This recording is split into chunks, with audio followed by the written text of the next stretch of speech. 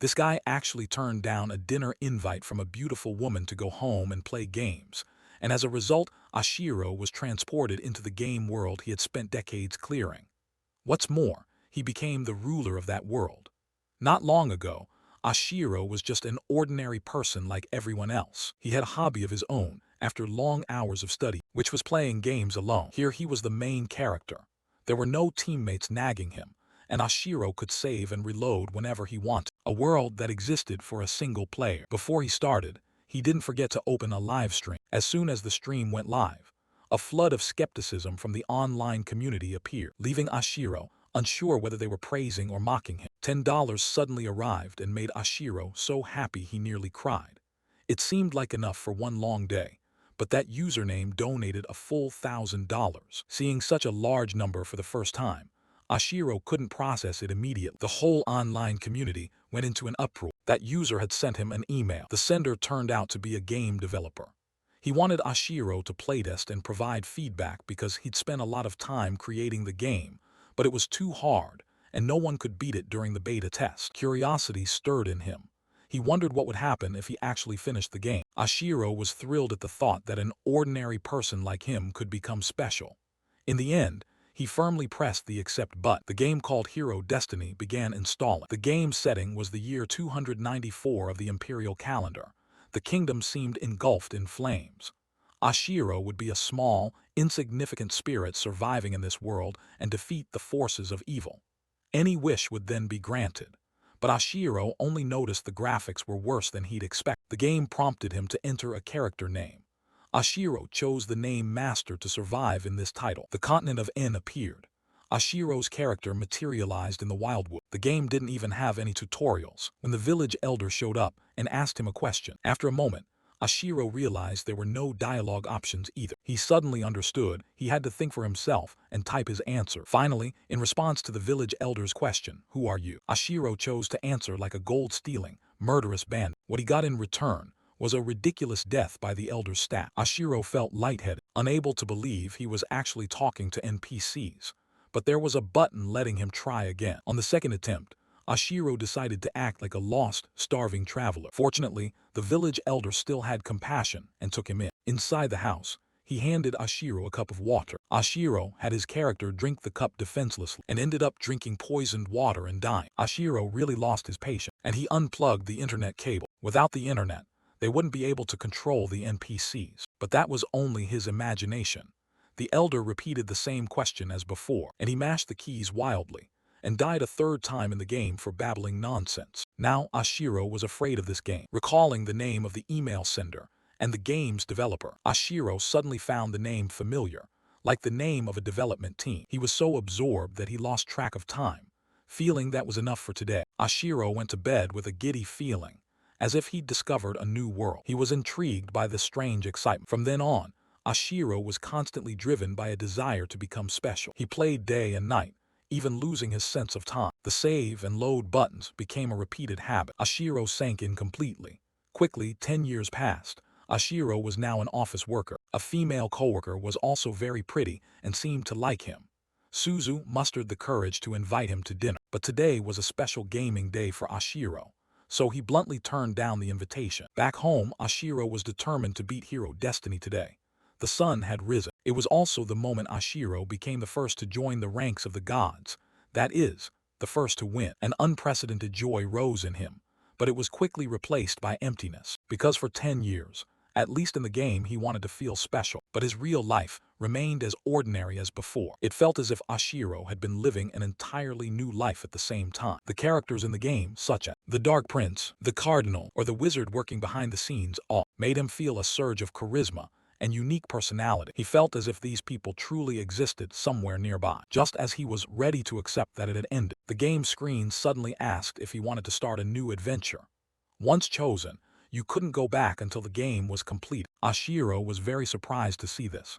He thought it was a sequel or a hidden stage. In a state of obsession, he didn't think much and chose yes, expecting it to be normal. But Ashiro's whole body began to flicker with cyan and magenta noise. He was teleporting to the continent of Ellen. The mysterious figure called him by the nickname Game Master, my apostle. As his eyes slowly opened, Ashiro felt a dizzy burning in his chest, unable to breathe. The blurry scene before his eyes was utterly unfamiliar. A man in ancient clothing showed concern for him. In fact, Ashiro had been transported into the world of hero destiny. He would live in the body of a frail young man named Calyx. Just after opening his eyes and seeing an unfamiliar figure, Calyx asked dazedly, "You? Who are you?" The question made the man beside him raise an eyebrow. Carefully observing the person on the bed, the man fell into thought. The physician didn't mention any risk of memory loss. While the man stood deep in thought, Ashiro, now in Calyx's body, lay on the bed bewildered. Who am I? Where is this? He wondered as he tried to steady himself. After a moment of thought, the man gently asked, "You really don't recognize me?" Receiving no answer, he respectfully introduced himself. "I am Russell." Hearing that name, Calyx became even more confused. Straining to recall the name only plunged Calyx into deeper panic. What is happening? This is clearly not Japanese. The language is unfamiliar. Yet strangely, he understood every word the other person spoke. However, more importantly, while Ashiro was lost in thought, a sharp pain erupted in his chest, leaving him writhing in unbearable agony. Seeing this, Russell became extremely worried. "Please forgive me, it really was my haste that caused this. But do not worry." Looking at Ashiro in pain, Russell tried to comfort him. "This pain is just a side effect of the medicine. It will subside." Seeing the situation was not optimistic, he performed a polite bow and left. "Recovery will take time. I will return to see you tomorrow morning." "Excuse me." When Russell left the room, Calyx collapsed onto the bed and continued brooding until dawn. Unable to bear it any longer, Calyx decided to get out of bed and pace the room. Standing before the mirror, seeing his gaunt, haggard reflection, he felt as if he no longer belonged to himself. After a moment of thought, Calyx forced a weak smile. "Who am I?" The question barely left his lips before he froze. He remembered every detail of 30 years of life, yet he couldn't recall his own name. After a bout of panic, Calyx gradually calmed himself. "Who do I really even am?" At that moment, a strange screen appeared right in front of him. Reading the information on it, Calyx was surprised. This was the status screen. Scrolling through the lines, he could hardly believe his conclusion. Hero fate. Then Calyx suddenly recalled the board he'd seen before waking and clenched his teeth. So the transfer to the continent of Ellen was real. He had truly been brought into the game world. Realizing that, he began to survey the room, trying to steady himself. After thinking it over, Calyx concluded this was the continent of Ellen, the interface of hero fate. Even having accepted the truth, he kept telling himself, stay calm, stay calm." Touching his chest lightly, Calyx immediately doubled over from the unbearable pain. Writhing on the floor, he could only accept reality. This wasn't a dream, this was real. Struggling to crawl back to the bed, Calyx hypnotized himself. "I am Shiken. From now on I should get used to the name Shiken. I am Calyx Shiken." Just as he reached the bed, the familiar status screen appeared again, surprising Calyx. The screen appears just by thinking. Then this must be a feature only I can see. Realizing this, Calyx was overjoyed and decided his first task was to gather information. But immediately he recognized a harsh truth. If he was careless, he could die at any moment in this world. Despite his worry, Calyx carefully read every piece of information. "So I'm Calyx Shiken of the Shiken House." Thinking that, he read more data and analyzed the territory names and the family name. All Shiken, proving he belonged to the direct line of counts. Did I just hit the jackpot or what? Just then a knock sounded at the door outside and Calyx panicked. "Who is it? What should I say?" Anxious, he told himself to stay calm. If they discovered he wasn't the real Calyx, he'd be in big trouble. "Calm down, I'm Calyx Shiken, a direct descendant of the Shiken counts. I am Calyx Shiken. Calyx Shiken is me." After a moment of self-reassurance, Calyx steadied himself and said, "Butler, what is it?" The person outside paused for a moment and then answered, "It's time for your medicine, my lord." Hearing that, Calyx exhaled in relief. A maid entered and politely presented the medicine. "Please drink it while it's still warm." Even as he was asked to take the medicine, Calyx watched the maid carefully. "Who are you?" No sooner had he asked than panic hit him, cold sweat pouring down. "What am I thinking? Why did I ask her name? I've blown it." The maid looked puzzled as well. "Is something wrong, sir?" At that moment the status screen appeared again. "No, nothing." Calyx skimmed the information, noting one detail. Her name was Leela. But as he read on, he was horrified to discover Leela was not of the Shiken house, but from the baronial Hashirin family. That name stunned Calyx. He had no idea what else might be waiting ahead. Watching the slight girl before him, Ashiro couldn't help doubting his circumstances. Her combat strength was far beyond her appearance. Though unable to use magic, She was trained like a special operations soldier, among the very best. Learning this made Ashiro even more puzzled. Why was she only a maid? Looking from the girl to the bowl of medicine, Ashiro thought, I'm a wounded noble of House Shikin, yet a maid from another house brought my medicine. Thinking that, he suspected the truth and decided he shouldn't drink this. Seeing Ashiro remain silent, Leela urged, my lord, please drink. Before she could finish, Ashiro interrupted, leave it. Still the girl persisted, putting him in an awkward spot. So he took the bowl up with suspicion. Was she planning to force it on him? Unwilling to accept his fate, Ashiro pretended to clutch his chest and casually dropped the bowl. As the bowl was about to hit the floor, Leela was as fast as lightning and caught it. Not a single drop spilled. Seeing that reflex, Ashiro was stunned. He couldn't believe she was that quick. Terrible, if she realized he had spilled it on purpose, things would get even more complicated. Despite his worries, Ashiro continued to play the sick noble. After a while, Leela brought out a fresh tray of medicine. The medicine remained there, ominous and grim, making Ashiro even more desperate, imagining the worst-case scenario. Here, the worst always seemed to come true. Convinced it was poison, Ashiro chose to collapse and pretend to faint. However, before he could hit the ground, Leela had already rushed over and helped him up, gently asking, are you all right, my lord? He didn't answer but watched silently, wondering if he could keep up the ruse. Taking advantage of Leela's momentary distraction, Ashiro quietly opened the status screen to check the information. After reading, he understood more about his identity and those around him. He was the son of the Count's first wife, who had passed away, and had half-siblings by the second wife. The second wife was Hashirin, 1 year older than him, 16 years old. Reading that information, Ashiro suddenly understood everything. Leela was a maid sent by his stepmother, trained like an assassin.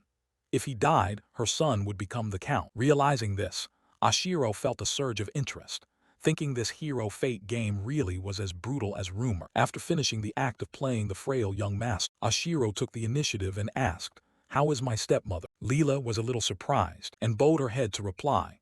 The Countess was very saddened to hear of your attempted suicide. She ordered me to make sure you would never try that again. From that, Ashiro learned more about this body's background. There had been a tendency towards suicide, and he had stabbed himself with a knife. Shaking off the thought, Ashiro gently reassured her. I understand. I promise I won't make her worry anymore. Leela avoided his gaze and answered perfunctorily. Then Ashiro tactfully sent her away. However, this time she was no longer a gentle maid but firm. I'm sorry, but you still haven't taken your medicine. This stubbornness alarmed Ashiro, realizing she would not leave until he drank the whole cup. The thought of facing an assassin drained Ashiro's face pale with extreme fear. Inside, he was a healthy man in his 30s, but this body belonged to a weak teenager. Watching Leela prepare the medicine, Ashiro hesitated whether to shout, but feared she would strike at once. Thinking that, he gave up the idea. After a while, when a new cup of medicine was brought, Ashiro felt even more trapped. Truly no option remained but to drink it. In the critical moment, Ashiro suddenly realized something. Staring at the pitch-black medicine, he wondered, if they wanted to kill me, wouldn't stabbing me and calling it suicide be easier? Suspecting that, he realized this might be a poison made to mimic suicide to avoid suspicion. Seeing Leela's sinister expression, Ashiro recalled the name of a horrific slow-acting toxin. If he resisted too much, Leela would be ready to help. Despite his fear, Ashiro calmed himself and told himself, in hero fate, if one thing is always true, it's that the worst will always happen. Thinking that, he became even more cautious. Resolved that to survive, he must distrust everything and be prepared for every possibility. Though he felt fear at first, Ashiro couldn't hide his excitement. Thrilled, he realized this game, hero fate, truly gives no one a chance to rest. At that moment, Leela brought a full tray of medicine before him. Unlike before, this time Ashiro decisively picked up the cup and drank it down in one gulp. As the last drop slid down his throat, Leela's eyes revealed murderous intent. The moment he swallowed, the system immediately announced, poison, horrific slow-acting death has taken effect. After drinking the whole cup of poison, Ashiro instantly doubled over in pain on the floor, urgently thinking of ways to escape, searching for anything that could save him, person or thing.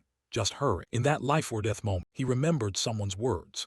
If not for the top-grade medicine I prepared, you wouldn't have survived until today. Then the memory of that man's introduction surfaced. I am Russell. Kalix snapped back to his senses and immediately ordered Leela, go out and call Russell in here. Leela didn't understand and looked puzzled. Seeing that, Ashiro snapped irritably, do I have to explain to a maid? If you understand, go. Leela hurriedly apologized, bowed and left the room, leaving Ashiro to focus on finding a way to save himself. He remembered the top-grade medicine Russell had once given him, a treasure worth enough to buy a whole castle. Thinking of that, Ashiro realized Russell was not someone who wanted him dead. As soon as the door closed, he sprang up. At least he's someone I can trust. But after only a few steps, his body wavered. Unwilling to accept his fate, Ashiro forced his hand down his throat, vomiting violently into the basin. But it didn't much help. He had to find that vial at any cost. So he began tearing the room apart, telling himself that hero fate was brutal, but there had to be a solution. Finding nothing, his body reached its limits, his eyelids growing heavier. Yet Ashiro kept dragging himself on with faint hope. Damn it, where is it? He forced out, but finally collapsed from exhaustion onto the floor, breathing desperately. At that moment, Ashiro's eyes happened to catch a mysterious vial hidden in a crack of the table. What was that? A spark of hope flared. He mustered his last strength and crawled over to it, picked up the vial, opened it and sniffed. The smell hit him and he blacked out on the spot. The stench of spoiled milk assaulted his nose. At that moment the system displayed, spoiled goat's milk. Reading that, Ashiro felt even more hopeless. However, from his gaming experience, he remembered that yogurt was an antidote for this kind of horrific slow-acting death. After a moment of inner struggle, he looked at the spoiled goat's milk in his hands and wondered whether it would count as yogurt. Before he could think further, the system announced again, "Your eyelids are growing heavy." Seeing the warning had appeared 3 times, he could no longer bear it and decided to gamble by downing the bottle. Immediately after, Ashiro lost consciousness. When he woke up, the first face he saw was Russell's, a familiar figure before him. "You're awake." Ashiro was dazed and bewildered. What is this? Deja vu? Did I get reset? Russell didn't understand what Ashiro was saying, and only sternly asked why the room was in disarray, and why the young master was lying on the floor. Ignoring the scolding, Ashiro felt nothing but relief, thinking he'd been saved. Russell added, "You didn't wake up even after I called many times. I almost had to fetch the physician." Before his joy could rise, fear struck. Ashiro never wanted to face the brink of death again. That thought sparked a fierce determination. No matter what happens, I have to survive. Immediately, Ashiro focused on another matter. He needed to check Russell's status. Under Ashiro's intense stare, Russell became annoyed. "Young master, are you even listening to me?" Ignoring the complaints, Ashiro concentrated on Russell's status panel. Acting count. Reading that, he jumped up. It turned out the count had died without nomming an heir, so Russell was acting as steward. Looking closely, Ashiro saw Russell as a stern soldier, likely the most reliable person right now, also the man who had saved him with that precious vial. After careful thought, Ashiro decided to tell the Count everything. "Race, I mean my Lord Count." No sooner had he finished speaking than the steward answered, "Yes, my lord." Immediately after, Ashiro began to recount everything that had happened. The more he listened, the darker his expression became. When Ashiro finished, the steward stroked his chin, pondered, and said bluntly, "I'm very sorry, but there's no evidence." This blunt remark stunned Ashiro, who bitterly realized that even though the man had used the precious medicine to save, everything was handled by principle, not because Ashiro was special. Noticing Ashiro's disappointment, the steward added, "To me, you, the lady, and the other heirs, both grand beings are the same. I am obliged to serve all fairly. No one is exempt." Hearing that, Ashiro clenched his fist in resentment. But the steward continued, "No one is more important or given priority." Refusing to be treated that way, Ashiro quickly retorted, "So you mean I should keep taking medicine sent by rivals trying to secure the succession?" To that question, the steward was unsurprised and calmly explained, "Have you truly lost part of your memory? Right now, the Shikin family is in financial trouble. The budget is extremely tight." After a bit of explanation, he concluded, in fact, "We're lucky that Lila is helping manage the family business." That frankness left Ashiro swallowing hard, almost forcing him to abandon his plan. The steward went on, "You don't remember? Or are you pretending to forget?" Asked that, Ashiro just gripped the blanket at a loss for words. With no other choice, he decided he needed to prove what had happened. He still couldn't swallow the anger that the woman had poisoned him, nearly costing him his life. But after a moment of thought, Ashiro calmly let it go. "Fine, forget it." This concession surprised the steward slightly. Thinking it was over, the steward was taken aback when Ashiro suddenly turned to him with a sly smile. "But I have a request. It's not hard." Seeing that expression, the steward remained composed.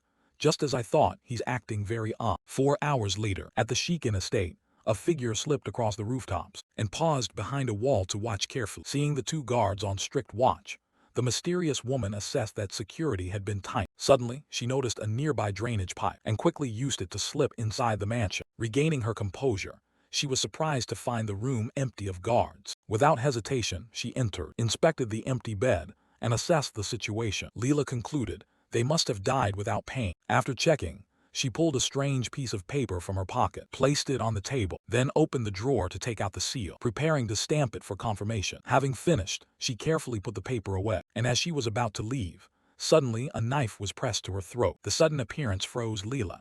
A cold voice said, "Don't move." Even with her life threat, Leela calmly replied, "It's too late." To add weight to her claim, she pointed at the bed and affirmed, "Lord Calyx is dead. Now the Shikin family has only Grand Bean left." The other did not move. Leela continued to threaten, mentioning the steward, but he remained unmoved. Seeing that soft approach failed, she switched to taunting.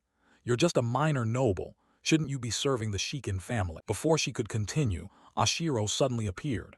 Just as I predicted, that's exactly it. This appearance stunned Leela. She couldn't believe her eyes. Ashiro paid no mind and picked up the paper to read. Delayed death. How interesting. Leela froze in shock. In noble power struggles, poisoning was not uncommon. Fiddling with the paper, Ashiro said calmly, "I'm aware of that." After reading it, he turned to Leela and looked her straight in the eye with a sly smile. "If you're found out, it'll be extremely troublesome." At that moment, Leela's whole body wavered as the steward struck from behind, landing a heavy blow on her neck. Despite the attack, Leela tried to fight back, but was immediately pinned by the steward's grip on her arms. A straight blow to her rib left her completely unable to resist. Watching that, Ashiro couldn't help but be amazed. "I thought I knew, but there's actually a 3-rank gap." Once Leela went limp, Ashiro recovered and stepped closer. While poisoning is common among nobles, no one usually leaves evidence or witnesses. Seeing Leela still conscious, Ashiro analyzed. Anyone who attempts to assassinate a noble is executed, even if they are a noble themselves. That rule always applied. Fearing Leela would stubbornly refuse to confess, Ashiro turned and walked straight to the table. "The evidence is right here." He looked at the stamped paper, still intact, slowly picked it up and held it in front of her. "And as for witnesses," in Leela's terrified eyes, Ashiro flatly exposed, "They're here too, aren't they?" Before she could react, her eyes widened, and her body swayed, collapsing to the floor to Ashiro's astonishment. Looking at the woman who had fallen, he couldn't keep up with what had just happened. Why did it change so fast? After checking for a moment, Russell concluded, "She's fainted." As he spoke, he placed a hand on Leela and a blinding light appeared. Seeing the strange phenomenon, Ashiro peered closer. "That's an energy aperture. Thanks to it, they could assess Russell's and Leela's ranks." After examining, Russell rose and analyzed. "It seems she cannot use energy-breathing techniques." Pausing briefly, he speculated further. "She might be at the level of a well-trained elite soldier, not needing high-speed support measures." At that remark, Russell suddenly noticed Ashiro's calmness. This expression, could it be the young master knew in advance? The thought prompted him to recall everything, from Ashiro's strange request to his odd behavior. Putting the pieces together, he couldn't help but wonder, exactly how much does he know? Regardless of his thoughts, Ashiro ordered, "Tie her up for now. I have many questions to ask." Per that instruction, Leela was bound tightly to a chair in the kitchen. While she was still unconscious, Ashiro took a vial and applied medicine to her wound, then gently wiped her forehead with a cloth. Under that care, Leela gradually regained consciousness. The first thing that struck her was finding herself tied to a chair. At the same time, Ashiro's slow voice rang out. "Taking the delayed death potion will result in a slow death within 3 to 6 hours." Without giving her time to recover, he continued, "It's a poison designed for suicide. It makes a person die without pain. I know because I once tried to kill myself with it." After speaking in circles for a while, Ashiro tossed his handkerchief aside and said plainly, "Everyone will think I committed suicide." Having finished, he immediately accused her. "If you had used a fast-acting poison and been determined to die with me, you wouldn't have failed." Saying that, he squeezed her chin hard. "Why?" Taken aback by the question, Leela blinked. What are you talking about?" Russell stood nearby watching, but did not intervene. Seeing she was still pretending, Ashiro said bluntly, "You don't want to die, do you? In other words, you're not loyal enough to be willing to die for Countess Stella." At the name he had just spoken, Ashiro probed further. Leela hesitated, unsure how to answer. Faced with her stubbornness, Ashiro ordered, "Make her confess." Surprisingly, Russell seemed prepared. "Yes, sir." Everything happened so fast that Leela had no time to react. Despite her struggles, He held her down and forced her mouth open. She noticed a strange pill in Ashiro's hand. What is that? No one answered. The pill was shoved straight into her mouth, and immediately, another liquid was poured in afterward. When finished, Ashiro ordered, "Force her to swallow." Russell complied at once. The moment it went down, Leela's whole body began to convulse and thrash. She screamed, "What did you just make me drink?" Ashiro took back the white vial, wiping it as he answered calmly, "A bit of poison." Hearing that, Leela grew even more terrified. Seeing this, Ashiro growled threateningly, "Have you ever heard of the Western enemy's faultless poison?" At that, Leela sprang up and shouted, "Impossible. How could a young master like you possibly possess something like that?" Calyx, Ashiro in Calyx's body, narrowed his eyes. "As long as there's gold, I can have as much as I want. And if we're talking about the main ingredient." Watching Leela's confusion, he said slowly, "It also requires something called a white radish." When he said that, Russell standing nearby was also stunned. Leela tried to steady herself. I can't believe it." That reaction was not unexpected to Ashiro. In this world, as long as you know the technical jargon, no one suspects you're from elsewhere. Putting that thought aside, Ashiro put his hand in his pocket and walked to the table. "Today I'll let you go. Go report back to your master that the assassination succeeded." Hearing this, Leela immediately protested. "Do you really think I'll obey?" Ashiro didn't answer. He merely sat on the bed, found a comfortable position, then looked at her and asked briefly, "You don't want to die, do you?" The question left Leela speechless. Before she could respond, Ashiro began to analyze. Western enemy's faultless poison has over 3,000 varieties, depending on how it's prepared and how the antidote is administered, and I know the perfect cure for you. At that he paused, pointed to his head and smiled maliciously. "Right here." No sooner had he finished speaking than Leela felt a violent pain in her head and curled up. Seeing Leela tremble in pain, Ashiro slowly applied pressure. "If you don't want to die in vain, stop being stubborn and do as I say." After enduring for a while, Leela gasped, exhausted. Seizing the opportunity, Ashiro asked decisively, "So what's your answer?" The next wave of pain hit, leaving Leela with no choice but to submit. "All right, untie me first." This attitude displeased Ashiro. "Huh, what tone is that? I'm the one who can save your life, you know." At that, Leela finally collapsed, her voice trembling as she begged, "Please untie me quickly, I beg." This sudden change put Russell on guard. What is this? Why has she suddenly become so unusually obedient? Receiving no response, Leela whimpered and begged again, "Please have mercy on me." At her appeasement, Ashiro only sneered. "The rotten goat's milk is starting to take effect." After a moment, he ordered Russell untie her. Russell was surprised by the decision and asked, "Are you sure? She just tried to assassinate you." Ashiro gave a bored chuckle, cleared his throat, and calmly reasoned, "She's an important witness, so at least treat her like a human." That remark surprised Russell, but before he could say anything, Leela spun around and snapped, "You old man, come untie me now." Startled by the shout, Russell could only stammer, "Oh right." After that, Leela closed her eyes and tried to suppress her discomfort. "Please." Once untied, Leela immediately knelt respectfully before Ashiro. He, satisfied, ordered, "Then go report that the assassination succeeded." "Understand." Leela hurriedly complied and left quickly, leaving Russell and Ashiro alone in the room. Watching the door close, Ashiro began to weigh the situation. To fool whoever's behind Leela, we need someone who can manipulate the knights. At that thought, Ashiro glanced nervously to the side. Just then, Russell spoke up, addressing the young master. Seeing the man speak at length, Ashiro guessed he had many questions. As expected, Russell asked bluntly, "Where did you acquire that knowledge?" Anticipating this, Ashiro chose to play dumb. "If I said I read it in a book, would you believe me?" At that, Russell's face fell.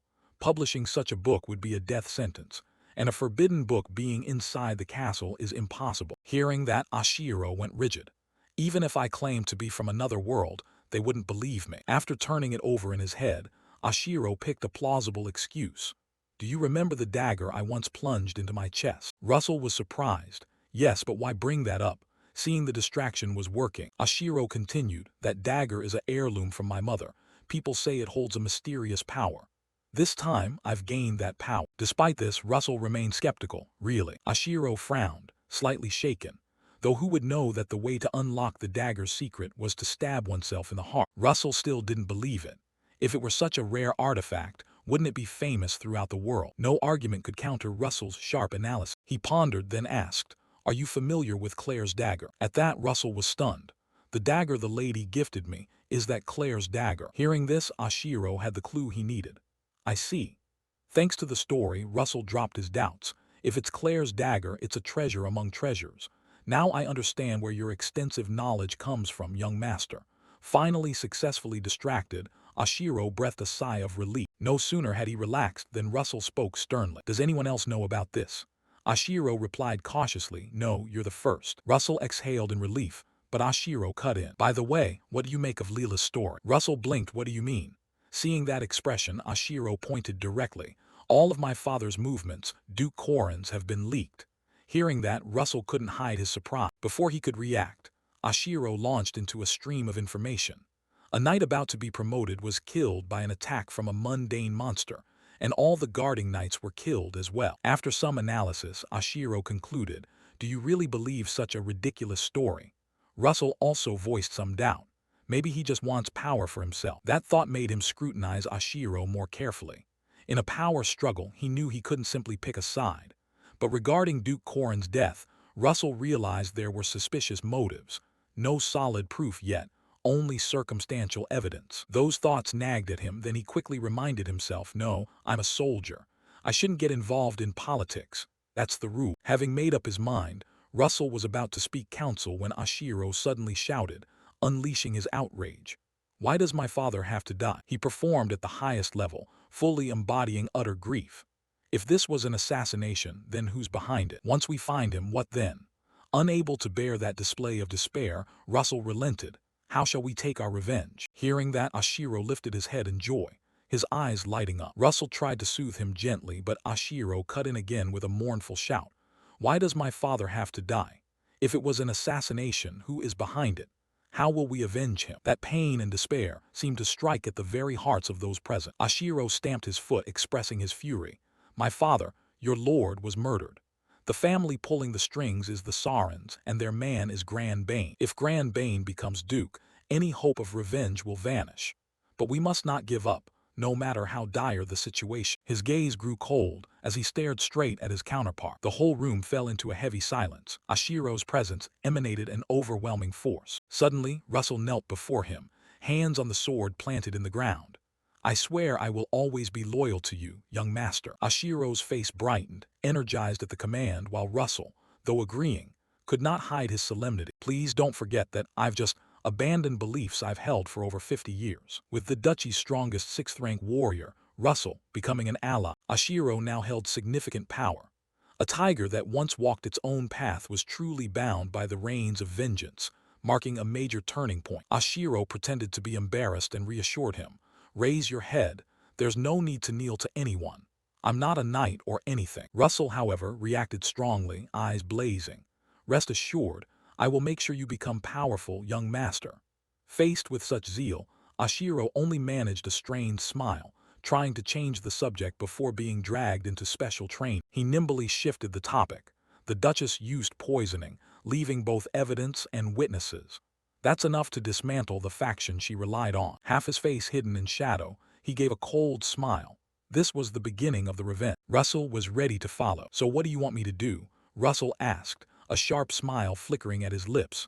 For now, the two whispered plans together. A turbulent day passed, and the next point on the agenda was the regular Nobles' Council. The next item was the routine Nobles' meeting. The meeting was presided over by Stella, graceful in appearance but with cold eyes.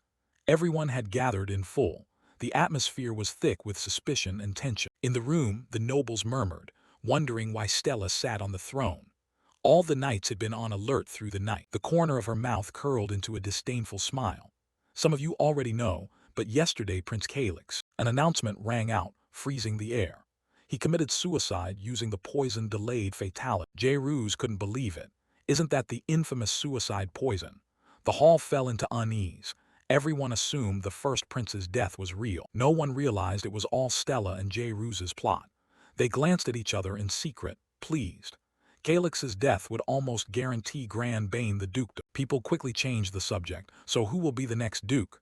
Stella spoke up. It's already been decided. Everyone was surprised to learn that the Duchess would act as representative for the Duke. But then an unexpected event occurred. The meeting room doors flew open. A head of gleaming blonde hair appeared, and someone strode in with firm steps. Stella's expression drained, and she dropped her fan. Panic was obvious when they saw Calix, whom they thought dead, still alive. The room erupted, all eyes turning to Calix and the acting Duke Russell. Did the poison fail? Calix walked straight to the presiding seat and coldly rebuked. That throne isn't yours. Stella tried to regain her composure and feign friendliness. Oh, Prince, are you well? Replying to that insincere question, Ashiro, in Calix's body, laughed comfortably. Thanks to someone. I drank the poison, but I'm lucky to be alive. It's just a shame I tossed it away by mistake. Ashiro's eyes never left the sullen expression on the other's face. You seem rather hurried, don't... Stella naturally protested. It's wrong for you to lead things astray like that. Her voice grew louder. Even if you've never regarded me as your mother, treating me like a murderer is unforgivable.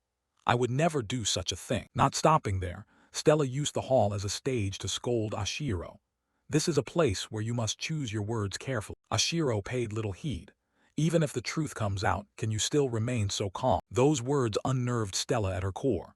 What trick was he planning? Still, she tried to keep up appearances. What are you saying? Ashiro intoned, "Tea now," then suddenly clapped his hand. The guards immediately brought in a bound person. A familiar face, so well known, it couldn't be more recognizable. This was the reason Ashiro could stand firm here. Let the witness speak. Some nobles in the room were bewildered.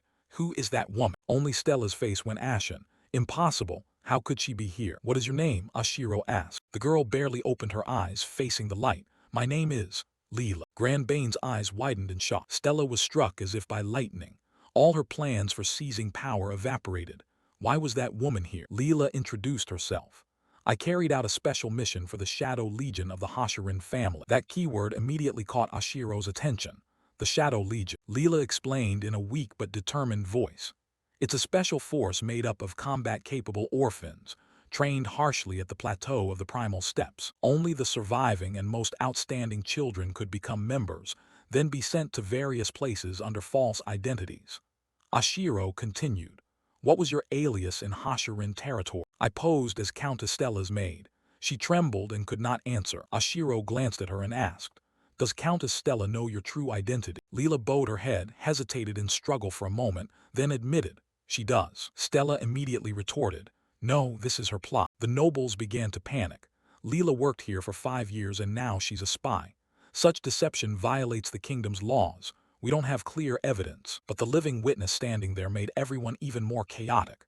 Jairus was stunned and tried to shift blame to someone with more authority. Baron Russell, why are you silent?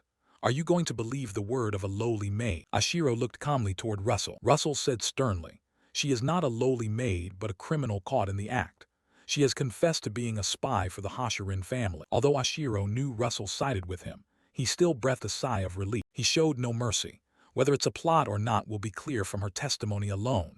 Jairus went pale. Another noble shouted, Treasury Minister, stop this nonsense. What did you say? He snapped, rising to his feet. Once someone supports it, others will follow. The criminal is speaking. Let her continue. Jairus was at a loss for words. Ashiro asked again, What mission did you carry out while posing as a maid? Once a month, I reported the information I gathered back to the Legion. What information? Mainly the financial ledgers of the territory, kept by the Treasury Minister. Also the schedules, the roots of the late Count Korin, and the political movements within the vassal. The entire council erupted in confusion. Impossible. How did it come to this? Ashiro pressed on rapidly. What was your most recent mission? Leela bowed even lower. I tricked Prince Ashiro into drinking the poison, delayed death, then entered his chamber and created a suicide note to stage the death as a suicide. The air instantly froze, but when I returned, Count Regan Cleo caught and apprehended me. Stella could no longer bear it. She slammed her foot on the table, shouting, Do you have any evidence? 2 nobles supporting her held her back. Countess, calm down. Seeing the crucial moment, Ashiro gently turned. You want evidence? He signaled to Russell. Russell immediately produced the letter. This is the suicide note Leela had when I caught her in Prince Calix's chamber. Then he produced another scroll, and this is the scroll of the world's memory. An object every noble here is familiar. It has been enhanced with magic. Just touching it will reveal the intentions of the involved parties. Those with guilty consciences immediately went pale. Russell concluded, This magic will show us who ordered Leela. The truth will be exposed. Jairus panicked, cold sweat pouring down. He had to prevent this evidence from being revealed at all costs. His inhuman gaze swept over everyone, as if ready to silence every noble in the hall. Ashiro immediately caught the exchanged glance between Jairus and Stella. He sneered inwardly. I've seen through you all from the start. A corner of his mouth lifted slightly as Ashiro waved his hand. Enter. The prearranged troops stormed into the meeting room. Jairus flinched. Stella went pale. Knights filed in, each noble now with a soldier standing behind them. What? You have no right to be here. This guard force is under the authority of the Knight Protectorate. Behind Stella alone were two designated supervisors, raising the tension in the entire room to a breaking point. Jairus growled, voice dark. Baron Russell, what is the meaning of this? Russell clenched the scroll in his hand.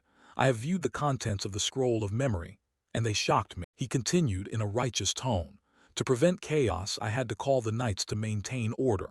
I ask for your understanding. The nobles, who prized face and ceremony, now felt as if their sacred hall had been overturned. Grand Bane trembled, tears welling as he looked at Stella, the one he trusted. But she herself was desperate. The knights had acted, which meant the evidence was undeniable. If the knight order backed Ashiro, Stella knew she had fallen into the abyss. Ashiro smiled, gentle yet lethal.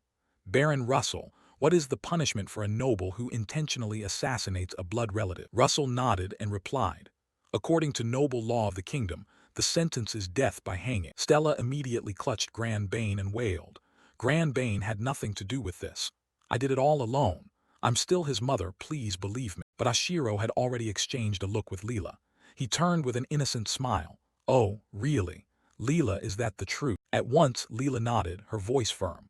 When I received the mission from the Countess, Prince Grand Bane was present as well. The whole room seemed ready to explode. Stella shrieked in panic. Lies. Ashiro gave a cold smile. Yes, that statement is a lie. But so what?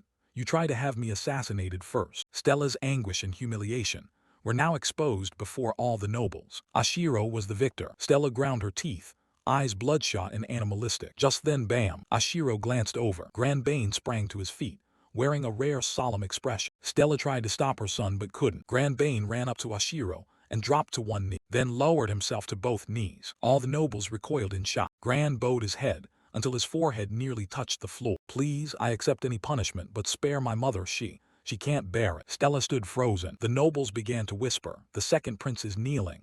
This has gone too far. Prince Ashiro, are you hearing this? The tide of public opinion had shifted. Ashiro felt it clearly, as if he himself had been cast as the villain. Could this really be the scheme of that brat? He smiled and placed a hand on Grand Bane's shoulder. Good. You truly care for your mother. Grand Bane looked up, a glimmer of hope in his eyes. Ashiro continued coldly. If you confess your guilt, I will mitigate the punishment.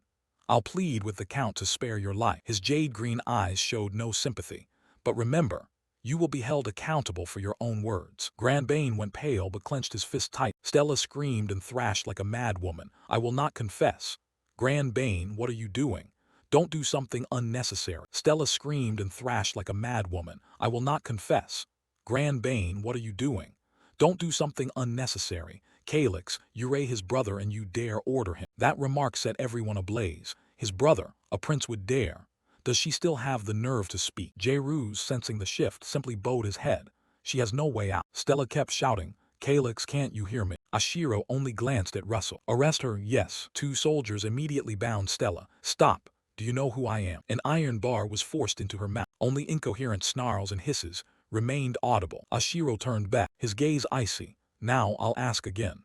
Do you admit to attempting to assassinate me? Grand Bane ground his teeth, trembling, and finally bowed his head. I confess. Ashiro gave a faint curl of his lips. I knew it. The result couldn't be otherwise. If he dared say no, not even Doryman could save him. Ashiro looked casually at the man before him, Grand Bane with his head low. So you planned everything, he said calmly. I understand. Then Ashiro announced to everyone that Grand Bane had admitted to the crime. The land's memory can remain sealed, and the family's honor will never be exposed. He added clearly.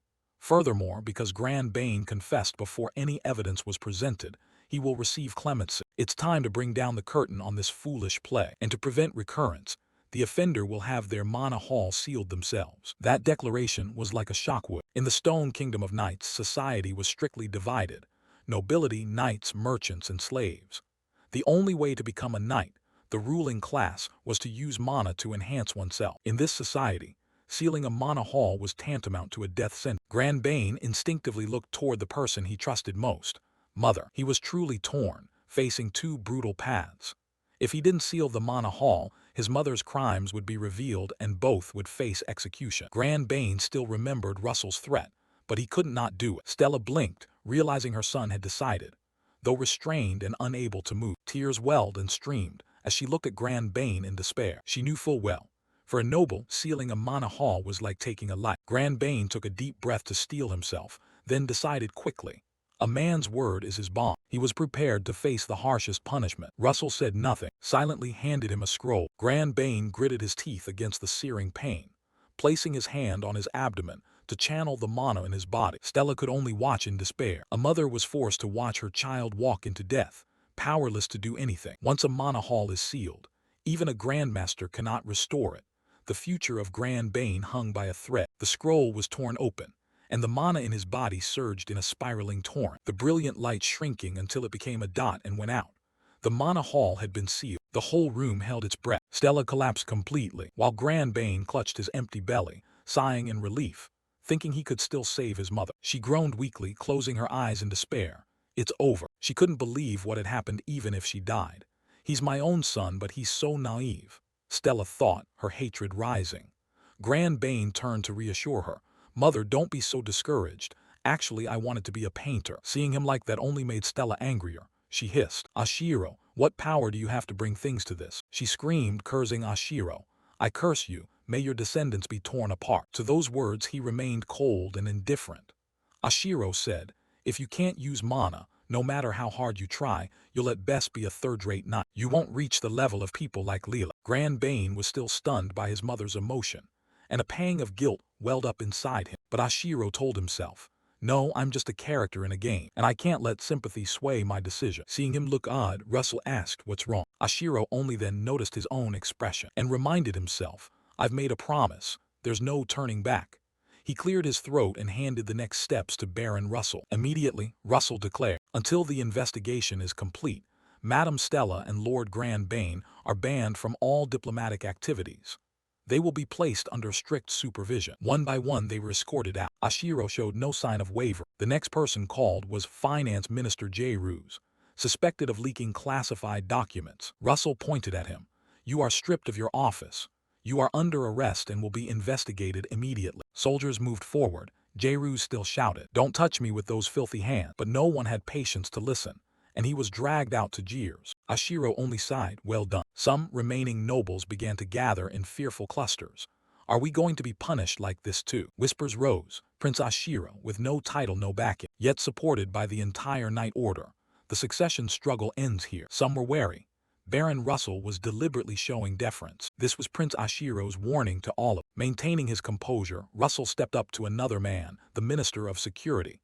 He was sweating profusely, stammering, why yes. Russell ordered, you are suspended from your current duties and will be placed under stricter supervision. Avoid causing unnecessary misunderstandings in your interactions with others. With that, he had no choice but to comply. Everything happened so quickly and efficiently when suddenly a voice interrupted. Excuse me. A sincere man bowed his head. It was all due to my lack of oversight. Please accept my resignation. Ashiro recognized him as Geralt, a competent man trusted and respected by his superior. Moreover, he had sided with Russell, so Ashiro had no reason to resent him. However, this also meant facing fierce internal backlash. Russell's tone remained as stern as ever. Chief Administrator, your resignation is rejected. He signaled his subordinate to present a folder.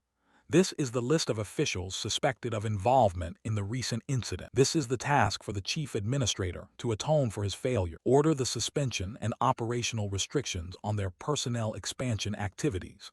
Ensure that administrative operations are not affected. Geralt still refused to accept such lenient treatment. Your Highness, forgive me. He stepped forward, intending to appeal to Ashiro. Prince Ashiro, he said clearly. All of them, except 4 officials in the Finance Ministry, must be investigated. At that moment, Ashiro was more decisive than anyone. It seems we'll need to bring new people into the Finance Ministry. Hearing that, Garrett's face drained of color. What? Please show mercy to those who only committed minor offenses. If even one senior official is left out, administration will face serious difficulties. Ashiro still disagreed. No. We need to put people into the Finance Ministry whom we can trust absolutely. Do you think it's acceptable to halt the investigation, just because your worried operations might be disrupted? Ashiro gave an innocuous but pointed smile. Will they remember our mercy, Or have they overrated themselves? Geralt kept begging for more, but Ashiro wouldn't yield. All right then. His calm demeanor suddenly turned icy, making Geralt step back. In his memory, Prince Ashiro had once been weak and indecisive. Now he was completely different. The others in the room quickly picked up on the situation. If Russell symbolized strength, Geralt symbolized scholarship. That Geralt hesitated before the prince left everyone confused and fearful. Is this really happening? Ashiro smiled faintly, realizing the victory was truly his. Now the power over Count Shikin's domain was almost in his hand. The road ahead was long, and a detailed info panel about Geralt, the man he had just spoken with, appeared before his eyes. The display clearly recorded each person's skills, ranks, and status. Not only that, the announcement showed above everyone's head in the room, which made Ashiro even more thrilled by this new experience. Interesting. Ashiro looked around, surrounded by notification panel. At that moment, Geralt was tapping something on a screen and information appeared. Name: Geralt Olsen. Title: Baron. Affiliations: 3 counties of Szczecin. Chief Administrator, Strict Advisor, Combat Tier 1, Level 833. Reputation: 37 stars. Prestige: 49. Administration: S. Finance. B. Military. E. Diplomacy. D. Development. D. Ashiro thought. Geralt said it would take time. He glanced at the others seated around the table and told himself, but it will be different with these people. They're easy to read. The opposition will soon be eliminated, including the suspicious one. Ashiro continued scanning the room, then said to Geralt, especially the useless one. His face was full of smugness, since he would only use those who passed the loyalty test. Those at the table saw Ashiro's smile and were terrified. What kind of smile is that? It's terrifying. Others were aghast. If Prince Ashiro dislikes you, it means you'll lose your head. They began scrambling toward him. Prince Ashiro, please put me first. Baron LTE, please hear me out. Ashiro smiled and said, everyone calm down. There's plenty of time. From afar, Russell just shook his head and sighed at the chaotic scene. Day had turned to night. Everything had been dealt with. Ashiro stretched and then happily flopped onto the bed. On the soft mattress, he sighed. I'm exhausted. After staring toward the door for a while, Ashiro gradually drifted off to sleep. In his dreams, he recalled his former self. Average grades, average looks, everything just mediocre. But if he could beat a game no one else had, he would become exceptional. He remembered the feeling of grinding through the game and the notification that popped up. Congratulations, Ashiro. Congratulations, master of the game. You are the first to be crowned a god. Your name has been recorded in the Hall of Fame. The old man in the game told him. You are the first to be crowned a god. But Ashiro didn't feel happy that it was over. He only wished to be reborn on the continent of Ellen, to become special. Suddenly, Ashiro snapped awake and shouted, wait, crowned a god? I finished the game and was crowned a god. His eyes sharpened as he remembered when he launched the game. The game notifications appeared again. You have been reborn as a small soul. Overcome trials and become a hero. Judge the fallen evil gods and evolve into a god. At that point, any wish you make will come true. At that, Ashiro bolted upright and yelled, no way. He recalled his former state, muttering, I wish I could be reborn on the continent of Ellen. Now Ashiro wondered, did it grant my wish? Thinking that fear washed over him, could it really be my wish? But then Ashiro accepted his fate. Oh well, there's no going back now. He rolled over and went back to sleep, as if he had no other choice. A question flared in his mind. If he completed the game again and became a god, would he get another wish? While sleeping, Ashiro began to mutter in his sleep, I'll definitely finish this game. Then he slept deeply. The quiet night had somehow become a brisk morning. After a good sleep, Ashiro stretched energetically. Okay, where should I start? He muttered as he walked. I remember the Count's domain, but I've never heard of Shikin's domain. Suddenly he froze, propping his chin and thinking, but where is this place? Better check the map right. Ashiro opened the map. A notification appeared. You have conquered the continent of Ellen. His eyes widened in shock. The next notification, bonus reward, reveal all milestone. Really? Ashiro shouted with joy. He cheered like he'd found a treasure map, as all ruins, dungeons, terrain, and features of the hero's fate were revealed clearly. Ashiro's eyes filled with excitement. This was an unprecedented reward, since no one besides him had cleared the game. He rolled on the chair, laughing like a child. Good heavens, this game is too easy. But his smile faded. Wait, what year is it now? He opened the info panel. Imperial year, 289. Ashiro felt dejected, because the hero's destiny began in Imperial year 294. And I know nothing about Shikin's domain. Startled, he discovered, this land will disappear within 5 years. Why? Remembering Russell's words, Ashiro thought, Russell mentioned a budget deficit. That must be why I was nearly killed just for not owning any maidservants. He decided to check the domain's finances. A notification appeared, checking the financial status of Shikin domain. Ashiro went pale. What? Why all of a sudden? His gaze turned horrified. Impossible. Ashiro's scream echoed through the hill. Sweating, he stared at the info panel. I should have taken the remaining money and run. No, I can't take the domain with me. He frowned. Money can be made, but land can only be inherited. After calming down, he opened the count of Shikin's financial records to review them from the start. Ashiro examined it seriously. Collected taxes aren't different from other domains. The defense budget increased from last year. No issues there. Then he asked, what about the family's debts? So Ashiro reviewed the ledgers from morning till evening. By dusk, he slammed the book onto the table. Good God, I'm exhausted. Reading 10 years of documents is torture. Leaning his head back, Ashiro sighed. Trade with the Desert Kingdom Madrasa has been disrupted. Well, it's understandable there beyond the plateau, he reasoned.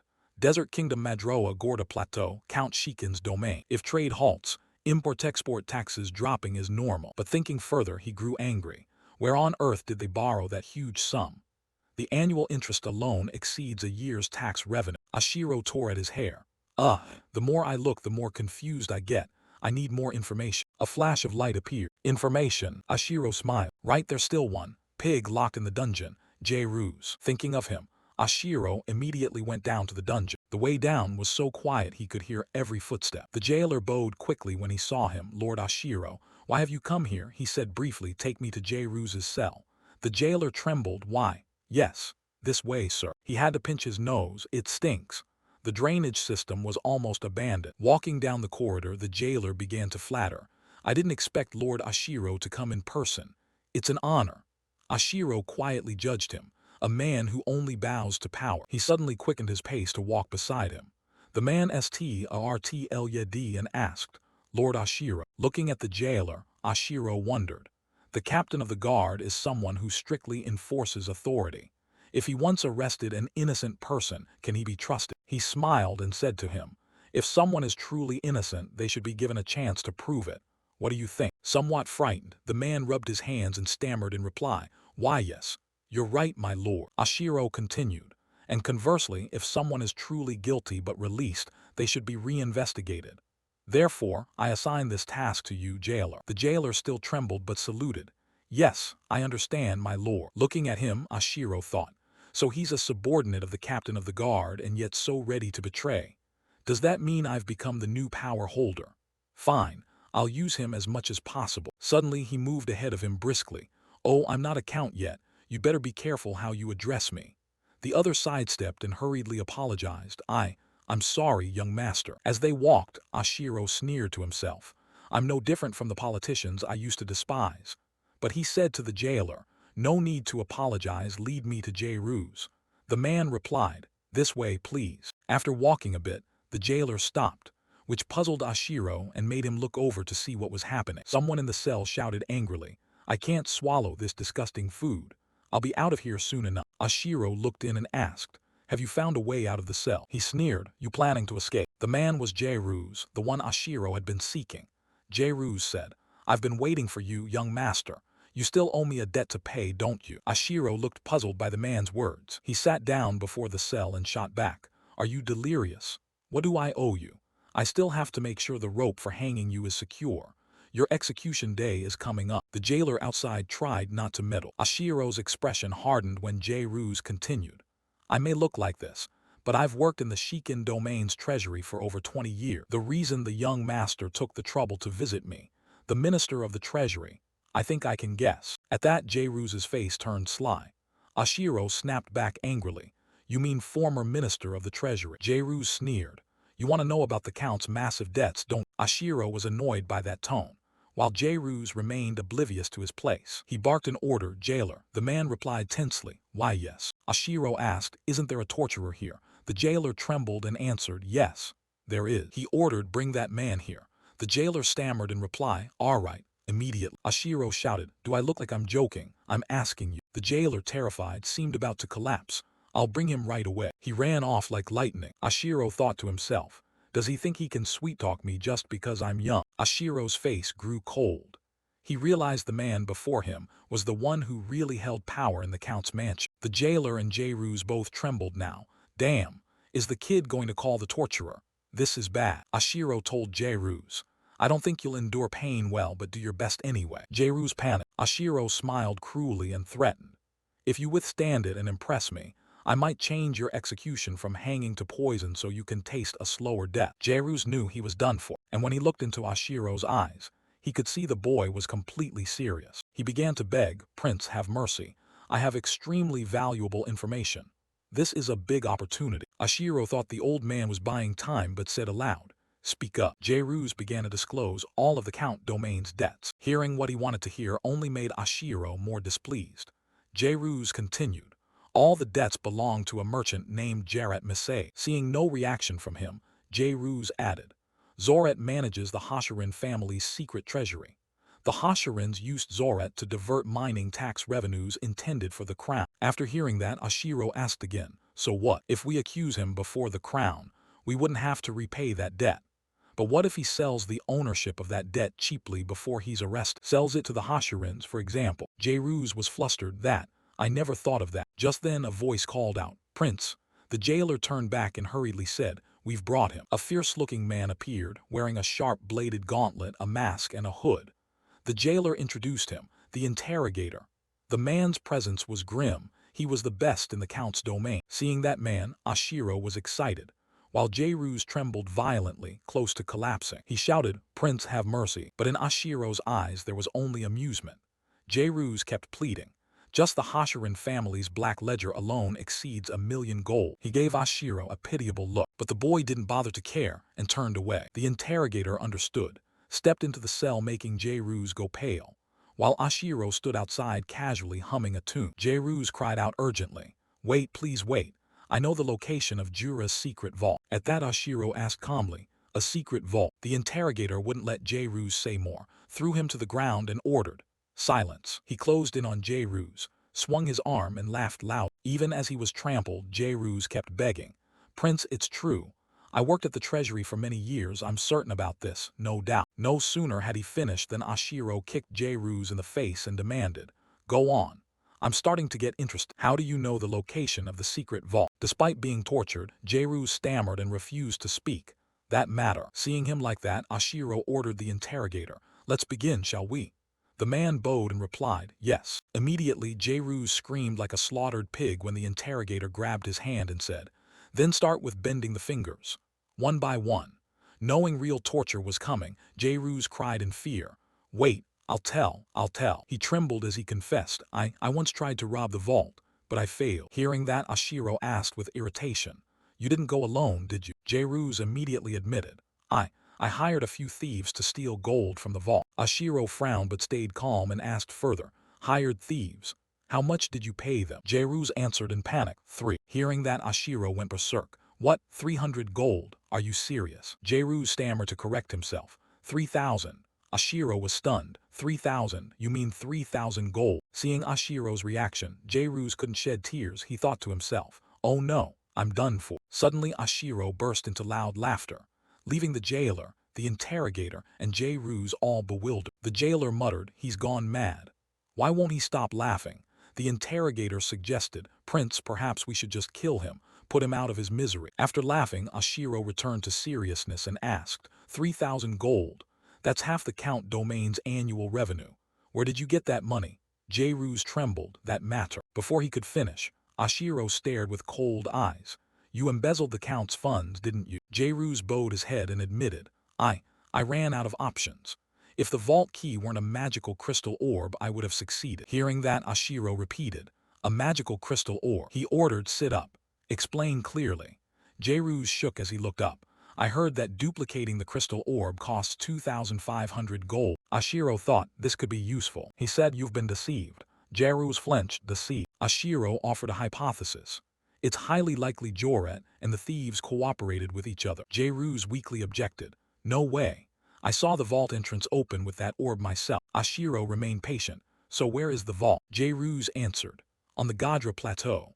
I was blindfolded so I don't know the exact spot, but I'm certain it was the Gadra Plateau. Ashiro opened the map and studied it, thinking, Gadra Plateau. The jailer asked quietly, Where are you looking, sir? Ashiro marked the map.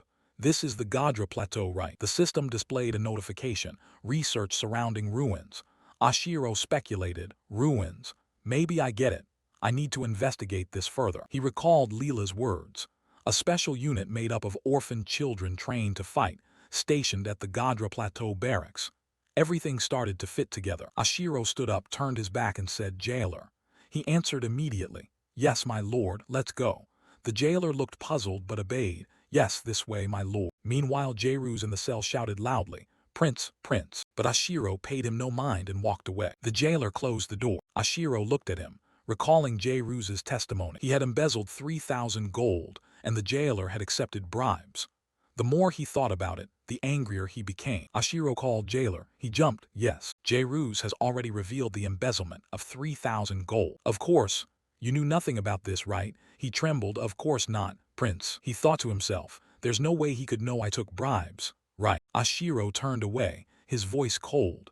"I overheard that conversation when you weren't present." The jailer went pale. Ashiro turned back, eyes icy. "I'm generous, but I'm not sure how far I can pretend not to see. This is quite a dilemma, isn't it?" The jailer immediately dropped to his knees. "Prince, have mercy, I'm sorry." Inwardly he cursed. "Damn that bastard, he dared betray me." He kept pleading aloud. "I swear I won't do it again." He looked up, but Ashiro had disappeared without a trace. The jailer, enraged, ground his teeth. "Fine, now I'll deal with Jairus." He rushed into the cell, muttering to himself, "I'll show him what hell looks like." Meanwhile, Ashiro hid behind a well and chuckled with delight. Suddenly, someone quietly approached from behind. Ashiro turned around at once. "Who's there?" A tall silhouette appeared. From the outfit, Ashiro judged. "A knight of the Green Lion Order," he said. "What do you want?" The man replied respectfully, "I am Kraut Salim, ordered by Lord Russell's representative to escort you home, Your Highness." Ashiro nodded. "I understand." As he opened the interface to check the man's details, Ashiro heard him say, "Pleased to meet you." At that moment, Kraut Salim's information appeared. Name: Kraut Salim. Age: 26. Knight serving under Count Zin's domain. Order: Green Lion Knight's position: Veteran Knight. Personality: stubborn, straightforward, assaults command. Physical condition: normal. Combat ability: rank 5, level 5278. Reputation: XXXXX. Popularity: 27. Governance: E. Finance. E. Military. A rank board. F. Development. Reading. After reading the info, Ashiro thought, his abilities are pretty good. Has there ever been someone like this in the hero's fate? The name sounds unfamiliar. Could he have died young? Ashiro observed Kraut for a moment, thinking. With potential and a level cap around the late 700s, he could rank among the top 100 strongest on the continent. Having a military skill at rank A, that kind of potential is truly rare. He said nothing, just stared, which puzzled Kraut. Ashiro wondered again, is there something special about him? The description said someone who can slaughter any enemy without mercy. Even the Black Prince, his liege, has never shown his true face. A grim reaper. Ashiro shook his head, dismissing the idea. No, that's impossible. He looked at Kraut once more, thinking.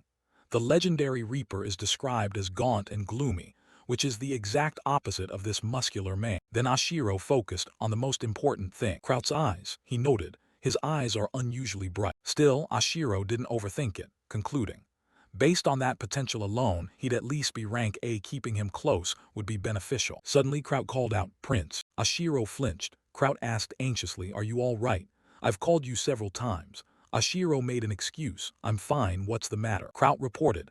"A merchant named Gerard Milsers has come to see you." Hearing the name, Ashiro repeated, "Gerard Milsers." Recalling what Jairus had said in the cell, Ashiro confirmed. The Count's domain debt all belongs to Gerard Milsers. He once personally inspected the secret vault entrance and saw Gerard Milsers open the door with a magical crystal ore. Realizing this was the merchant Jairus had mentioned, Ashiro thought, interesting. He quickly said, "Let's go." Kraut also startled and ran after him. Ashiro kept thinking silently.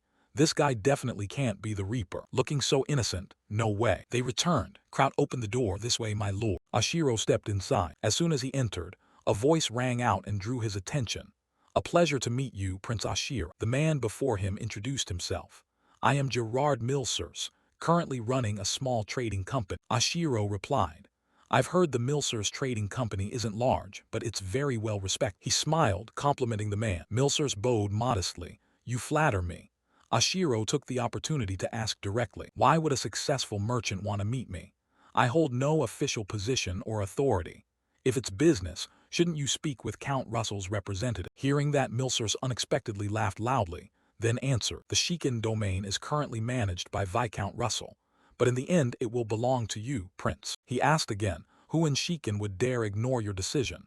Prince Ashiro. Ashiro demurred. I'm only one of two possible heirs, don't overestimate it. Milsers rubbed his hands cheerfully. You're being modest. There's no official announcement yet, but I've heard the heir selection is done. Ashiro responded seriously.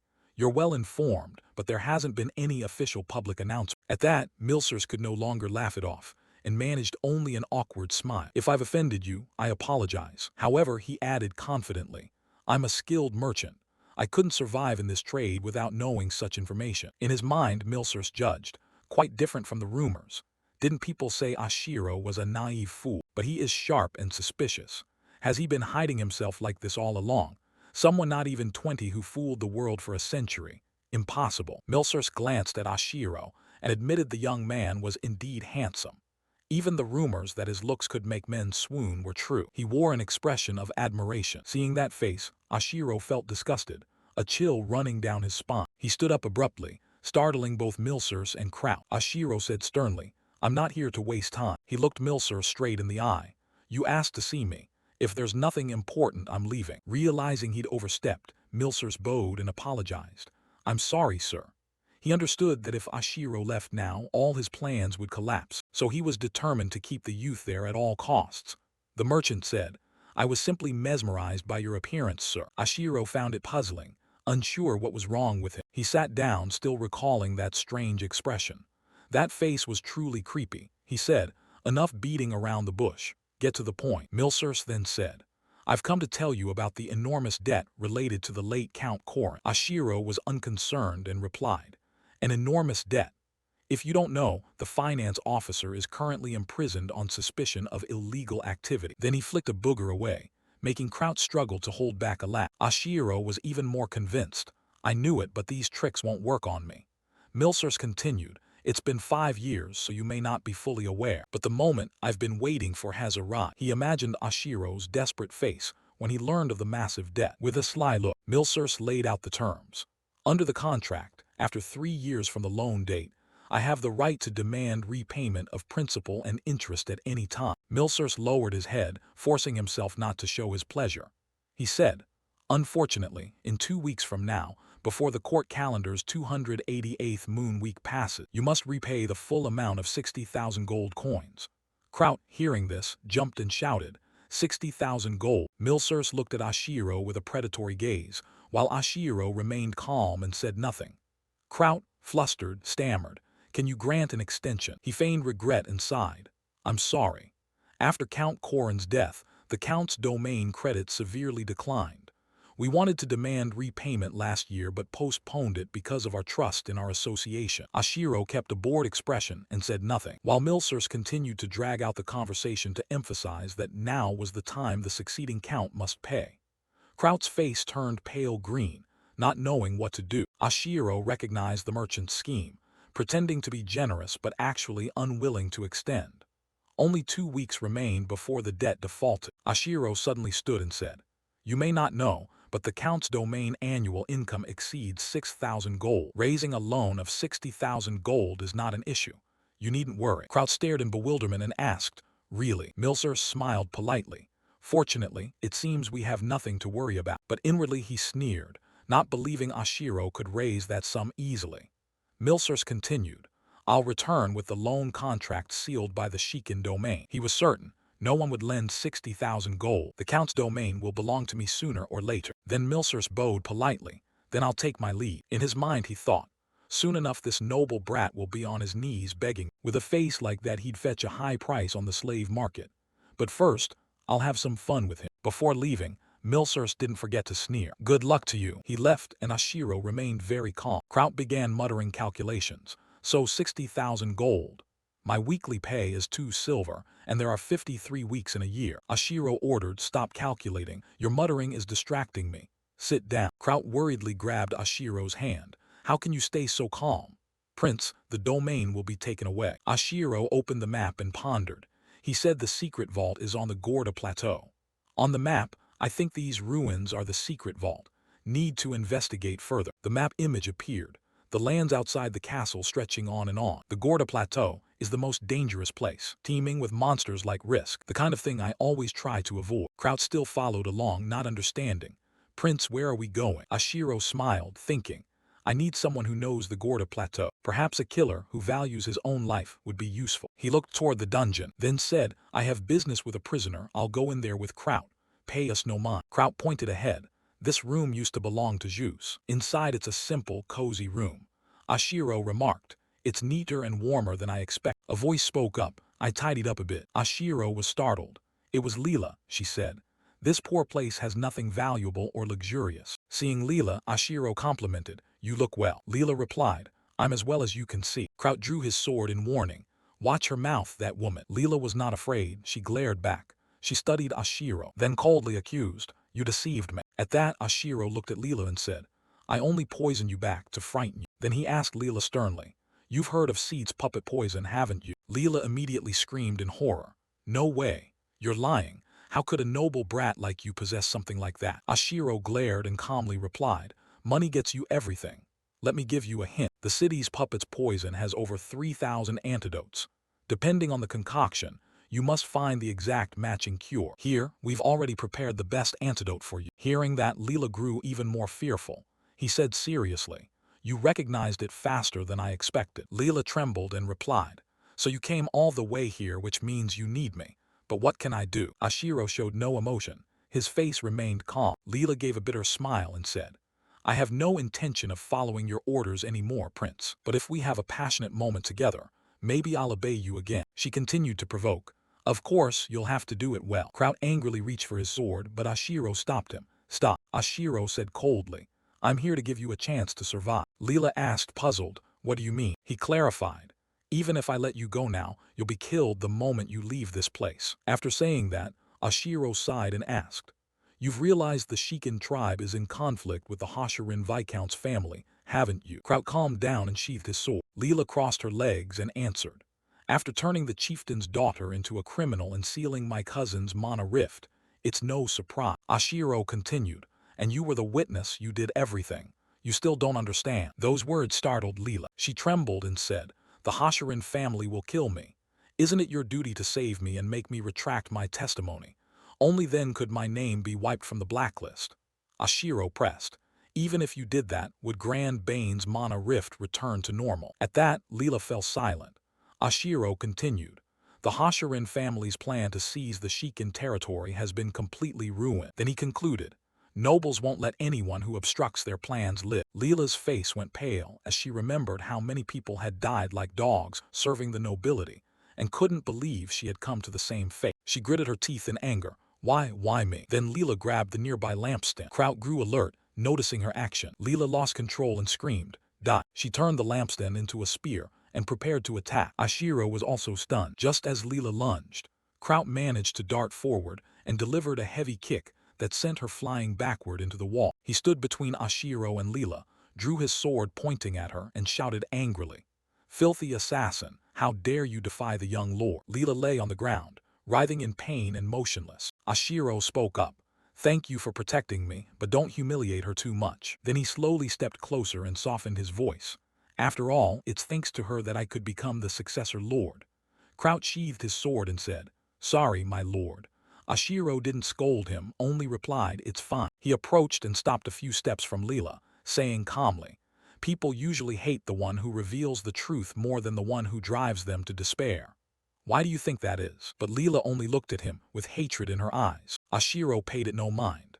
He sat down near her, which made Kraut uneasy, but he remained composed and said, no matter who the opponent is, taking your anger out on them only brings temporary relief. He smiled at Leela and continued, with a will to survive like yours, you're not the type to give up easily, are you? Leela bowed her head, hiding her emotions, then suddenly sprang up and shouted with a determined face, I will not die. I can't die. Ashiro also smiled and gently replied, then you'll be very useful. Leela was taken aback. Ashiro stood and said, help me with my work, and I'll protect you from whoever is hunting you. If you have family, I'll protect them too. Leela flinched, her face shifting from worry to fear as she shouted, my family has nothing to do with this. Are you planning to take them hostage to threaten me? Don't you dare toy with me. Ashiro laughed out loud, then let his smile fade, and said to Leela calmly, don't get me wrong, even if you die I won't care. There are plenty of killers like you. Leela suddenly came to. To a great noble like the Count, she was nothing more than a disposable tool. But she still wondered, if that's the case, why didn't you find someone else? There must be a reason you went through all this just to convince me, right? Ashiro looked at her with a composed face. He said slowly, first, to save time finding another plan, and second, do you remember what I told you? Leela stared blankly, not yet able to answer, when Ashiro interrupted and began to walk away slowly. He turned back, raised a finger, and said slowly, I'll give you 1 minute. If you don't accept within that time, I'll release you. Leela froze, thinking it over. What Ashiro said made sense. Her life had been spent handling traitors. Now pushed to the edge, even if she hated Ashiro, she had no other choice. At the same time, resolve filled Leela's face. She vowed to survive at all costs. She lifted her head, serious, and said firmly, I understand. Leela stood and continued, the Shikin and Hashirin houses have gone too far. They'll soon disappear, and I'd benefit if the Hashirin house vanished. Seeing that, Ashiro couldn't help but smile. Finally, you've seen reason. Leela brimmed with determination again, hands on her hips, and said, you must treat me like a mercenary under an equal contract, not a subordinate.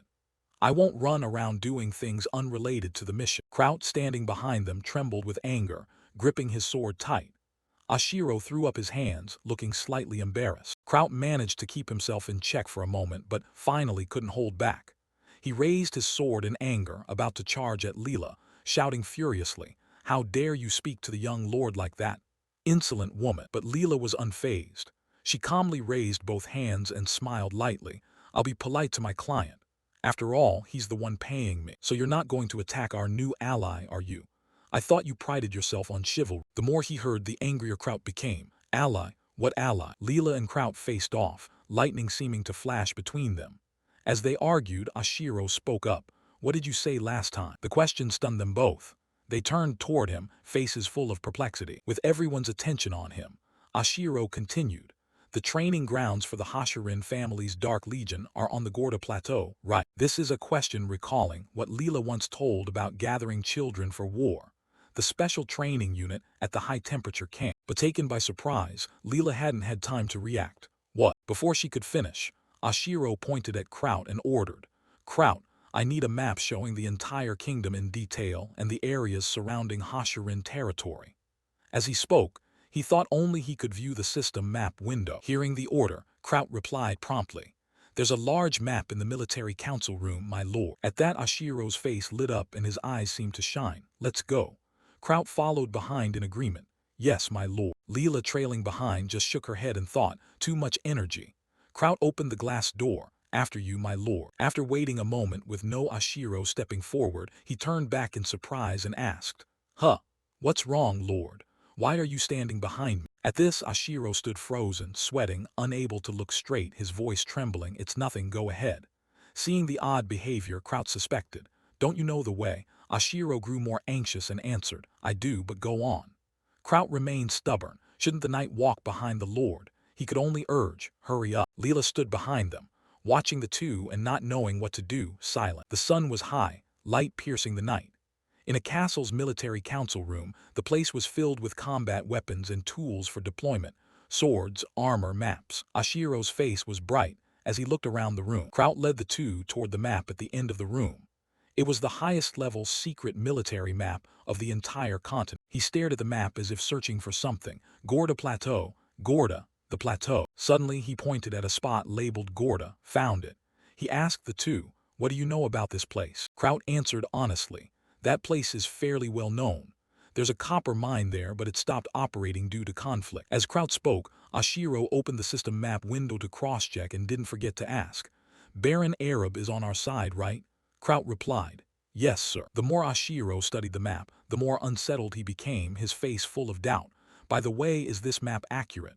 When was it surveyed? Kraut, embarrassed, said, I'm not sure. Leela studied the map for a long moment and then spoke up. It seems a bit outdated, but there shouldn't be any major errors. She thought to herself that this was why he sought her out, but aloud she said, we'd better update it with some recent change. Kraut was surprised that Leela could answer and looked at her in astonishment. Ashiro also stared at Leela in surprise. You can read maps. She replied naturally, her voice firm. Of course. I grew up there, so I know the area well. Then Leela asked, curious, what's in the Gorda Plateau? Ashiro glanced at the map and answered, there's an ancient ruin there. I want to explore. Leela was stunned. A ruin? There's nothing like that there. But Ashiro only bowed his head and put his hand to his chin, thinking, when I was young, didn't the adults always say that place had never been explored? Leela started, surprised, and replied, right, the adults always told us we could never go there. She began to analyze and confirm the existence of that land. Seeing that, Ashiro asked further, do you know when the Hashirin family began training their secret army? Leela answered, somewhat uncertain. I'm not sure what you mean exactly, but since I graduated the 6th term and was posted to camp for 5 years, I'd estimate about 15 years ago. Ashiro continued asking when the territorial dispute between the Hashirin and Arab families began. Kraut also spoke up in surprise. Around that time too, 15 years ago. Hearing his answer, Leela turned to look at him, pushed his shoulder with her hand and said, hey, did you just discover something? Seeing Kraut still lost in thought and confused, she showed contempt, so that's it. Kraut snapped and lunged at her, arguing, what's with that insolent attitude? Are you mocking me? Leela shot back, pinching his cheek and answering loudly, what did I do? So what if I'm insolent? Who do you think you are? As their voices grew, Ashiro had to intervene. Training an army requires a huge amount of money. Without a concrete source, it's very difficult to expand forces. Both immediately stopped arguing. Leela asked, what do you mean by that? Kraut rubbed his reddened cheek and looked at Leela with a resentful glare. He retorted at once, it means they got money from somewhere. You fool. Leela refused to back down and replied, I'm not asking you. At that, Ashiro stopped caring about their bickering and said seriously. As Kraut said, the Hashirin family must have found a new source of funds around that time. It seems they used it to secretly train troops, and then carried out covert operations like the ones you described. Leela was stunned and at a loss for words when Kraut cut in with a sneer. I wonder what those covert operations were. Annoyed, Leela still turned to Ashiro and asked, so exactly what is the source of the funds, and how does it connect to the ruin? Ashiro calmly replied, copper mines are often found near silver deposits. Usually copper ore also contains silver. Kraut was surprised. You mean the Hashirin family has been secretly mining silver? That's a serious crime. Ashiro nodded, sat down and replied slowly, that's right. But think about it, if you discover a silver mine on your land, whether gold or silver, it's considered royal property no matter where it's found. Do you think any noble would honestly report it? Kraut asked further, what about the ruins? Ashiro answered confidently, I know what kind of ruins they are. It's the perfect place to hide something. He pondered for a moment, then added, you may not believe me, but I've never left the Count's estate. Leela, skeptical, asked, but how does that concern us? Are you planning to start a war to seize resources? I don't think Shikin's territory is strong enough for that. Kraut, though unconvinced, had to accept it and remained inwardly irritated. Leela spoke up. In any case, failing to report a silver mine is illegal. Even if we seize it in war, if they report it to the crown, that's the end of it. What if we report it first? Ashiro cut her off immediately. We won't get anything. He stood and continued calmly. Our domain is on the brink of bankruptcy. We need funds. Kraut pondered while Leela, still unsure, asked, so what do you mean? Ashiro answered, the accumulated money is definitely there. Hearing that, he said cheerfully, it's illicit money. Even if it's stolen, they can't successfully sue anyone. The remark jolted them awake. Kraut said bluntly, I understand. That night darkness fell and the stars glittered, creating a grand and beautiful scene. In the castle courtyard, a group had gathered, including Ashiro and Kraut. Seeing Ashiro prepare to leave, Russell stepped forward, worried. My lord, the Gorda Plateau is not a place to joke about. Kraut felt hurt at not being trusted, but Russell cut him off, his voice steel hard. Charging into danger and acting rashly will only lead to trouble. You should reconsider. Kraut felt comforted, as if an old man were looking out for his grandson. Still, he remained firm.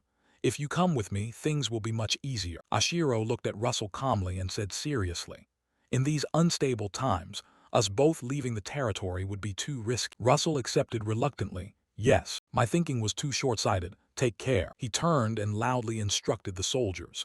Protect the young master well.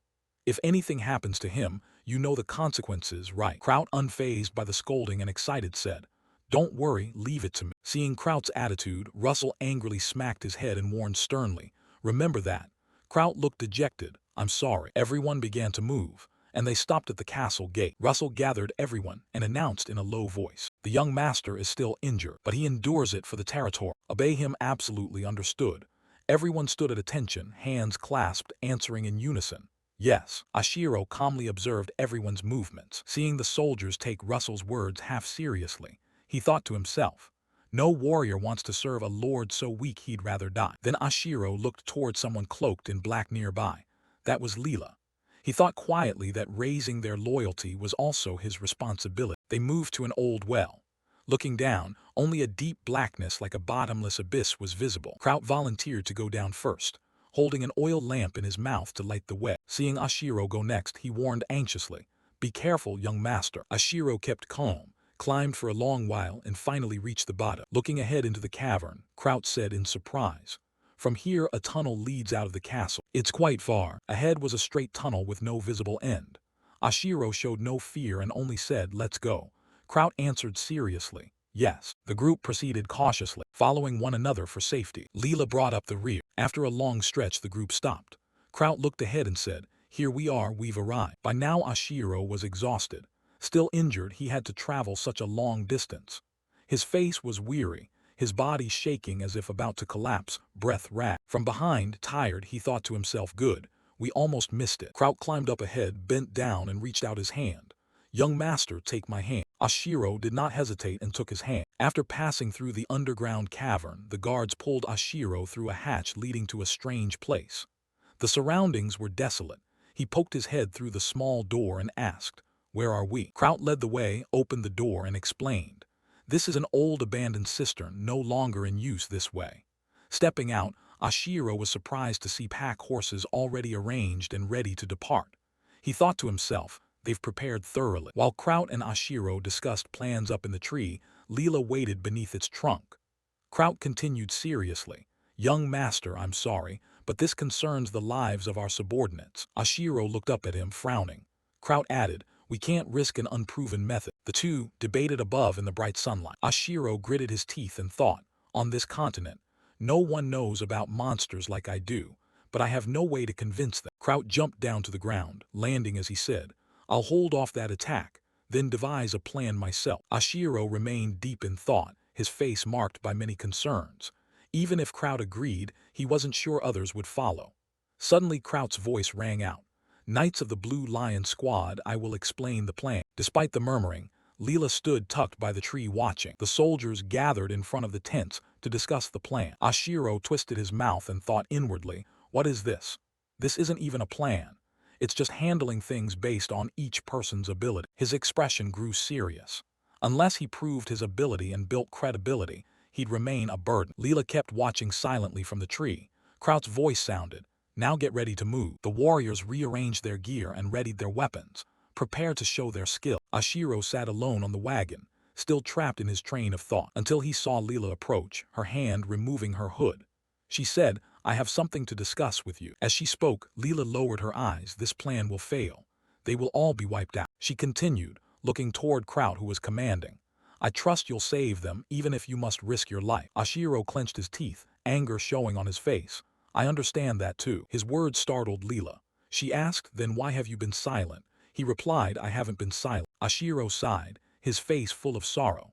"I'm trying to find a way through this and gain control over my subordinates." Leela looked at him, was silent for a moment, then suddenly said, "I have an idea." Ashiro said, "Tell me." Leela presented her plan. "The big-footed ones are very attached to their young. When battle starts, they'll prioritize protecting their offspring. Whether the fight goes well or poorly, the females will carry the young away first while the males hold off the enemy. But once the young are hidden, they'll return in brutal revenge." Ashiro thought to himself that he knew that and it wouldn't be easy. Then he asked, "So what's your idea?" Seeing Ashiro's reaction, Leela was slightly surprised. She answered, "First, I need to confirm something." She continued, "Our goal isn't to kill the big-footed ones. It's to pass through them as silently as possible, right?" Ashiro remained on the wagon, hand on his knee, looking at her. "Yes, we just need to get through." Pleased by the answer, Leela began to propose the plan. "There is a method. We just need to make them think their hiding place is no longer safe.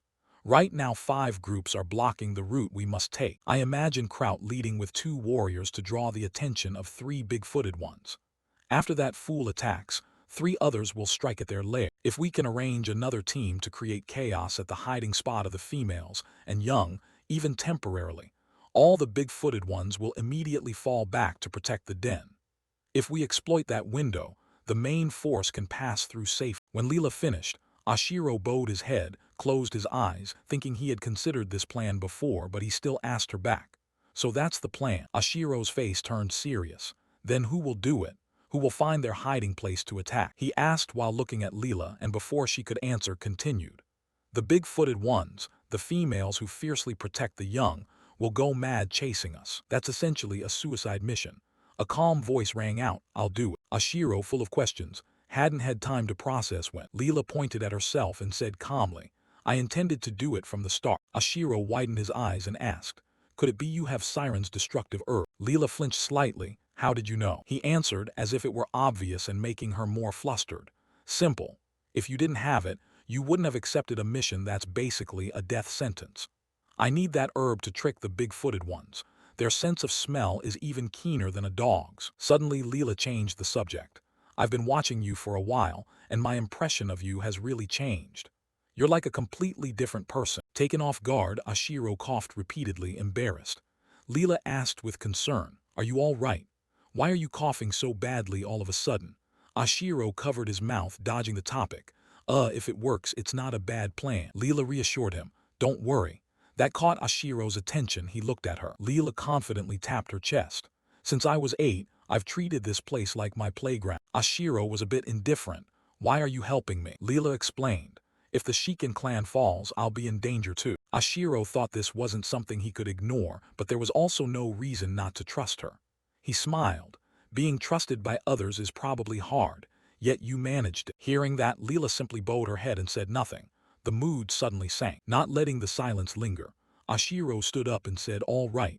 Before we start, I have something to ask." Leela asked curiously, "What is it?" Ashiro pointed off into the distance. "Look over there." He continued when facing the big-footed ones. "Always assume there are at least 2 more ahead than you see. There's a saying." Leela, as if realizing something, turned and added, "Those following will circle back to attack from behind." Ashiro approved. "Exactly. That's how they attack. Over there and over there." He pointed into the distance and asked, "What do you think about that creature?" Leela answered confidently, "It's definitely one of them. That cave is a favorite spot of the big-footed one." Hearing that, Ashiro smiled and gave a thumbs up. "Thanks for the info. Looks like we can get through this without too much trouble." Ashiro thought that stopping the big-footed ones by hiding in the cave wouldn't work. He didn't have many troops and convincing them would be hard. They themselves wouldn't expect him to surrender. Leela bowed respectfully, guessing Ashiro would order the knights to guard those points right. Suddenly Ashiro said, "And I have a few requests." Leela looked at him curious. Kraut suddenly noticed something near the young master's wagon. Seeing Ashiro and Leela deep in lively conversation, the two kept talking without stopping. Leela smiled, speaking and laughing as she did. "Sounds interesting." Ashiro looked at Leela, a little dazed, then said, "Wait." Leela looked up to where Ashiro was standing and suddenly put her hand on his cheek, startling him. Leela just lightly touched his cheek. Before Ashiro could react, his face flushed bright red. She seemed to whisper something that made Ashiro even more flustered. His eyes spun as he blurted, "What?" Ashiro closed his eyes, cheeks burning with embarrassment, when a voice suddenly made him start and open his eye. It turned out to be Leela, holding up a leaf and smiling. "There's a leaf stuck on your head." Ashiro's face burned red, his body trembling for some reason. Mortified to death, he compared the situation to a die-hard otaku risking everything just to get an idol's autograph. Suddenly, someone called Prince, which annoyed Ashiro for being interrupted. They both turned around. It was Kraut. He was the one who spoiled the moment. He asked what's going on. Despite his irritation, Ashiro stammered, "No, it's nothing." Kraut asked concerned, "Are you cold?" Ashiro steadied himself and told him, "Oh right, go prepare weapons for Leela." Hearing that, he silently nodded, while Leela remained quiet as Ashiro continued to instruct. "She will carry out a mission I request. If she suddenly disappears, don't be surprised." After hearing this, Kraut wanted to ask Ashiro for details. "Can you tell me about that mission? Honestly, I still don't fully trust her." Ashiro advised, "Then trust my judgment. We're all in the same boat." At Ashiro's words, Leela blushed slightly, and Kraut sighed and agreed for now, but on condition. "I understand. But just this once." Before he finished, Leela cut in, "I'll prepare myself, it's not necessary." Hearing that, both Kraut and Ashiro blushed and exclaimed in surprise, "What?" Those around who were preparing also began to look at her and turned red. Leela stood up, removed her coat to reveal a slim figure, and stood tying her hair. Kraut, embarrassed, asked her why you're. While Ashiro was so mortified he felt his head about to steam. Leela paid no mind to the onlookers and began strapping on vambrace, then greaves. When she finished donning the armor, the two young men standing nearby were flushed hot with embarrassment, and the others watched her in stunned silence. Leela pulled out a small vial containing a thick black substance and began smearing it on her face and then over her body. Kraut thought to himself, is she going to fool the big-footed ones by coating herself with that smell? He had to pinch his nose because the odor was awful. Kraut noted he couldn't stand it, brave, but this was a bit much. Leela drew a dagger, her eyes brightening, seemingly oblivious to those around her, then began to twirl the blade, sending out skillful slashes forward. Seeing that, Ashiro felt relieved, realizing his worries were unnecessary. Leela threw on her cloak and asked him, "It's time. Shall we begin?" Ashiro agreed, "All right. If needed, you can take a few soldiers with you." Leela shook her head. "No need, they wouldn't follow me anyway." Ashiro nodded, accepting her decision. "I understand. We'll leave it to you." After receiving the order, Leela immediately leapt up and darted off. Kraut called to Ashiro, "Let's go too." The army began to move, with Kraut leading and the soldiers following behind. Suddenly, a strong gust of wind blew through. He ordered the troops, "Finish it in one strike." The soldiers took their positions, preparing to attack. Ashiro watched the situation ahead and noted, the wind is blowing toward the big-footed one's village. Leela is heading the opposite way. Watching Leela, he still wasn't sure what would happen. Suddenly, a gorilla began sniffing, catching a scent and turning its head. In front of it, Kraut was charging. Too late to dodge and was cut by Kraut. But Kraut wasn't pleased. The cut was too shallow. Ashiro stood behind, both angry and worried, thinking, "You idiot. If you're going for a surprise attack, you aim for its weak spot.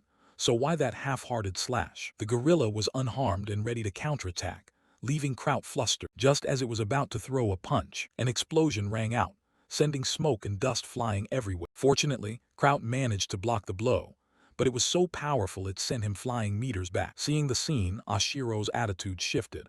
His eyes lit up with excitement. "Amazing. They're actually fighting, totally different from anything I've seen in game." The gorilla roared, pounding its chest with a thunderous boom that froze the soldier. It was calling its kin. Other gorillas began appearing, howling repeatedly. Seeing that, Ashiro went from thrilled to desperate. "This is bad. Would fire be more effective?" Kraut shouted heroically, ordering the troops, Green Lion Knights, advance. Ashiro hurriedly called out, "Wait," startling the soldiers, but they reassured him. "Lord Ashiro." A soldier named Thomas said, "Oh, it's Thomas's escort. Please don't stand away from our position." Another soldier introduced himself, "I'm in Boo." Hearing their confidence, Ashiro relented. All right. Then they charged into battle against the pack of gorillas. Despite the ferocity of the enemy, Kraut did not waver. His gaze remained resolute. He began channeling electricity into his sword, then lunged at them, ordering everyone to hold their positions. The gorilla froze in surprise. Kraut let out a loud yell and then swung a devastating blow into the ground, cracking the earth and sending rocks flying everywhere. From where Ashiro stood back, all he saw was a colossal electromagnetic field sweeping forward. He shouted in alarm, "Kraut!" The electromagnetic field faded, and a foot came down. It turned out Kraut was still safe, while another gorilla had collapsed from that blow. Kraut turned to look at Ashiro with a proud gaze. "I got it." You shouted angrily at him. "What's with the posturing? Go help the others." Kraut jumped at the shout. At that moment, a teammate who'd been knocked by a gorilla lost his weapon and panicked as he ran to grab his sword. But before he could, the gorilla closed in, making him terrified to the point of tears. Fortunately, Kraut lunged in time, stomped on the gorilla's head to save his comrade and commanded, "Hurry up, grab the sword." Luckily, Kraut lunged in time, stomped on the gorilla's head to save his comrade, saying, "Hurry up, grab the sword." The soldier calmed down and thanked the captain. "Thank you, Captain." Kraut kept fighting, thinking to himself, "We can't afford to take them out one by one so leisurely." Elsewhere, a gorilla wielding a spear prepared to stab a soldier. Kraut shouted a warning, then in a flash sliced off the gorilla's hand. It screamed, blood gushing everywhere. Kraut panted, cursing, "Damn, they're endless." Looking at another gorilla, Kraut noted even the older ones were stronger than he'd expect. Seeing his eyes light up, Kraut slid along the ground, approached the gorilla's leg, and swung his sword hard at its leg. The gorilla howled and crashed to the ground, and the soldiers shouted with joy. "Now's our chance." Kraut panted, thinking, "Something's wrong. When we scouted there were only 8, so where did the extra one go?" Just then Kraut froze as he realized a giant white gorilla, even bigger than all the others, had appeared. Seeing it, Kraut panicked. "We're done for, it's that one." The white gorilla charged madly, and Kraut immediately assessed. It's after the prince. Ashiro startled and glanced in one direction, seeing Kraut exhausted and panting, still trying to run toward you, shouting as he ran. Grab it, move. A soldier with a spear stepped forward to shield Ashiro, urgently. Prince, please fall back. Kraut arrived in time and immediately unleashed a powerful electric sword strike at the white gorilla, shouting as he attacked. You little brat. The strike was so strong that even Ashiro and the spear-bearing soldier standing farther away felt the shockwave. When the blow ended, Ashiro hurriedly asked the soldier, "Did I stop it?" The smoke thinned, and the gorilla's giant hand had raised, ready to strike the soldier. When it connected, the soldier was flung far away. It skimmed past Ashiro, slammed to the ground, and sent dirt and rocks flying. The soldier's fate was unclear. Kraut stopped, gasping, and stood between Ashiro and danger. "Prince, it's dangerous. Do not leave my side." He tossed his sword toward the white gorilla's leg, but it dodged. Kraut snarled, "Bastard." He focused his inner power and charged, using his electric blade skill. Meanwhile, Thomas stayed close to protect Ashiro. Ashiro called Thomas. He ordered, "Go deal with that monster. If you just stand there, we'll all die." Thomas refused. "I can't. Just hold on a little longer." Ashiro asked angrily, "Hold on. If you try to hold, who will come help us?" Thomas stammered, "Well, about that." Ashiro gripped Thomas's hand, speaking sternly. "Thomas, think carefully. If the soldiers fall, you'll have to face two monsters alone. That puts me in even more danger, right?" Thomas hesitated, explaining, "Because Senior Knight Kraut told me not to take my eyes off the prince." Ashiro growled, invoking his authority. "Thomas, are you going to defy your master's orders?" Thomas wavered, reminding himself that as a knight he must obey his master. Finally he nodded. "Yes, master, I will fight for you." Seeing Thomas agree, Ashiro said, "All right." He started running, thinking, this must be the place. After a while, Ashiro saw a pair of legs lying on the ground. He panted but cried out with relief, "There, I've found it." As he ran up, Ashiro saw someone lying motionless on the grass beside a large pool of blood. He shouted and booed. Seeing the scene clearly, Ashiro froze, eyes wide, breath caught, and choked out the name and Boo. And Boo's white armor was stained with blood, his left arm completely destroyed. Flesh and blood mixed across the grass. And Boo lay silent, covered in wounds large and small, his abdominal armor caved in, horrifying to see. Ashiro shook with worry, hurriedly sank down beside him and urgently shook his friend. "And Boo, wake up." He quickly pulled a small red potion from his pouch and gently lifted in Boo's head to make him drink it all. Ashiro's face tensed as he anxiously waited for the potion to take effect. And Boo remained unconscious. Only when his breathing gradually steadied did Ashiro gently lower his head and help remove the heavy armor. He thought temporarily out of critical danger. But Boo's abdomen was still swollen, with severe internal bleeding, and his body riddled with wounds. Nowhere unscathed. Ashiro clenched the empty vial in anger. "This low-grade potion is useless." He stood up determinedly. "We must find a healing mage as soon as possible, or use a mid-grade potion." Grabbing the sword from the ground, Ashiro told Boo, "You have to live, Boo." Then he turned and sprinted back the other way, shouting as he ran, "Wait here. I'll be right back." And Boo lay there, pale and cold with sweat, forcing his eyes open to watch Ashiro's retreating figure. Ashiro ran through the dense forest, and a savage roar echoed inside, tearing through the tree. A blood-red monster was devouring its prize. Ashiro quietly hid behind a tree near the monsters, so tense he dared not breathe deeply, thinking to himself, "Just as I expected, Leela was right." Peeking out, he was relieved to have found the goblin's lair, the hunting ground of Sasquatch. At that moment, the glaring red goblin suddenly let out a roar, the shock so strong that the surroundings trembled. Ashiro pressed himself against the trunk, the gust from the roar making him shiver, nearly vomiting as its drool sprayed over his clothes and face. Disgusted, he whispered, "How revolting." He slowly wiped the drool from his face, clenching his other hand to hold back his fear. Ashiro told himself, "The plan is perfect.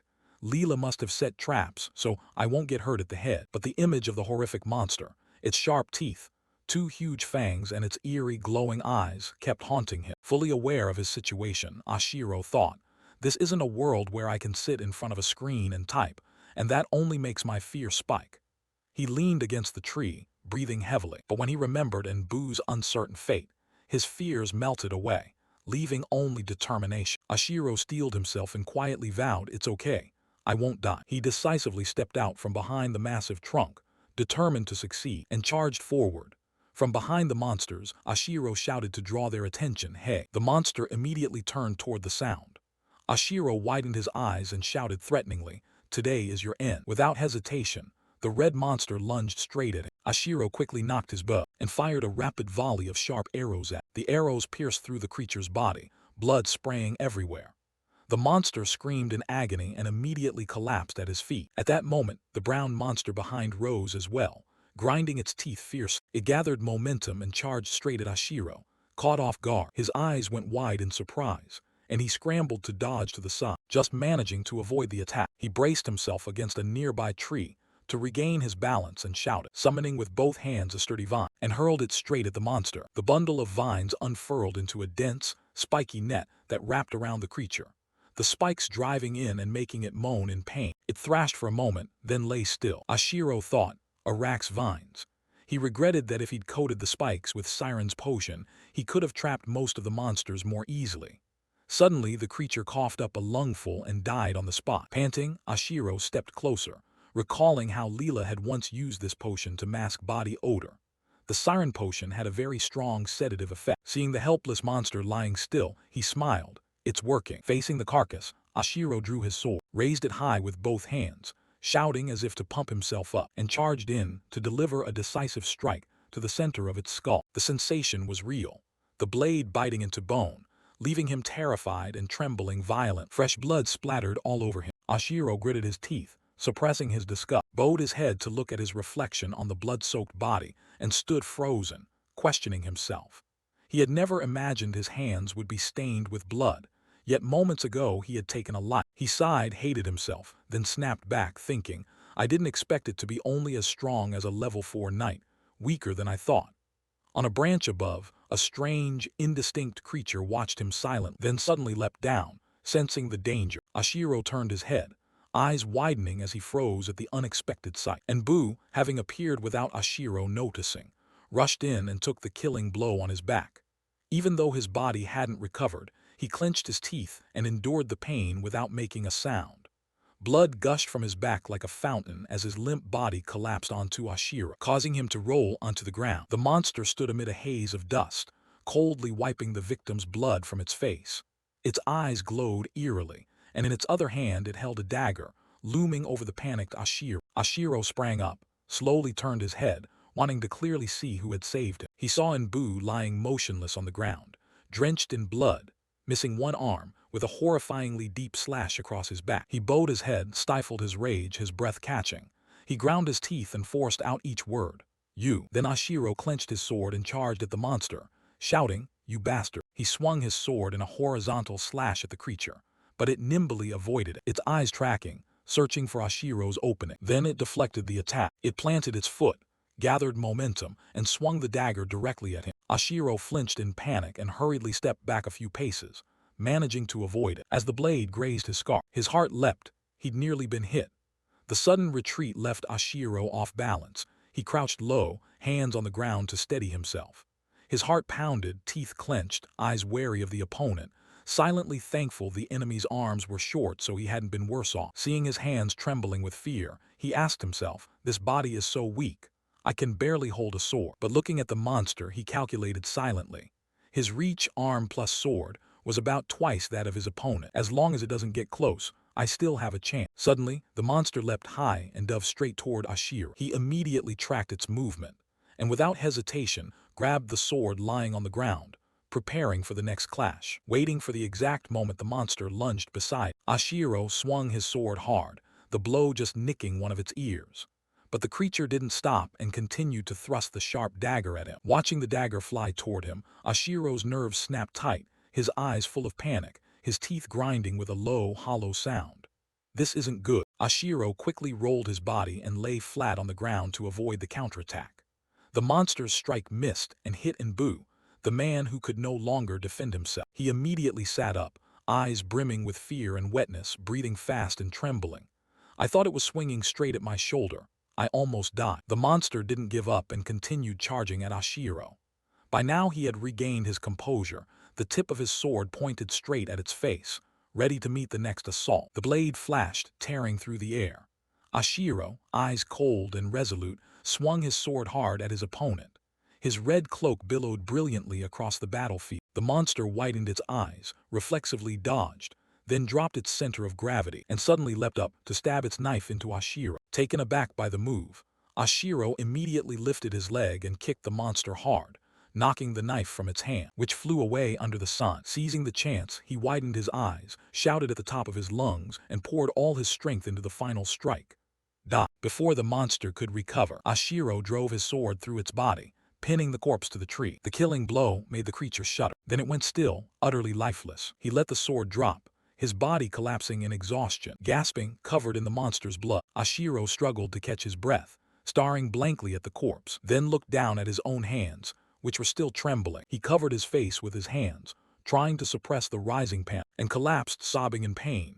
This isn't like a game at all. His chest felt hollow, tears blurred his vision, and he painfully asked himself if he had really believed he would die. Suddenly, a system notification sounded, cutting across his emotions. The noise startled Ashiro and he glanced at the system panel. You have defeated a DX2 level monster. You defeated an overwhelmingly powerful opponent. Bonus rewards will increase. You used poison traps. Bonus rewards will be reduced. You have won your first battle. Bonus rewards increased. Current level, 8, increased to 11. Item storage reward unlocked. Ashiro burst into delighted laughter and cried out the item storage. That's it. A loud voice called out Prince. He flinched and turned toward the call. Kraut was running up, anxiously asking, Prince, are you all right? Seeing the chaotic battlefield, he went pale, trembling and speechless. Looking at the monster's corpses strewn in pools of blood, he asked in a shaky voice, what happened? Ashiro raised his face, still stunned, and anxiously let Kraut check him over, who kept asking, are you injured? He replied softly, I'm fine. Regaining his composure, Ashiro asked seriously, how are things over there?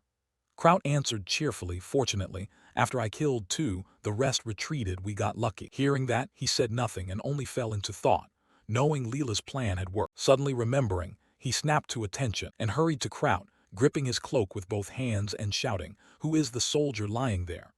Kraut, slightly surprised, replied, do you mean Nbu? Recalling the sight of his bloodied comrade, he urgently asked, yes, where is Nbu? Kraut pointed off into the distance. He's over there. Ashiro looked in the indicated direction in fear, and after the fight with the monster, Nbu had not survived. He had died unexpectedly. Ashiro stood numb, pained, and thinking, no one was supposed to die. I'm not naive enough to believe there would be no sacrifices. His voice trembled as he called Nbu's name in a wail. Now Nbu lay still, no longer breathing, facing Ashiro's remorseful apology. I'm sorry. Head bowed over the cold corpse, Ashiro kept murmuring, if only I hadn't been careless, if only. Kraut and the guard stood silently, sharing his grief but daring not to step forward to comfort him. Only when he quietly said, it isn't your fault. Your Highness, he died an honorable death. Did Ashiro grow even angrier and snap loud? Don't talk nonsense. There's no such thing as an honorable sacrifice. A sacrifice is death. Seeing Ashiro so distraught, Kraut fell silent too, thinking to himself, this is the first time His Highness has lost a subordinate. It's understandable he's so moved. Suddenly, everything went dark before Ashiro's eyes, and he couldn't help but let out a cry. Ashiro was stunned to realize the soldiers who had fallen were before him, their bodies wrapped in white cloth. Confronted with so many deaths at once, he shuddered, his lips trembling with fear and sorrow. He forced himself to calm down, then asked Kraut, what are your casualties? Kraut answered honestly, 3 dead, 1 wounded. Given the situation, the losses aren't too high. Hearing the report, Ashiro was even more shocked, blaming himself as the cause of the casualty. He reflected silently that if he'd applied his knowledge and tactics better, no one would have had to die. The image of Leela's trap that helped him kill the monster flashed in his mind, reminding him he was alive only because of Leela's setup. Thinking of Nbu's reckless act, who didn't hesitate to take a killing blow for him, Ashiro's hands clenched hard on his thigh, pain demanding release. He let out a loud, echoing scream. Kraut and the guards were all taken aback by the outburst, their faces stunned and full of anguish. Afterward, Ashiro asked about handling the bodies of the fallen soldier. Kraut replied, the situation isn't critical, so we'll preserve the bodies and bring them home. Hearing that, he nodded gently, I understand. Then he turned and ordered, do that. At that moment, there were no more tears in Ashiro's eyes, only an unprecedented resolve. He was determined to see everything done properly. Receiving the order, Kraut turned to command, while the guards behind could no longer hold back their emotions. Some covered their faces and sobbed, wiping tears as they thought, my God, he's too good. They all called out, Your Highness. Then, with determined looks aimed forward, they vowed to themselves, We will protect Prince Ashiro at all costs. Kraut was surprised by the change in everyone's attitude as well. He turned back to Ashiro with warm eyes, thinking, "Your Highness, you finally won their trust." After a while, everyone pulled themselves together and busied themselves preparing to depart. Kraut approached solemnly and reported, "Prince, the bodies have been preserved and preparations for departure are complete. Everyone is awaiting your command." In the distance, the guard ranks stood at attention, waiting for orders. Ashiro was surprised to realize how different everyone's expressions were now. Faces filled with determination and deep loyalty. Looking at his guards, he realized it was time to move forward, to set aside his guilt, and resolved to inspire hope in the troops. Ashiro declared in a strong voice, "My warriors, you all fought bravely against the Sasquatch. From now on, I will lead everyone toward our goal as quickly as possible." His blue eyes shone with hope and determination. He continued, "Those who are fit, tend to the wounded. We will never abandon our comrades." Finishing his reminder, he called out, "Understood." Everyone clasped a hand to their chests in unison and shouted the response. Time rewound an hour earlier. Deep in the silent forest, a pair of glossy black boots suddenly appeared. A familiar figure in a black cloak stepped out of the shadows, Leela herself. At that moment, a massive ape-like monster lunged toward her. Leela frowned in irritation, thinking to herself, "Damn it, they've spotted me." She quickly threw a dagger and tied a cord to a nearby tree, then deftly dodged the monster's attack. She then landed on a high branch, continuing to fling the rope and leap across branches, to move with blazing speed. As soon as she touched down, she turned her head and saw the monster still charging fiercely. Because it approached so fast, it didn't notice the thin cord ahead, and the rope immediately cut across its neck, freezing it in place. Leela watched coldly, thinking they've taken the bait. But then the monster suddenly wrenched its massive body, snapping the huge tree and loosening the rope from its neck. Seeing this, Leela couldn't help but exclaim, "What?" She immediately focused, quickly looping the rope around the creature's body, then slipped aside to avoid its furious swing. When the creature's neck was cinched by the rope, it roared madly, while Leela calmly dropped to the ground, ready for the next move. Leela glanced back, inwardly surprised at her own success. She stood watching the creature thrash against the rope. The cord Leela had fashioned from the monster's sinew was both strong and thin, hard to hold by hand, but she refused to give up. The creature's massive legs shook the tree violently. Even standing right in front of it, Leela remained confident because she knew that even if it saw her, it wouldn't help. Suddenly, it pulled so hard the tree cracked. Sensing the danger, Leela thought, "It's trying to tear the whole tree down." She hurriedly pulled a syringe from her pocket, preparing to inject the siren drug directly into it. The beast yanked down 2 more trees in succession, time growing urgent. Leela lunged in, determined to act fast. When the creature broke free from the bindings, its huge hand swung over her head, then slammed into the ground, shattering earth and sending chunks of soil flying. Leela timed a jump and appeared behind it, gripping the syringe tight and plunged it decisively into the creature's body. Surprised by the sudden attack, it screamed in pain. Sweat dotted Leela's brow as she worried inwardly. "I've injected the drug. Will it even work?" She pulled her cloak over her mouth, held her dagger at the ready, and pinned her hopes on the drug's effect, praying it would work. The beast thrashed violently, flailing its arms and sweeping its feet across the ground with ferocious force. It continued charging forward, causing the tree to snap in half under the strain. At that moment, Leela panicked, thinking it was all over. But suddenly, the massive leg froze mid-motion, its mouth agape, its eyes vacant, and it collapsed to the ground. Leela felt a weight lift off her shoulders and sighed with relief. It worked. I didn't expect this to actually be effective. She stepped up to the beast, quietly admitting that when it came to poisons, Ashiro was always a step ahead of her. Doubts rose in Leela's mind, for it was strange that a person could change completely overnight. She pulled the syringe free from the beast, recalling the year she'd watched Ashiro and realizing he was now a completely different person. Leela found herself changing her mind and thought, maybe that's for the best. She wiped the blood from the syringe. Sunlight hit her face and her bangs shaded her thoughtful eyes.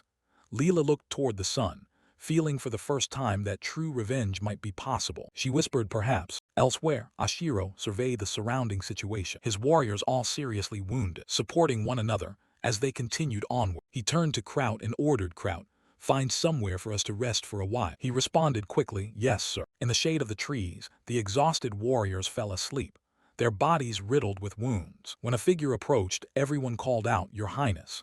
Ashiro, dust-streaked, carrying bottles of medicine, handed them out to each person. "Here, take this." Everyone was surprised. One warrior said, "But this medicine, are you really giving it to us?" Ashiro tossed each a bottle as he said, Just drink it and get better. From a distance, Kraut shouted Prince, then ran over to ask, what are you doing? At Kraut's question, Ashiro thought to himself, here we go again. Kraut scowled, these are low-grade medicines, but they're very expensive. Viscount Russell prepared them especially for you. The warriors behind were bewildered, while Kraut kept grumbling. These 10 vials cost half the Viscount's treasury, truly. Ashiro, who had been silent, suddenly spoke angrily. You mean I should just stand by and watch? Should I turn a blind eye while the wounded suffer? Kraut, put on the spot, stammered, that's not it. The atmosphere grew tense as the warriors turned their eyes to the two of them. Kraut fell silent, saying nothing more. Ashiro reassured him, don't worry. He patted Kraut's shoulder and smiled, after this expedition, I'll be able to take this low-grade medicine like it's nothing. Kraut replied, yes, I hope so too. He called to Ashiro, Your Highness, and they both looked ahead. Though wounded, the warriors stood respectfully before Ashiro, bowing with a hand over their hearts. Ashiro was left speechless. Kraut thought to himself that a man would risk his life for someone who truly valued him. He was certain everyone there felt they had found a lord they genuinely wanted to serve. Ashiro said, it's time, let's go. The warriors responded in unison. Seeing Kraut smile, he awkwardly stammered, what's with that face? Hurry up and get ready. Ashiro sat on the edge of the carriage and said, all right. Suddenly, the system board appeared, catching his attention. The approval rating rose from 14% to 18%. Seeing the update, he smiled with satisfaction. Then Ashiro shouted, depart. The caravan of carriages resumed its journey. A man in black was taking notes, muttering, there's not a bone left here, not even a body to be found. The monsters must have eaten them all. But someone clearly cleaned up the scene. He trembled as he realized that could only mean they had driven off the forest beasts, and only one family here would have the power to do that. Finishing the note, he hurriedly folded the paper into an envelope and vowed to report it at once to Viscount Vio. In a hidden corner, Leela crouched behind the planks, quietly watching the actions of the men in black. The man carefully sealed the letter with sealing wax. Leela recognized the way scouts sealed reports from hunts, a special method used only by professionals. She put her thumb to her mouth, tested the wind, then tilted her body slightly, took out the vial of blood from earlier. She slowly opened the cap, quickly flicked the liquid toward the base of a large tree to draw the monster. Right after, Leela vaulted onto a branch behind her to watch the activity below.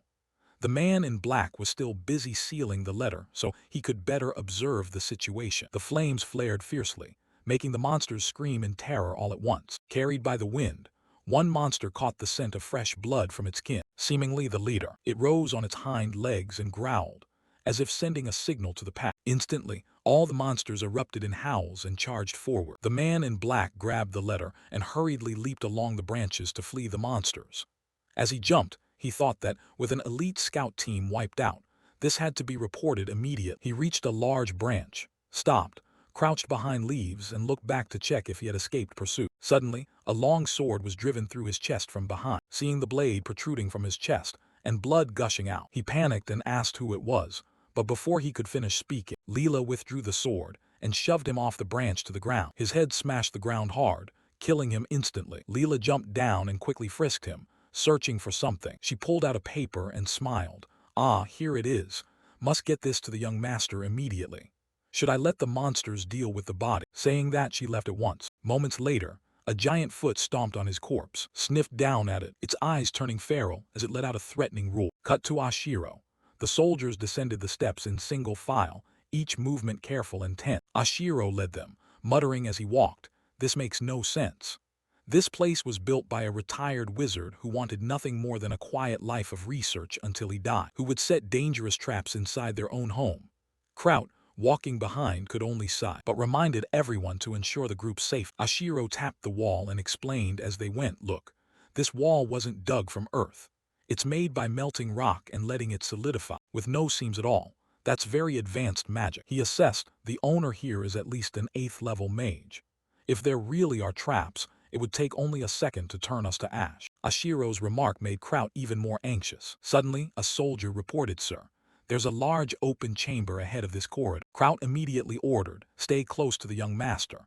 The rest split into 2 teams and searched the surrounding areas thoroughly. Everyone obeyed, yes, sir. Ashiro called Kraut over and instructed, if you find any mid or high-grade potions, prioritize them for the wounded. Kraut answered, understood. Then he leaned in and quietly asked, young master, how did the Viscount discover these ruins? Was it by chance, Or did someone provide the information? Thomas stroked his chin, pondering. They even recovered a magic crystal bridge. Ashiro frowned. This isn't normal at all. The protective magic here has weakened over time. But it's not the kind of Viscount's mage could easily break. He then sat on a chair and asked, "Who is the master of Viscount Servio?" Thomas replied, "It's Marquis Antonio." Hearing that, Ashiro thought to himself, "Antonio, I'd better prepare." Kraut now carried over a crate full of red potion bottles and reported, "Sir, as you instructed, I've brought the mid-grade potions we found here." Ashiro immediately ordered, "Bring them to the wounded at once." Everyone followed orders promptly. While Kraut remained uneasy and thoughtful, Ashiro noticed this and reassured him, "I understand how you feel, but we can't abandon the wounded. We have enough potions." He asked further any other findings. One man replied, "We found gemstones and crystals for magical experiments, along with some herbs." Kraut added, "There are a few supportive magical items, but none are particularly remarkable."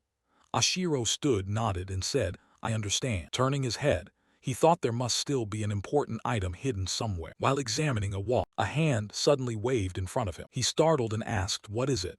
Kraut reported, "We've finished checking. We haven't found any danger, but don't act alone." Ashiro reluctantly agreed, understood. He was still convinced that on this wall, there must be a switch for a secret door.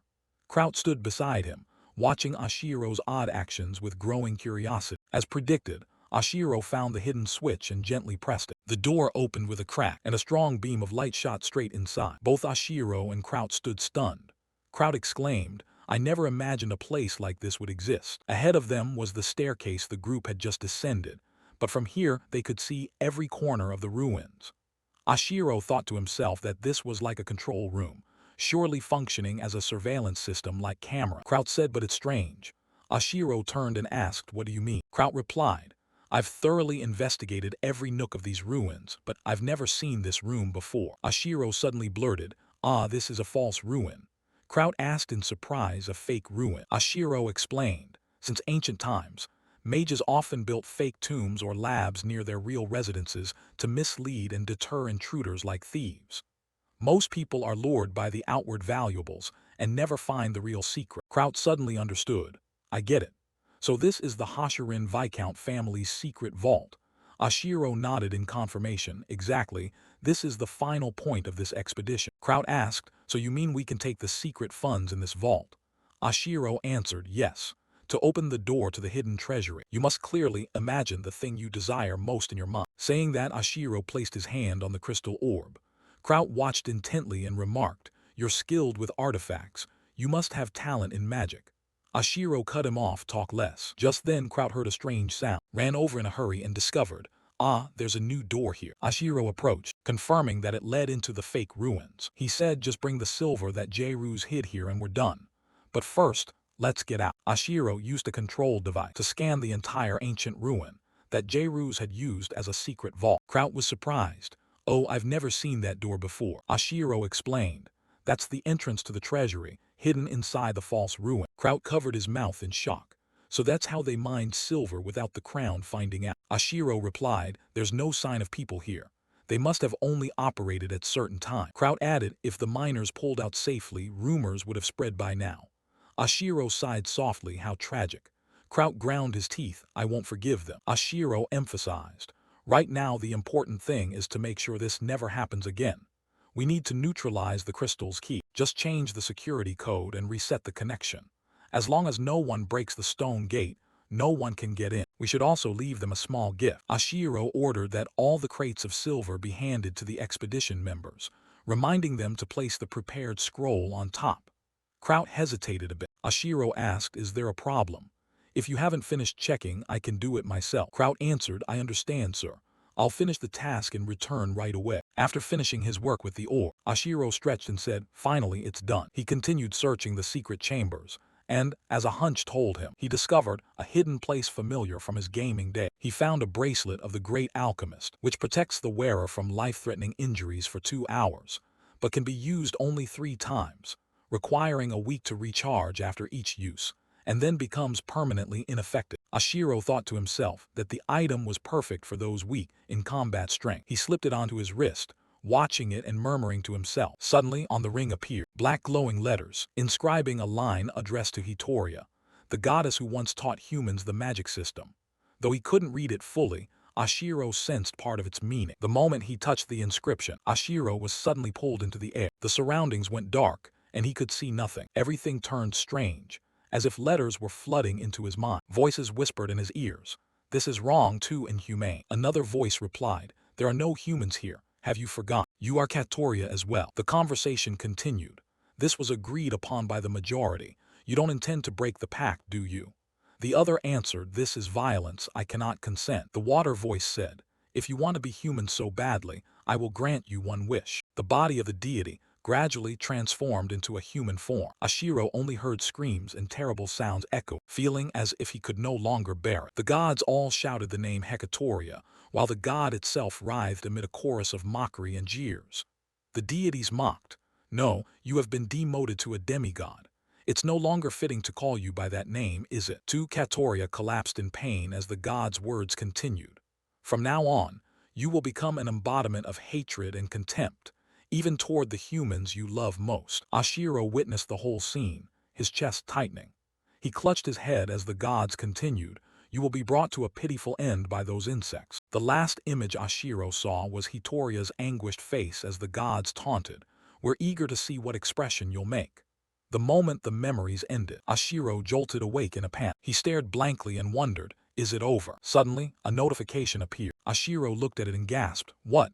An authority skill." The panel read, "You have received the first authority fragment of Hitoria. You have acquired Penet Lum, the Spear of the Fallen God. Penet Lum, Spear of the Fallen God type. Melee reach equipment enhancement effect. Temporarily unleashes hidden potential, dealing damage to surrounding enemies proportional to the user's maximum level. Attacks cannot be evaded. Limitation: each attack reduces maximum level by 10%. Ashiro couldn't believe his eyes. No way. An authority skill, he thought seriously.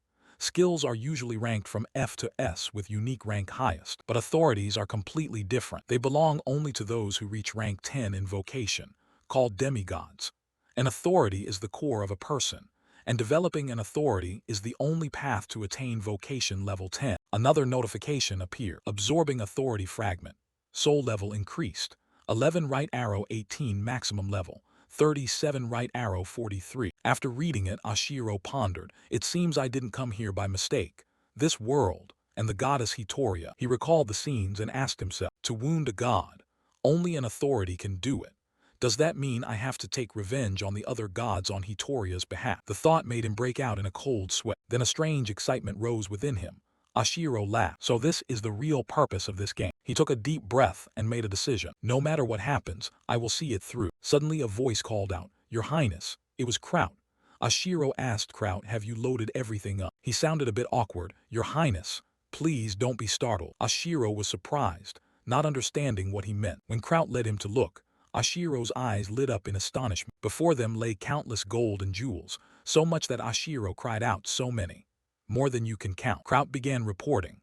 "There are 6 chests full of gold, totaling about 30,000 coins." Ashiro chuckled softly, "More than I expected." "And there are 420 chests of silver, worth the equivalent of 1,000 gold coins." But Kraut sighed, "Moving all of this with just the expedition team won't be easy." Ashiro laughed again. "You mean it's troublesome because we have too much gold? For me, it's no problem." He recalled the system notification from when they defeated the goblin. "You have won the first battle. Reward unlocked, inventory bag." Ashiro quietly cheered. "That's right, the inventory bag." He giggled, "Try these chests first." Kraut called, "Your Highness." Ashiro winked. "It's fine, bring all the chests here." Though puzzled, Kraut obeyed. When everything had been brought in, Kraut asked, "Your Highness, what are we going to do with all these chests?" Ashiro raised his wrist, revealing the space bracelet. "Don't worry. I received a spatial artifact here. It's big enough to hold all these chests." Kraut gaped, nearly shouting, "What? Such a high-grade artifact?" Ashiro said quietly, "I want to keep this a secret." Kraut immediately nodded repeatedly. "The fewer who know, the better. I'll guard the outside." As he left, Ashiro murmured, "Thanks. Now let's begin." He focused. A status window appeared. When Ashiro thought of the inventory bag, a space opened before his eyes. All right. He began storing items, and the moment he touched the first chest, it vanished. Ashiro excitedly said to himself, "One down, put them all in, quick as possible." After that, the silver chest and the gold chests disappeared into the inventory one after another. When he was finished, Ashiro smiled in satisfaction, thinking to himself, No more worries, with this inventory bag I won't lack anything. When the area was cleared, he said, time to go. Ashiro walked up the stairs and gradually left the place. Outside, he heard the welcome calls of the returning forces. The prince, Kraut respectfully reported, everything is ready to depart. Seeing Ashiro look around as if searching for someone, Kraut asked, Your Highness, are you looking for Leela? Hearing that, Kraut shook his head and answered, I haven't seen her. Do you think she betrayed us and ran off?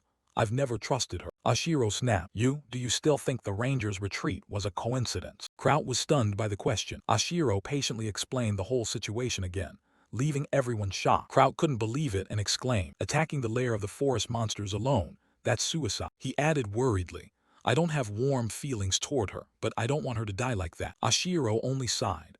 I wanted to try another method, but who was it that brushed off my proposal as an adventure? Hearing that, Kraut bowed his head, filled with regret, thinking his judgment had been dangerous to try an untested approach. In the end, she had been completely right. Ashiro continued, Leela still hasn't returned. Something must have happened to her. He recalled Leela's contributions and urged everyone, thanks to her, we avoided many sacrifices. Now it's our turn to help her. Isn't that right, knights? The knights all responded to Ashiro's command. In unison, let's help her. Kraut also told himself, I only slowed everyone down, pathetic. As a knight, at least I will fulfill my duty. Seeing everyone's morale rise, Ashiro immediately issued orders. All right, Kraut, select members to form a separate team. Kraut replied, yes. He continued, the others wait in the basement. Do not leave your posts. Ashiro began assessing the situation. There are two possibilities. Either it's the previous boss monster, or its pursuers from the organization Leela used to belong to. He thought, but it's definitely the forest monsters. The pursuers don't know we're here. The cellar door opened just as he was lost in thought. Ashiro recalled, Leela said she erased all traces. She wouldn't be careless enough to get captured. Ashiro remembered, Leela said she erased all traces. She wouldn't be careless enough to get captured. Watching everyone argue, he worried, the question is how do we find her? At that moment someone called, young master, what will you do now? He turned and replied, has everyone gathered? We will go after the boss monster. We will take revenge. The man asked in surprise, are you serious? Ashiro handed him something and said firmly, boil these herbs in oil and coat our weapons and cloaks with it. He asked curiously, what's this for? Ashiro scowled, just do as I say. Any more complaints? Kraut, afraid, replied, no, I'll do it now. After assigning tasks, Ashiro looked into the distance and prayed silently, wait for us, Leela. The whole force hid in the brush, watching the monster's den. One warrior reported, only the females and young are inside. The males are probably off chasing Leela or hunting. Ashiro ordered, start by dealing with those inside. The others will notice and hurry back. Kraut repeated, you said we should track the males that chased Leela, but is that wise? As you know, they're not easy opponents. Ashiro just smiled. See how strong this poison is. Kraut stared at the sword coated in toxin, uneasy and fearful. After a spirited stomp, the knights charged forward, Kraut leading the shout, charge. At that moment, loud noises erupted from the bushes. Ashiro spotted it quickly and yelled, they're coming, scatter. All we need is to follow the tracks of the male. The monsters surged in one direction at once, shaking everything around them. Ashiro commanded, everyone's in, let's go. Thomas answered crisply, yes. Looking at the massive footprints in the ground, Ashiro marveled, good we arrived in time. The tracks are very clear. Thomas nodded in agreement. Ashiro climbed onto Thomas's back and ordered, there's no way Leela was taken down by common foes. We'll follow the biggest tracks. Thomas agreed at once. Yes. Sitting steady on the knight's back, Ashiro pointed ahead with vigor. All right, let's go. The knight was no less enthusiastic, replying loudly, yes, young master. The two ran after the huge tracks deeper into the forest. While moving, Thomas suddenly asked, do you maybe like her? Ashiro was taken aback. What? He laughed, I mean Leela. She's pretty, isn't she? Ashiro pretended to be annoyed, tapped Thomas lightly on the head and scolded, not that. Focusing on the chase, Thomas just smiled, I get it. He suddenly grew serious.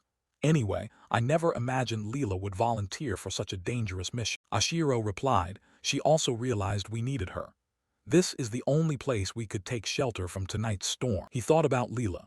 Yes, she might be famous like a star back on Earth, but she didn't care about that. Resting his chin on Thomas's shoulder, Ashiro reflected that perhaps it was the urgency of survival. He remembered an event. The first continent-wide incident in this game was the invasion of the Jebiru Kingdom, And the faction that played a major role then was the Mountain Rangers. I used to think they were just volunteer soldiers, but perhaps a faction like Count Servio's deliberately trained them. After the final slash felled the monster, Kraut stood stunned, barely able to believe it. We won. The other soldiers cheered in relief. They're wiped out. Lord Kraut, as the young master said, not one of us was hurt. Wasting no time, Ashiro hurriedly straightened them. No time to rest, we're going to see the Lord. The soldiers responded in unison. Yes. Kraut then led everyone charging forward. As he went, he thought of Ashiro. My young master, I truly respect you. Please stay safe. The scene shifted to a hand, lying on the grass, and a bloodied, wounded face collapsed on the ground. The scent of blood had drawn a pack of wolves to the fallen girl. At that moment, Thomas and Ashiro rushed in just in time to protect her. Thomas swung his sword at the wolves and shouted, "Scatter." Ashiro went to Leela's side. Seeing the large wound on her body, he called anxiously, "Leela, wake up." He hurriedly took out a vial of medicine. He assessed tense that the wound was deeper than he thought. If her skin could be healed by a mid-grade healing potion, he didn't hesitate to pour the potion into the wound. Leela let out a faint groan. Hearing the sound, Ashiro exhaled in relief, glad she was still alive. He puffed his cheeks, trying to roll her over, thinking the wound should gradually heal, but now she needed to drink medicine to start recovering. A voice called out, "Young master." Seeing Thomas, he quickly asked for his help. "The monsters have been driven off. Thank you, help me flip her over." Ashiro immediately supported her head and poured the medicine for Leela to drink. Watching her body begin to recover, he exclaimed with joy, "Her skin is healing, she looks stronger." Thomas beside him also breathed a sigh of relief. Just then, Kraut ran up shouting, "Young master." Ashiro turned and saw everyone, relieved he had arrived just in time. Time moved forward a week later. At Count Shiken's castle, Ashiro's face was dotted with sweat. He was jogging while gasping for breath. While running, he did the math. His current level was 18. The average combat level for a healthy adult male was 20, so that's not bad for a 15-year-old. Russell stood watching with Kraut. He observed, though training time was short, his endurance has improved significantly. He seems naturally gifted with a strong physique. Kraut chimed in with a laugh. Indeed, he's nothing like before the Ruin expedition. Maybe he's been using something good in secret. Hearing that, the man tapped his head and judged, "You're crafty. I'm still carefree." Ashiro on the side was lost in thought, silently warning himself to be careful, then smiled with determination. "My leveling journey has only just begun." Kraut asked, "When should we resume sword training for the young master?" Vel answered, "Not yet. Top priority is letting his body recover." Seeing the young master stop, Kraut hurriedly asked, "Are you finished?" Ashiro replied calmly, "I have business at the magic tower today." Hearing that, he repeated curiously, "The magic tower?" Ashiro answered, "Yes." Then he announced, "I'm going to wash up, prepare for a visit to the tower branch." The man immediately acknowledged, "Understood." Russell beside him suddenly spoke up, "It seems you really trust the young master now." Kraut replied, "To be honest, I still don't fully understand him, but one thing's certain. He's so talented that someone like me can hardly grasp the extent of his ability. And one more thing. He genuinely cares for his subordinates and the people of the domain." Then he explained, "That's why I can't let unnecessary doubts hold him back." Russell folded his arms and pondered. "At first I only came here to look after the young master, but now I can hardly keep up with his thoughts and actions." Kraut observed, "Still, he needs a mentor to guide him. His outward authority is still lacking in many ways." Russell, anxious, said, "There's no other way. He's only 15 and has no formal title yet. He must complete the coming-of-age rites and reach rank 4 as soon as possible." Kraut comforted him, "With his steady progress, it likely won't be long." Russell thought for a moment, then added, "Count Korin has passed away. I used to worry about the dark clouds over the territory, but unexpectedly the right person to take over appeared so soon. A lion is still a lion." The scene shifted to a small, but rather tall tower, the Shiken territorial branch of the magic tower. Inside were thousands of books neatly arranged around the tower, with a gigantic staircase. A voice called from within, "Welcome." Ashiro and Kraut arrived at the door and were invited in. "Please come in." A blonde-haired, blue-eyed girl wearing round glasses opened the door. Seeing the two, she exclaimed in surprise, "Oh my." She immediately rushed forward, grabbing their hands with exuberant praise. "A handsome young boy and a handsome, muscular man. I don't know who you are, but handsome men are always welcome." She pulled both of them inside cheerfully, "Please." The two felt a bit embarrassed by her enthusiasm. Ashiro replied politely, "Ah, thank you." Both of them couldn't help but admire her bright, hospitable manner. It was an open, rank-agnostic reaction from a mage. She asked, "Are you thirsty? Would you like some tea?" Then she lightly extended her hand to cast a spell, and instantly the teapot set on the table floated up, 2 cups flying over to Ashiro and Kraut. Both of them were surprised, mouths agape. "Oh." She stepped forward, picked up the teapot and touched it with one hand. Immediately, steam rose from the teapot's spout. Ashiro marveled inwardly as steam billowed up. He wondered how a 5th-rank mage could be at such a small branch. At that moment the character info panel appeared. It read, Rosen Dreamwalker, age 32, mage rank, minor white magic affinity, branch manager, dreamy personality. Status normal, combat strength rank 5, level 5661, administrative reputation D, finances B, military E, diplomacy E. After finishing the tea, she spoke up. "Right?" Rosen asked, noticing both of their surprise. Ashiro answered honestly, "I didn't expect someone like you to be out here in the countryside," and added a compliment, "Your manners are so elegant." Kraut blushed at that, wondering curiously, oh, maybe she's the type the young master likes. Rosen chuckled and returned the compliment, "You're charming." Ashiro added, "If you can heat tea instantly like that, your skill level must be at least rank 5. He winked and praised subtly. Hardly anyone reaches that level in their 20s, unless they're an apprentice of the Tower Master. Receiving the youthful compliment, Rosen was delighted and bashful. "Oh no, you're flattering me." Kraut beside her, hearing his master praised, could only gape, embarrassed. Ashiro then reached behind and pinched Kraut, making him jump in sharp pain. Flattered, Rosen smiled brightly and replied cheerfully, "I may look young, but don't assume I'm a Tower Master's apprentice in my 20s. Actually, I'm over 30. Ashiro grew even more excited. "You don't look 30 at all. Do you have a secret?" Kraut clutched the spot that had been pinched, sat obediently sipping tea while listening to their conversation. Rosen answered, "Nothing special.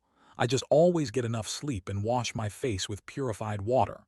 Ashiro complimented again, "Surely your skin is naturally beautiful." After a pleasant while of chatting, Rosen suddenly realized and holding her cheek asked, "Oh my, what am I saying? By the way, what brings you here today?" Kraut went pale, thinking finally they were getting to the point.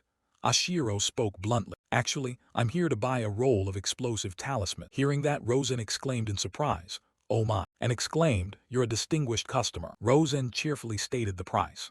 30 rolls for 600 gold, but she especially reduced it to 500 gold for Ashiro because he's handsome. He worried, would that trouble you? Secretly thinking that a good-looking face really could bring benefits. Kraut was quietly pleased to save 100 gold. Rosen smiled, "Don't worry. Though the Magic Tower branch looks shabby, the manager's authority is the same everywhere." The two broke into a sweat, pondering the deeper implication. Ashiro wanted to add, "By the way, I actually have another request." Rosen cheerfully said, "Feel free, tell me." He hesitated slightly. "This is a bit hard to say, but I'd like to borrow from the reserve fund." The cheer vanished from Rosen's face. "The reserve fund?" She picked up her teacup and asked, "May I ask how much you need?" 60,000 gold. The answer made Rosen spit out her tea. He explained, "I can't touch that money at will." She nodded, "I understand." Ashiro assured her in return, "I'll leave gold and silver as collateral. While I borrow, I'll continue paying interest." Hearing that, she asked seriously, "Interest too?" He confirmed, "Of course. Even if only for a short time, this is still a proper loan." The reason was that if he repaid J-Ruse with the gold and silver stolen from his secret vault, it would be an admission of theft. Ashiro promised he would pay appropriate interest. He made the offer because there was nowhere else to borrow 60,000 gold. "I have to borrow this money here at any cost." Rosen bowed her head. "I'm sorry, but that seems a bit difficult." Ashiro, exasperated, said, "Damn it, isn't goodwill toward me enough? I rushed things." She regretted, "I think the supervisor will definitely refuse." But then Rosen unexpectedly delivered good news. "There is only one way." Ashiro's face relaxed. She smiled and suggested, "As you can see, the center doesn't supervise too closely here. Why don't the three of us keep this a secret?" Ashiro asked again, "A secret between the three of us." Rosen explained, "As long as you pay back within 6 months, it's fine. If after 6 months, we will sell all the gold and silver we hold as collateral." Ashiro was delighted because it fit the plan. He assessed that, with a mage always craving research funds, Rosen must be eager for the interest on 60,000 gold. Rosen made small talk, "This tea is really good." Both bowed to thank Rosen. Ashiro said, "It would be a great relief for us if you could help, milady." Kraut said nothing, only worriedly watching the two. Rosen smiled and replied, "Thank goodness. It seems we get along well, young master." Ashiro grinned slyly, thinking to himself that this settled his debt to her. At that moment, Gerard Milsers angrily shouted at his men, "Maps. Bring me the maps." A soldier hurriedly replied, "Yes, sir." While waiting, Myers muttered curses, both annoyed and impatient. He was worried because a patrol around the secret vault had gone missing. When the soldier brought the maps, he pointed to the spots where the patrol had left traces, according to the usual route. But if they took the shortcut, it would take only one day. Just thinking of that made Milsers so furious he was sweating. His fists clenched, his face flushed with anger. He shouted the order. "Move to the Gorda Plateau immediately, prepare." The soldiers echoed the command and quickly set out. On the way, they encountered a giant stone man. A soldier shouted in panic, "It's a golem." The troops screamed in fear, "A golem, a golem. How can we defeat that?" Kep reassured the soldiers. "Calm down. Stone golems are huge but slow, attack from a safe distance." But at that moment, the stone being casually swept its arm. Soldiers who couldn't dodge were crushed. Blood spattered everywhere. Eyes wide with horror, another soldier tried to rally them. "Keep fighting." But no sooner had he finished than another of the stone being's blow sent a soldier flying, his body drenched in blood. The remaining troops could only scream in panic. "Damn it, another one down." They were truly annihilated. Milser stood there without emotion, while Kep muttered angrily. A mage in the group said, "It must have been a 5th-level mage nearby controlling the gold." Kep turned back and asked, "Lord J-Ruse, casualties are spreading, should we fall back and reorganize our ranks?" Milser snapped angrily, "What are you saying?" His cold-bloodedness made everyone shudder. He ordered, "No matter what happens, the tribute for the Count must be delivered within 3 days. Clear the road in 24 hours, and anyone who fails to do so can prepare to die here." At another castle, Ashiro wondered, "I wonder if they've received my gift yet." Rosen smiled and asked, "The gift you mentioned, do you mean a lover?" He reached out as if to give her something, but then sank down into a chair in disappointment. Rosen laughed and said, "I would like to receive your gift too." Outside, Leela eavesdropped. Not fully understanding, she decided to peek in. She burned with jealousy, thinking, "Is that vixen trying to seduce him?" Kraut opened the door and stepped in, and Leela silently followed behind. He informed Ashiro, "All the luggage has been stored in the magic tower." Meanwhile, Leela peered in with a pouty, jealous face. She puffed her cheeks to show her jealousy. Ashiro turned to thank Kraut. "Thanks for your effort." Kraut handed him a box. "This is a gift for you." Ashiro accepted it gratefully. "Thank you. Wait for me outside for a moment." Leela and Kraut both left and got into the carriage first. Leela angrily asked Kraut, "Why is the young master working with that magic tower?" Kraut pretended innocence. "Oh, I don't know. Inside, he just hoped she wouldn't ask more." Hearing that, Leela just glared at him. When Rosen opened the gift box, she cried out with delight, "Oh my, it's so beautiful. Did you really intend to give this to me?" Inside was a sparkling necklace. Ashiro said, "This is a thank you for the funds you've supported recently." Though inwardly he thought that he had found this item during a hunt and never imagined using it this way. She warned Ashiro, "You promised not to speak of this, right? You know, if we make it official, it requires a lot of paperwork and might not be permitted." Ashiro smiled, "I know. I'll keep relying on you." Rosen cheerfully replied, "I'm grateful too. Deals like this are always welcome. You've significantly increased scroll revenue." Suddenly she asked seriously, "By the way, where did you use up all those explosive scrolls? Were you in a battle?" Ashiro's expression turned serious as well, secretly impressed by her information-gathering skill. He simply smiled, "No, I wasn't doing anything dangerous, just replenishing what we used at the mine." Rosen continued, "Spending so many pricey scrolls just for mining. Did you discover a gold vein?" Knowing it was time to leave, Ashiro only laughed, "Leave the rest for next time. We'll see each other more often." Hearing that, Rosen merely smiled and replied, "I'm very much looking forward to it." Ashiro left, getting into the carriage with Kraut and Leela. In his storage, he possessed bonds worth 100 gold, 600. As he stepped toward the two of them, he grinned slyly, making both a little frightened. Ashiro thought to himself that with this, the Count's huge debt would be settled. The only remaining issue was to wait for Milsers's reaction when he discovered the secret fund had been stolen. He pictured the man's enraged face, then thought about how Milsers would respond when everything was exposed. As for Sven, he had once been little more than roadside weed, ordered, assassinated, and nearly killed. Ashiro vowed to make them pay for everything he'd endured. Ashiro climbed into the carriage and thought that, even if they could never have imagined this happen, he knew clearly that it wasn't over yet. The revenge would continue. On the other side, Milsers's army was struggling against the stone man.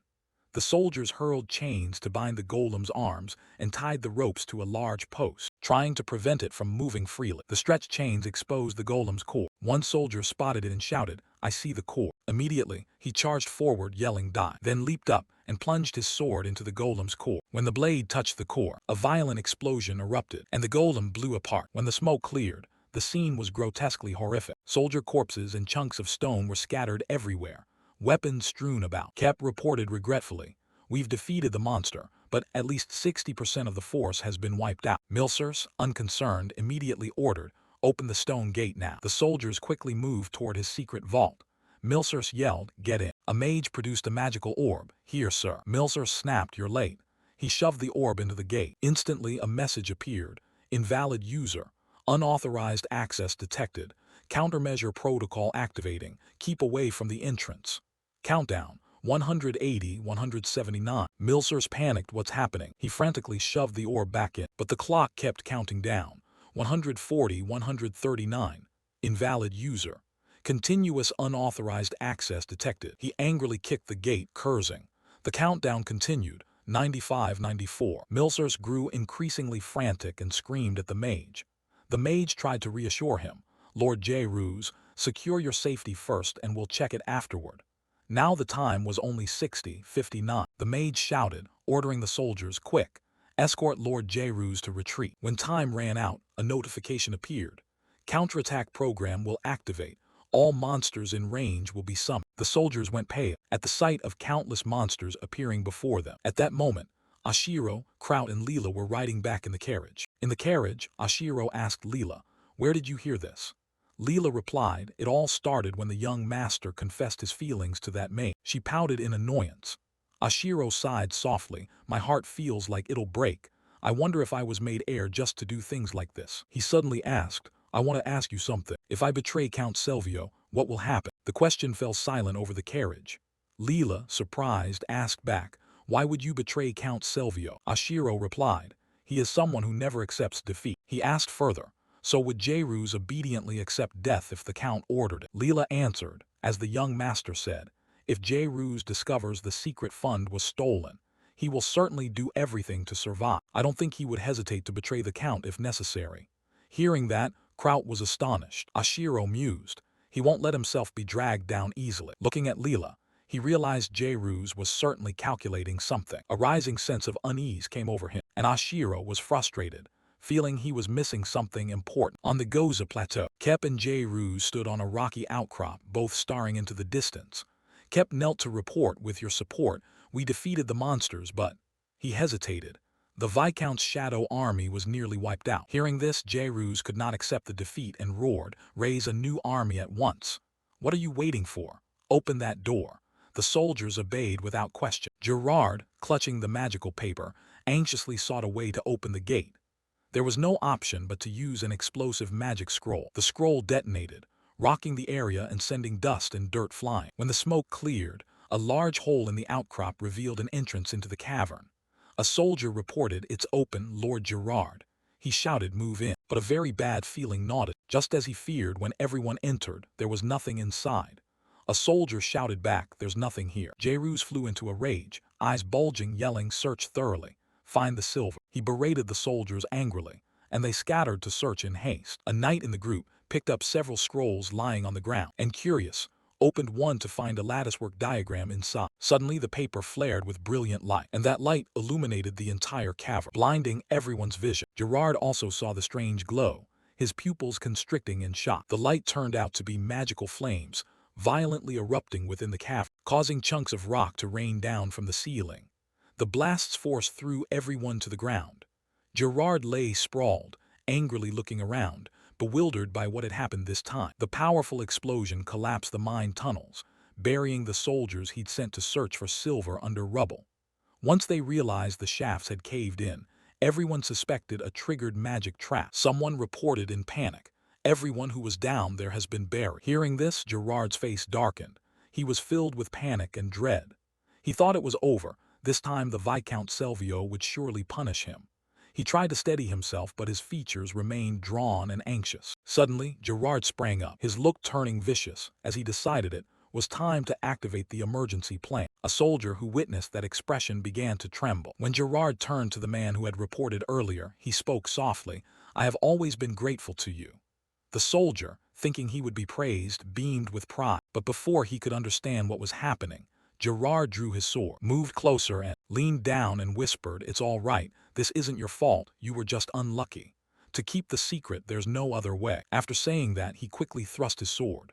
Blood sprayed everywhere, and the man died on the spot. Afterward, the one who had opened the trap scroll stepped forward, whispering to Gerard, "Kep definitely won't let this go. He's noticed something odd, and may be personally investigating the ruin." Gerard replied solemnly, "Maybe he's already gone in himself.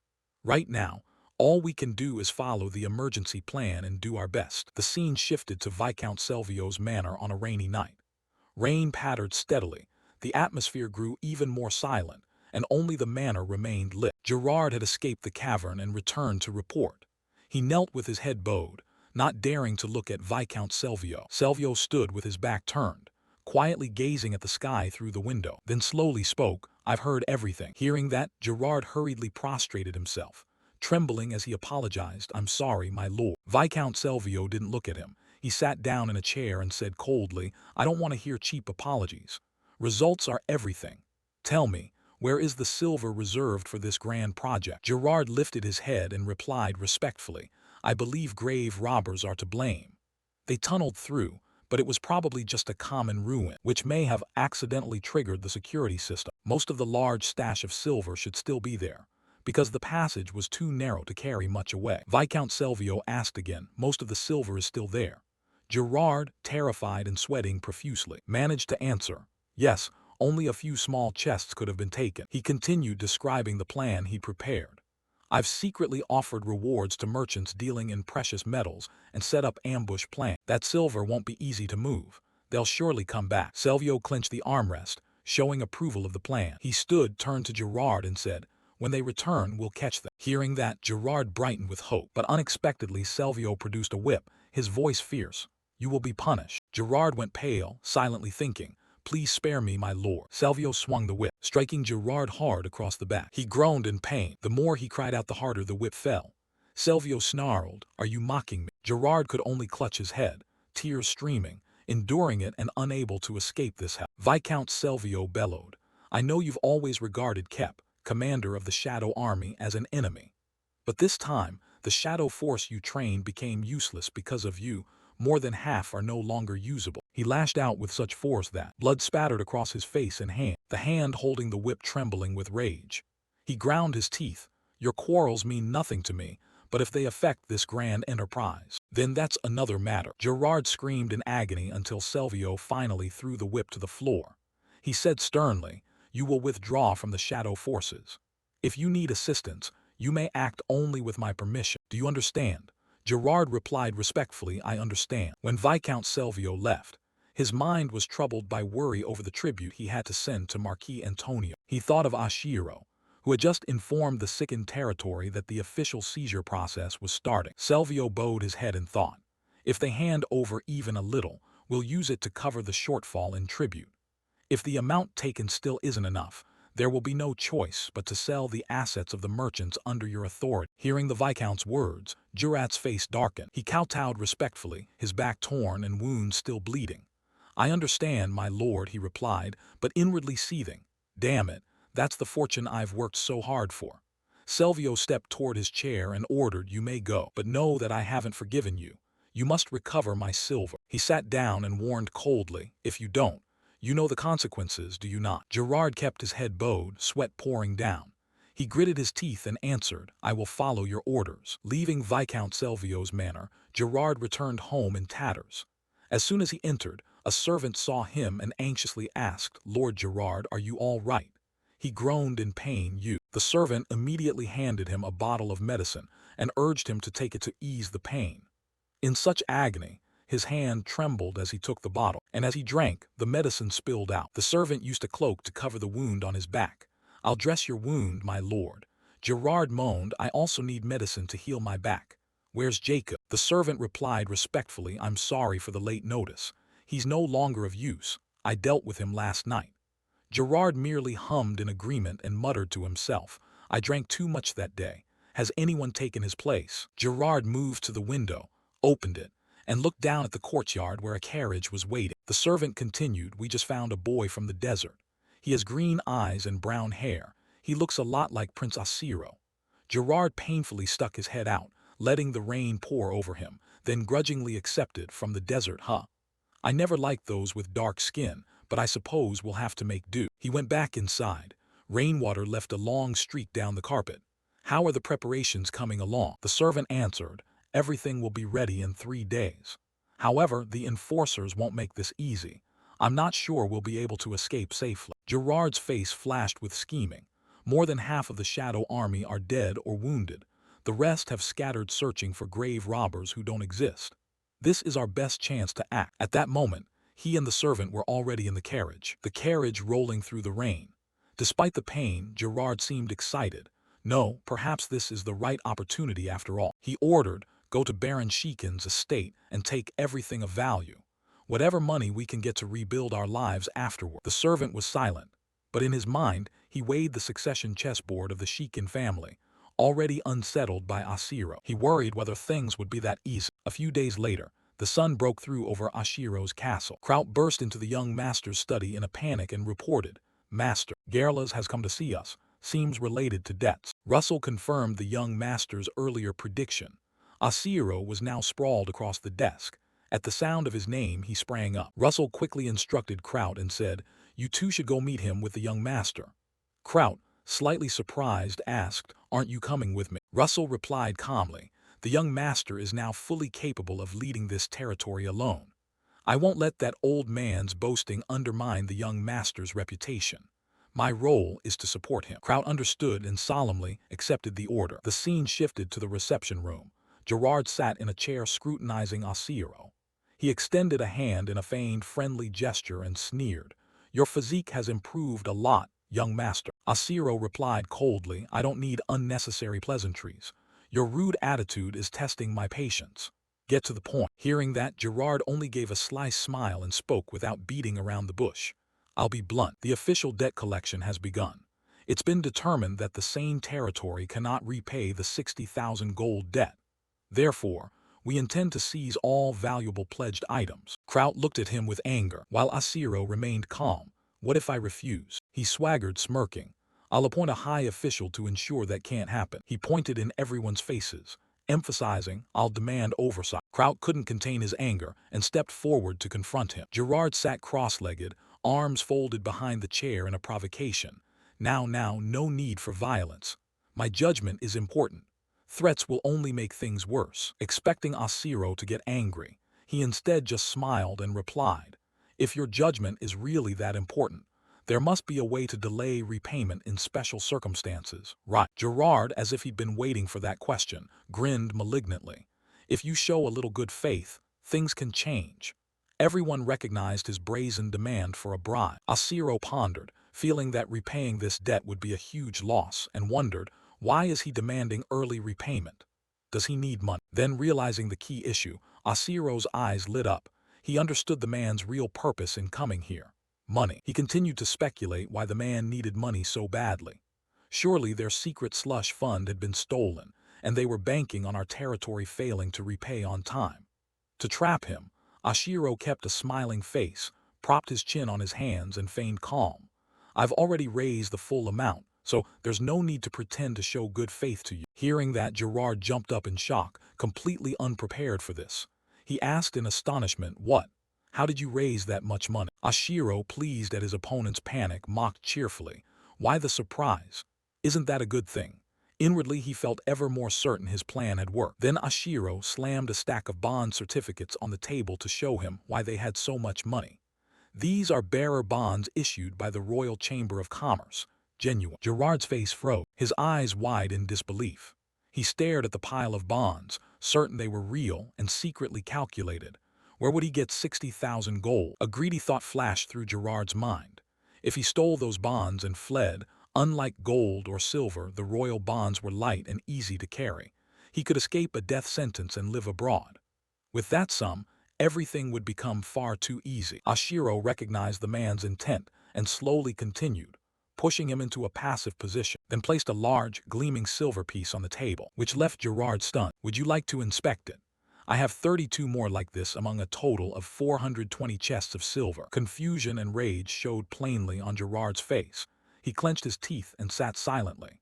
He knew full well Ashiro was implying that he himself had stolen that silver. Inside, he panicked. Had he been discovered? He also feared what would happen if Viscount Selvio learned the whole truth. Ashiro studied his expression, then broke the prolonged silence. He asked, "When the rumor spreads that Viscount Selvio fled with the slush fund, what do you think will happen to you?" Gerard could only hang his head, sweat pouring down as if he were bathed in it. Ashiro cheerfully held up 2 fingers.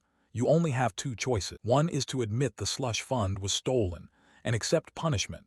The other is to betray the Viscount and flee." Gerard bit his lip and, in the end, could only bow his head in helplessness. Seeing his opponent backed into a corner, Ashiro proactively offered a way out. "I'll help you survive if you run. This is a rare chance. What will you do?" Kraut stood outside watching, unable to help feeling uneasy about Ashiro's action. Gerard knew there was no way back but still set a condition. "Just helping me leave this territory isn't enough."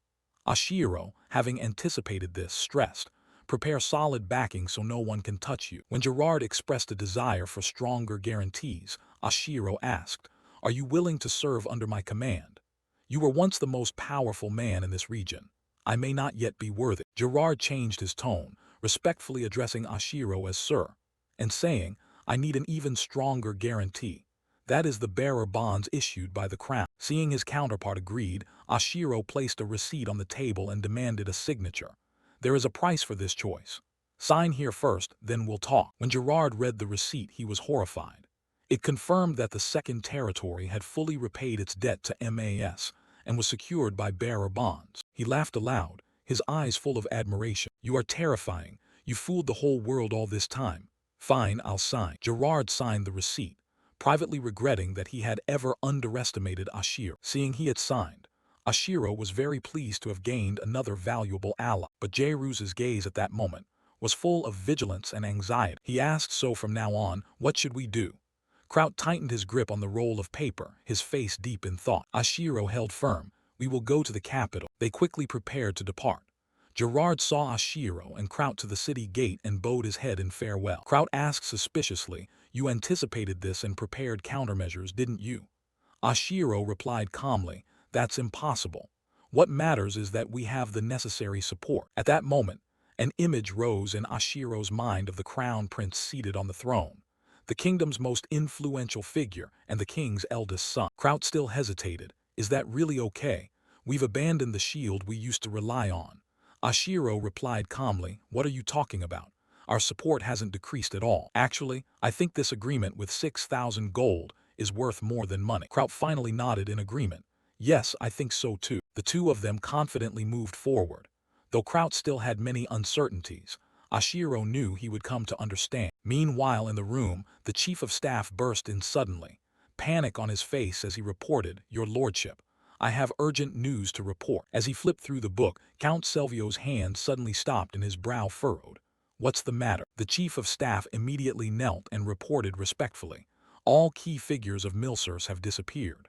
The company's main assets still appear on the ledgers, but they have all been sold off." Suddenly the door burst open and another man rushed in, panic written on his face. "Report. The Milsers' headquarters has been stormed by creditors and is in utter chaos." Selvio's hand continued to flip through the book without showing reaction to the urgent news. Another subordinate quickly added, "Your lordship, many from the shadow forces have defected, and that's not all." The second man who entered continued, "Some trainers at the fortress on the plateau have also disappeared. This morning, the remaining ones were found dead." The atmosphere in the room suddenly fell silent, and Selvio, who had been reading, paused. Under the pressure radiating invisibly, the two ministers outside sweated profusely, thinking inwardly they couldn't bear the tension. Suddenly the captain burst in, cutting through the heavy air. "Forgive me, even those who usually complain have jumped ship and fled." Selvio clenched the book hard, crushing the pages. "Where did they stop?" The captain replied, "The baronial domain of Shiken. A week ago, the Baron's security forces raided Jairuz and his companions." Selvio listened intently. "They were all locked in the dungeons. But when I checked, I didn't find Gerard there." Hearing that, Selvio ground his teeth, his face growing even colder. The captain continued, I tried to track his trail, but tense relations with Shikin's territory limited our operatives' movements. Selvio slammed the book shut in anger. Shikin's territory. In his mind, he wondered why Gerard would flee there. Did he think he could escape?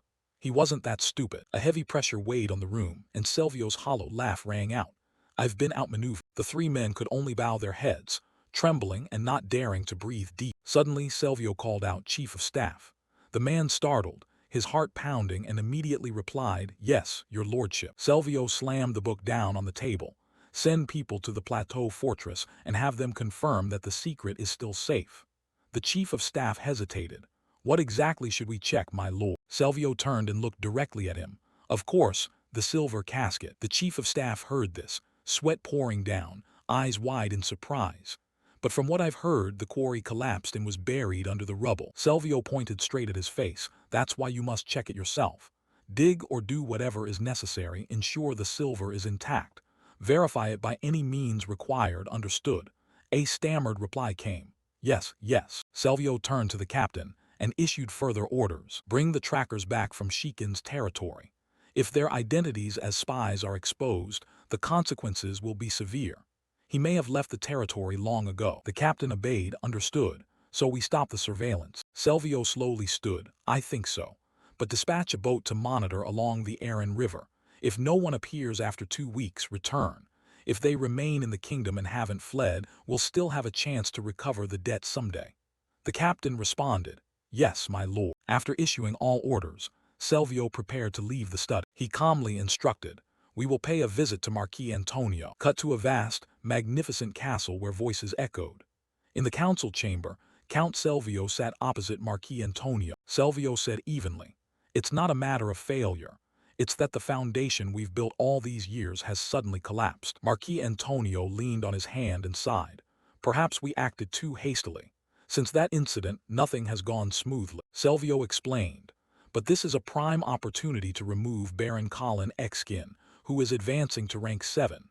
If he sides with the king, the balance of power will be upset." Antonio hammered his finger on the table. "Regret won't change what's done. The law enforcer will certainly catch the embezzler." His gaze fell on the mysterious silhouette, none other than Ashiro. He shifted the discussion. "What about that arrogant Baron Shikin who aided his escape? Should we fabricate a pretext to declare war?" Selvio's eyes held a hint of killing intent. Declare war? Why not try diplomatic pressure first? Marquis Antonio repeated in surprise. "Diplomacy." Selvio continued. "I've checked. The Zin family hasn't appointed a replacement to the noble council. Orem is our man. We can make use of him before they name a new representative." Antonio, intrigued, explained in more detail. Inwardly, he thought he actually wanted to avoid war because it's too costly. Cutscene. A hand was sorting through the messy papers on the desk. Ashiro, weary, lay across the table and shut his eyes briefly in thought. "I think Count Selvio will likely choose a diplomatic route. By now, he must know J-Ruse betrayed us and likely guess we aided J-Ruse." Kraut responded, "I understand. To exact revenge, they'll choose diplomacy over war." Ashiro agreed, picking up a pen, his voice firm. "That's right. War is always costly." Kraut suddenly realized and blurted, "I see, so how will they approach diplomacy?" Ashiro calmly explained, "Lords rarely leave their castles except for obligations or battle. Even when far from their lands, they must be present in the capital to protect their region's interests." Kraut added, "That's why the Noble Council exists. So we should send a representative there, right?" Ashiro lay on the table, a gleam of amusement in his eyes. "Yes, and by the way, who will our representative be?" "Of course, Austrine." At that, Kraut panicked. "Young master, isn't he Lady Stella's close assistant?" He couldn't believe it, hesitating as he continued, "This is serious. But you're so calm. Have you planned this in advance?" Ashiro only smiled. "Remember, leave a few gaps for the enemy. If we make everything too perfect, they'll risk everything to find a weakness and might land an unexpected blow on us." Kraut was even more stunned by Ashiro's composure. The next morning in the royal capital Elsne, the largest city in the Kingdom of Rock, with a 500-year history and over 250,000 inhabitants. Inside the royal palace, King Clivio sat on the throne and opened the session. "All right, let's begin this morning's meeting." King Clivio kept a blank expression. "What's the first topic today?" A minister spoke up. "Yes, your majesty, first is the succession issue concerning Baron Shikin." King Clivio loudly moved on to the next item. The steward holding the bulletin announced with a trembling voice. The next topic concerns the marriage of the fifth prince. Those words immediately caused an uproar throughout the great hall. A noble below couldn't hide his alarm. It was Duke Atamua. King Clivio turned to a marquis. As far as I know, the marquis's daughter is not only intelligent but very beautiful. What do you think about arranging her betrothal to the fifth prince? Seizing the opportunity, Marquis Antonio happily rose. Oh, your majesty, if that happens, my family would be most honored. Other nobles privately suspected the king, and Marquis had arranged this in advance. Duke Atamua stood up to object. Your majesty, by custom, royal family members choose brides only from women who serve your majesty or the queen, trained for years with noble households. Marquis Antonio stared into the distance, plotting inwardly. Surely they couldn't have expected this to happen so suddenly. King Clivio looked down. Are you implying the Marquis Holstein's daughter is unfit? Atamua replied tensely. We only want to follow procedure. The king said sternly. Royal marriage is the decision of the king and queen. This is the final decision, not for the nobility to intervene. The atmosphere in the great hall instantly fell silent, and Atamua could only grit his teeth and reflect, unable to argue. However, that matter was unrelated to the current issue. The steward glanced at the old Duke Atamua, thinking, what does he mean? The old Atamua fell silent, weighing the two princes, his mind sinking back into scheming. We are supporters of the crown, always siding with the grand prince, but the fifth prince is the queen's own son. It seems the king wants to choose the fifth prince as heir. In his mind, he pictured King Clivio treating marquises and counts like pieces on a power chessboard. The royal faction seemed abandoned by the king, and party foundations were starting to shake. Just then, suddenly from outside, someone pushed the door open and called, Your Majesty. The newcomer exuded a special presence. It was none other than the Grand Prince. He faced his father, King Clivio, and said seriously, I have something to present to you, father. King Clivio replied coldly, I don't recall summoning you. He spoke sternly, ordering, Leave at once. The Grand Prince bowed his head, eyes resolute. That will not happen unless you first hear what I have to say. Clivio grew even sterner. Are you challenging my authority? The Grand Prince replied calmly, I do not intend to oppose you. Hearing that, the king barked, So now you refuse my order to leave. I will not allow you to interfere in the prince's marriage. Ju replied calmly, You misunderstand. I have no intention of involving myself in the marriage, not even in the slightest. He closed his eyes and continued. I have received important information concerning a completely different matter. The nobles listening grew curious to hear what would be revealed. Ju said, I believe your majesty and the noble council here should be informed. If this causes any inconvenience, I ask your pardon. Having finished, the Grand Prince opened his eyes and waited for King Clivio's reaction. King Clivio frowned. What exactly do you mean? The Grand Prince raised a rolled parchment. The steward managing the barony of Shikin has sent a letter from Baron Russell. At this, Marquis Sovenia immediately took notice. King Clivio also asked suspiciously Shikin, Why bring that up now? Old Atamua spoke up. In any case, your majesty, many questions still surround the Shikin domain. The fact that no envoy answered the royal summons is truly worrying. He added that Marquis Antonio, who was tasked with investigating, is the lord of Baron Selvio. On the other side, the two nobles opposite also looked up. Antonio recalled Ashiro, who had once screamed before. He remembered who had sealed Ashiro Shikin's energy pit. Marquis Antonio rose angrily and shouted, So now you no longer trust me. Count Selvio sitting beside him fell silent, glaring. Atamua immediately retorted, In this case, you cannot appoint an interested party as arbiter. That would be very unfair. Antonio shot back, Then how can we trust Baron Russell? What if he colluded with young Master Ashiro, who is suspected of crimes? Hearing that, Atamua inwardly rejoiced at having successfully trapped Antonio. Atamua continued, Your Majesty speaks of Russell. He once led the Blue Leons, an honorable swordsman famed for a knightly spirit that never yields to injustice, a recipient of the Royal Medal of Honor. I cannot imagine a report from such a hero being untrustworthy. Upon hearing this, the Grand Prince bowed his head and smiled. After all, this country is called the Nation of Knights. Antonio could only grit his teeth in anger and helplessness, privately thinking he had fallen into a trap. Atamua seized the moment to continue. Does this mean you do not trust the entire government of the realm? King Clivio interrupted, Do not wildly speculate. Marquis Antonio certainly did not imply that. Antonio hurried to explain, It's not that I don't trust Russell, though he lowered his head, showing obvious discomfort. thinking he should not have mentioned Russell. The Grand Prince interjected, "In that case, we should examine the letter's contents first. It's not too late to object." King Clivio propped his chin and sighed. Grand Prince read the letter aloud. Ju unrolled the parchment and solemnly read. There was indeed a murder plot at the Baron's estate. Young Master Granvin was hanged, and Dax sealed his own energy. Marquis Antonio could only lower his face in frustration. The Grand Prince continued, "All punishments were carried out in my name. I, Vel Nigel, as representative of the barony and with the consensus of the knights, hereby present this report to the royal family and the noble council." A noble stood up, stepped behind the Grand Prince, and called Ju. He turned back, and the man asked, "May I verify the signature?" It was Marquis Sovenia. He continued, "I served alongside Lord Russell in the Royal Guard. I know his handwriting well." The Grand Prince handed over the letter. "Here, please." Sovenia took it, skimmed it, and confirmed, "This letter is undeniably from Russell. Marquis Sovenia is the kingdom's military representative, known as the Sword of the Realm, and he takes great pride in knightly honor." He flared with anger, thinking Antonio had committed an unforgivable act by dragging him into this. The balance of power had now completely shifted. Antonio was furious, exclaiming, "Good God, that's not the point. The goal of this plot was to break the royal faction, which has just lost its leader." However, the Grand Prince appeared at the perfect moment and became the new focal point. This shifted the entire power map and opened a succession struggle between the Grand Prince and the Fifth Prince. Old Antonio looked around, calculating inwardly. In any case, we must deal with that damned Shikan domain immediately. Marquis Antonio clenched his fist and shouted, "I never intended to interrogate a knight like Russell. I only wanted." He raised his head and concluded, accusing young Master Gen Vine of involvement in the assassination plot, based solely on the unreliable testimony of a lowly assassin.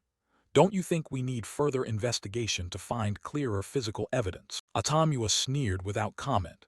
He added, however, "Leaving the baronial title vacant indefinitely is unacceptable." Oz Grim, standing beside him, turned to look at Antonio with a worried expression. Antonio thought again of Ashiro, the young master who was only 15.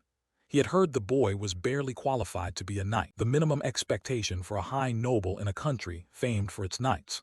"I think he should at least be a swordsman." Atamua laughed mockingly at that. "Ah, a swordsman at 15. Marquis Antonio, if I recall, it took you many years to reach that rank, didn't it?" Antonio sighed and replied, "It's unreasonable to impose such a demand on a young master.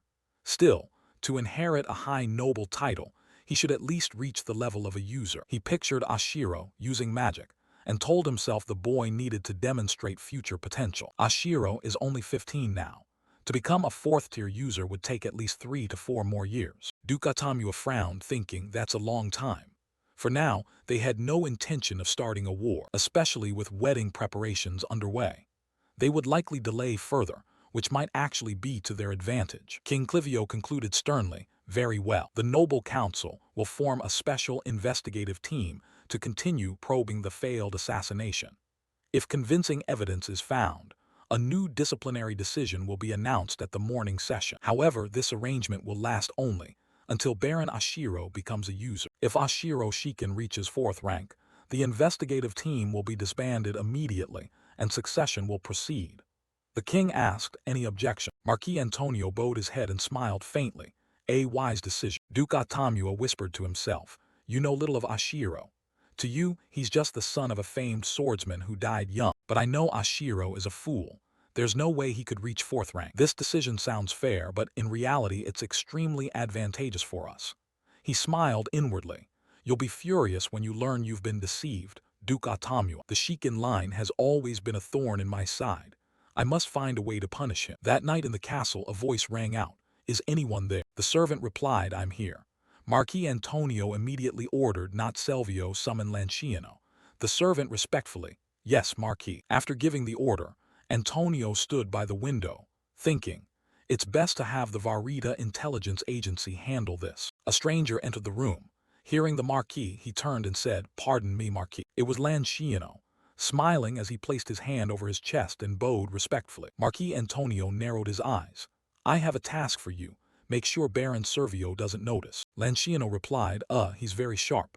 Hiding it won't be easy, but you can slip it into a file folder. He won't pay attention." He laughed slyly and stroked his chin with satisfaction. Marquis Antonio pulled out a chair and sat, speaking in a low voice.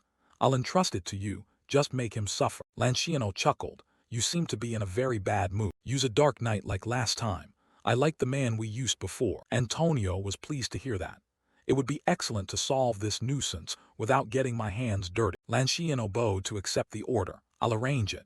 Marquis Antonio continued, the mission is yours. At the same time, at Prince Ju's castle, a mysterious man folded his arms and respectfully said, everything depends on you. Gerard Messays knelt carefully. Your praise is most precious. In that dim room, Grand Prince Ju smiled wickedly. No, the timing is perfect. When the king abandons the loyal royal faction, I will step in to unite them. No one else could devise such a plan. Gerard smiled outwardly, but inwardly was full of doubt, thinking, even I find it hard to believe. It usually takes more than a week for this to come to light. How did young Master Ashiro learn of it so quickly? He bowed his head, his mind crowded with devious thoughts. In any case, I must ensure the prince pays no attention to Ashiro. I need to prove my own worth immediately.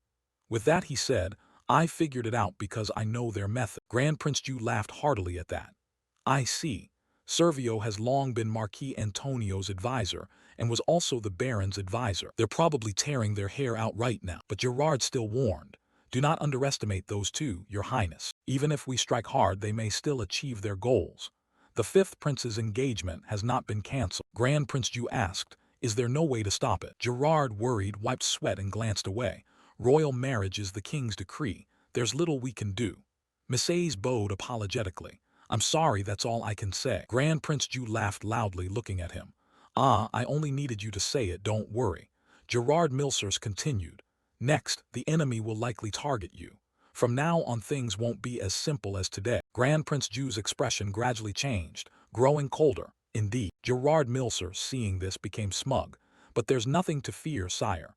Your Highness, you've emerged from the shadows and become the sun. From now on, you must strengthen ties with nobles who support the crown and inspire their trust, so they will follow you. Hearing that, Ju ground his teeth, and his smile grew stranger. The Grand Prince then asked, by the way, I want to bring the Shikin domain into our fold. What do you think? Messays looked up at Ju. I don't think it's a bad idea. Lord Russell is a figurehead, and you personally delivered his letter to the nobles backing the crown. But we shouldn't give them too many rewards.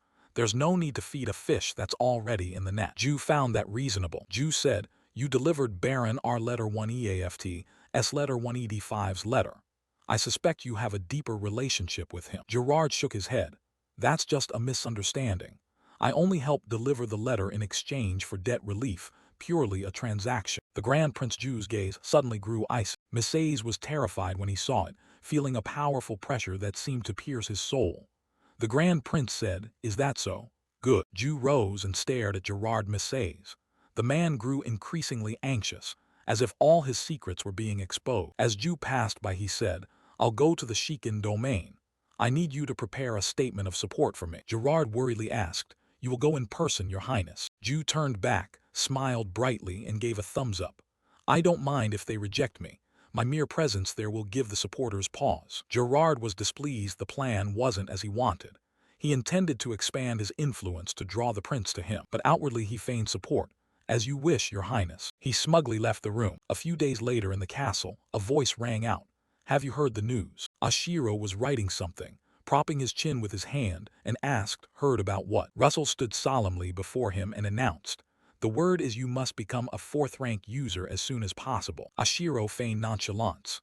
Don't worry, I have an idea, though inwardly he thought he was searching the map for a suitable dungeon or ruin. Russell was displeased to hear that, his eyes flashing. You don't need wild schemes to grow stronger. Take it step by step. I guarantee you'll reach 4th rank as soon as possible. Ashiro, a bit bewildered, stared at Russell, and was then grabbed by the armpit and lifted. No, wait. Ashiro struggled and protested, but Russell soothed him gently. Come on, let's go. Young master, won't you train? Meanwhile, over at Kraut, everyone around urged, too slow, move faster. Faces went pale. Ashiro likewise stared wide-eyed at the rod about to strike his head. Someone loudly warned, above you. Another person instructed, breathe deeply. From now on, no talking. Ashiro lay sullen on the ground, tears streaming, his mind full of grievance. At this rate, I'll die. I can't die like this in this world, no, give me a reason. Early the next morning in the castle, The birds chirping in the branches was suddenly shaken by a scream that echoed through the hall. The flock of birds flinched and flew away. The young master angrily threw back the covers. "Time to wake up, please hurry up." Ashiro sprang up, his face swollen from fear. "Wait, I'm not skilled enough yet, I'm serious. I will die if this continues." In a solemn, steel-toned voice he said, "What do you mean, not skilled enough? You don't need talent to master the sword." He reminded him, "Anyone can reach rank 5 with hard training. I'm living proof, trust me." Ashiro sat on the bed, reluctant. "Do you think training too much will ruin my body?" He lifted his shirt to reveal bruises all over, panicked. "Look, my body can't take this crazy training." He remained calm. "These wounds only need low-level healing potions to recover." Ashiro reluctantly replied, I need to save money." He added, "The domain's finances are improving thanks to you, young master." Ashiro felt indignant but couldn't say more. The atmosphere turned ominous, making him break out in a cold sweat. "You've rested enough now. It's time to train." His hand extended. Ashiro frightened, "I hate this, but there's nothing I can do." He had no choice but to train, gripping the wooden sword with both hands. In a defensive stance, Russell swung the sword. Ashiro's reflexes were quick. He thought to himself, "I can see it. Unbelievable." But in the end, the wooden sword still struck him, knocking Ashiro unconscious. After a few hours, he slowly came to. He lay sprawled on the ground, battered with a lump on his head, yet Ashiro seemed not overly concerned. The sky looked so beautiful today, he thought to himself, then snapped back to attention. "No, this is no time for daydreaming. I have to get out of this situation immediately." Ashiro squeezed his eyes shut and focused his thoughts. There must be some way, think. Suddenly, an image of a girl flashed into his mind, Celestina Urin. As soon as he thought of her, Ashiro jolted awake, exclaiming, "Right, her, the Grand Prince's strongest ally." Celestina was the game's top money expert, but currently, she and the Grand Prince had not yet met, so I still have a chance to approach her first. As he was mulling this over, Russell appeared reproachful. "You lazy again, young master." He hauled Ashiro to his feet. "Now then, let's do it again." Ashiro hurriedly responded, "Wait, I have something important to say." Russell said sternly, "If this is another excuse to be lazy, training time will increase by 10 minutes. Ashiro explained, "You know we have 100,000 gold worth of silver ingots, but we can't use them yet." Russell replied, "They're practically stolen goods, and there are so many we don't know what to do with them." He continued, "We can't launder them openly without drawing attention, so we need an accomplice to launder the money." Hearing this, Russell's face showed thought and suspicion. He thought the young master was making excuses to be lazy, but he also admitted the silver needed handling, so we need an accomplice to launder it. Hearing that, his face was thoughtful and suspicious. He suspected the young master of shirking, yet he conceded the silver had to be dealt with. Russell asked again, "Do we really have to do this right now?" Ashiro replied, "If we lend the ingots to others, the interest could grow to 200,000 gold.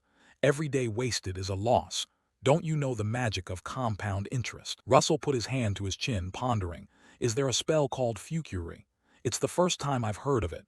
Ashiro, annoyed, said, "Be serious. We need to fix the domain's finance." Russell replied seriously, "I understand. So how long will it take?" He hesitated. "Not short, not long, because we have to go to the capital. It takes 3 months. It certainly can't be done in less than a day." Russell inwardly thought he'd be dragged all over, but in the end he agreed. "I'll tell Kraut you have daily duties to perform." Ashiro was startled. No need to go that far, but he was adamant, it must be done. The next day a call rang out. "Young master." Ashiro turned in surprise. Kraut reported, "It seems the Grand Prince is about to arrive." Ashiro startled. "Why is he coming so suddenly?" Kraut replied honestly, "I heard at this morning's meeting that a full succession war between the Grand Prince and the 5th Prince has begun. He seems to be coming to seize our domain." Ashiro's face tightened. He hurriedly stuffed his things into a suitcase, while Kraut looked on in confusion. "What's going on?" Ashiro packed as he spoke. "Kraut, we didn't hear any prior notice that the Grand Prince would come here. Get the horses ready, no carriages. We're leaving in 2 hours." Kraut panicked. "But you don't even know how to ride a horse." Ashiro replied firmly, "I'll learn myself, prepare to go. I'll lead, everyone follow." Kraut was still surprised. "You don't want to meet the Grand Prince? You've never even met him before." Ashiro didn't answer. He hauled his luggage, thinking, "Of course I've never met him in the flesh, but anyone who's played Heroic Fate would know the Grand Prince. Gios Laklevio Grakov, one of the game's few hero-tier characters." An info panel popped up. Gail Roch Laklevid Krakow, age 29, royal family, Grand Prince. Conqueror-type personality, power level 6, high renown, 39% support, administration skill E, finance C, military SSS, diplomacy A, development A. Ashiro thought, the Grand Prince is famous for recruiting talent. He'll force me to become his subordinate. Two options: submit or die in an accident, be assassinated, or work myself to death. But I'm not going to die. Ashiro shouted, Kraut, hurry up. I'll leave you behind if you're late. Then he dashed off. Kraut stood frozen, remembering Russell's furious appearance. You let the young master go alone. Kraut clutched his head, face pale. Master, this is bad. Please wait for me, young master. Kraut's shout echoed under the clear sky. 2 hours later, in front of the castle, Ashiro paced anxiously. He fumed. I told him to hurry and he's still so slow. Turning around, Ashiro suddenly saw Leela. He asked, what are you doing here? Leela was slightly startled. Thanks to the young master's efforts, those hunting me no longer have time to bother. The forces of darkness have collapsed, and many like me have deserted. Ashiro said coldly, where are you heading? Leela answered, I haven't decided. I once dreamed of freedom, but having it now feels empty.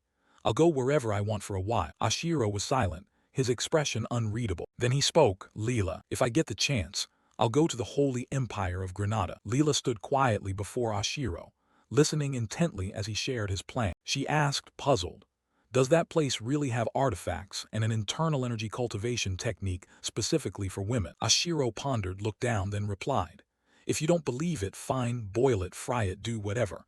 I don't need to be right. Leela, touched, gave a small hesitant smile and said, anyway, thank you very much. If there's a chance, let's meet again. Her eyes showed a hint of sadness as she looked at Ashiro. A light breeze blew.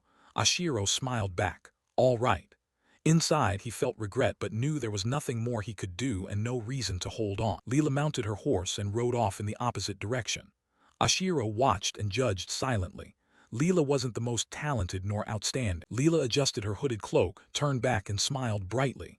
Goodbye. Ashiro kept his smile, his eyes lighting up, and replied, okay. He watched Leela's figure on horseback fade into the distance. Ashiro turned his head, thinking to himself as she said, if fate allows, we'll meet again. He walked on, his footsteps echoing along the path leading to the cemetery, where dense tree canopies cast shadow. Ashiro stopped before the tombstone engraved with Alb's name, who had died more gloriously than anyone. He pondered aloud, Alb, am I being too cruel? Remembering Alb stepping in to take the blade for him, Ashiro involuntarily glanced back at Leela's retreating silhouette.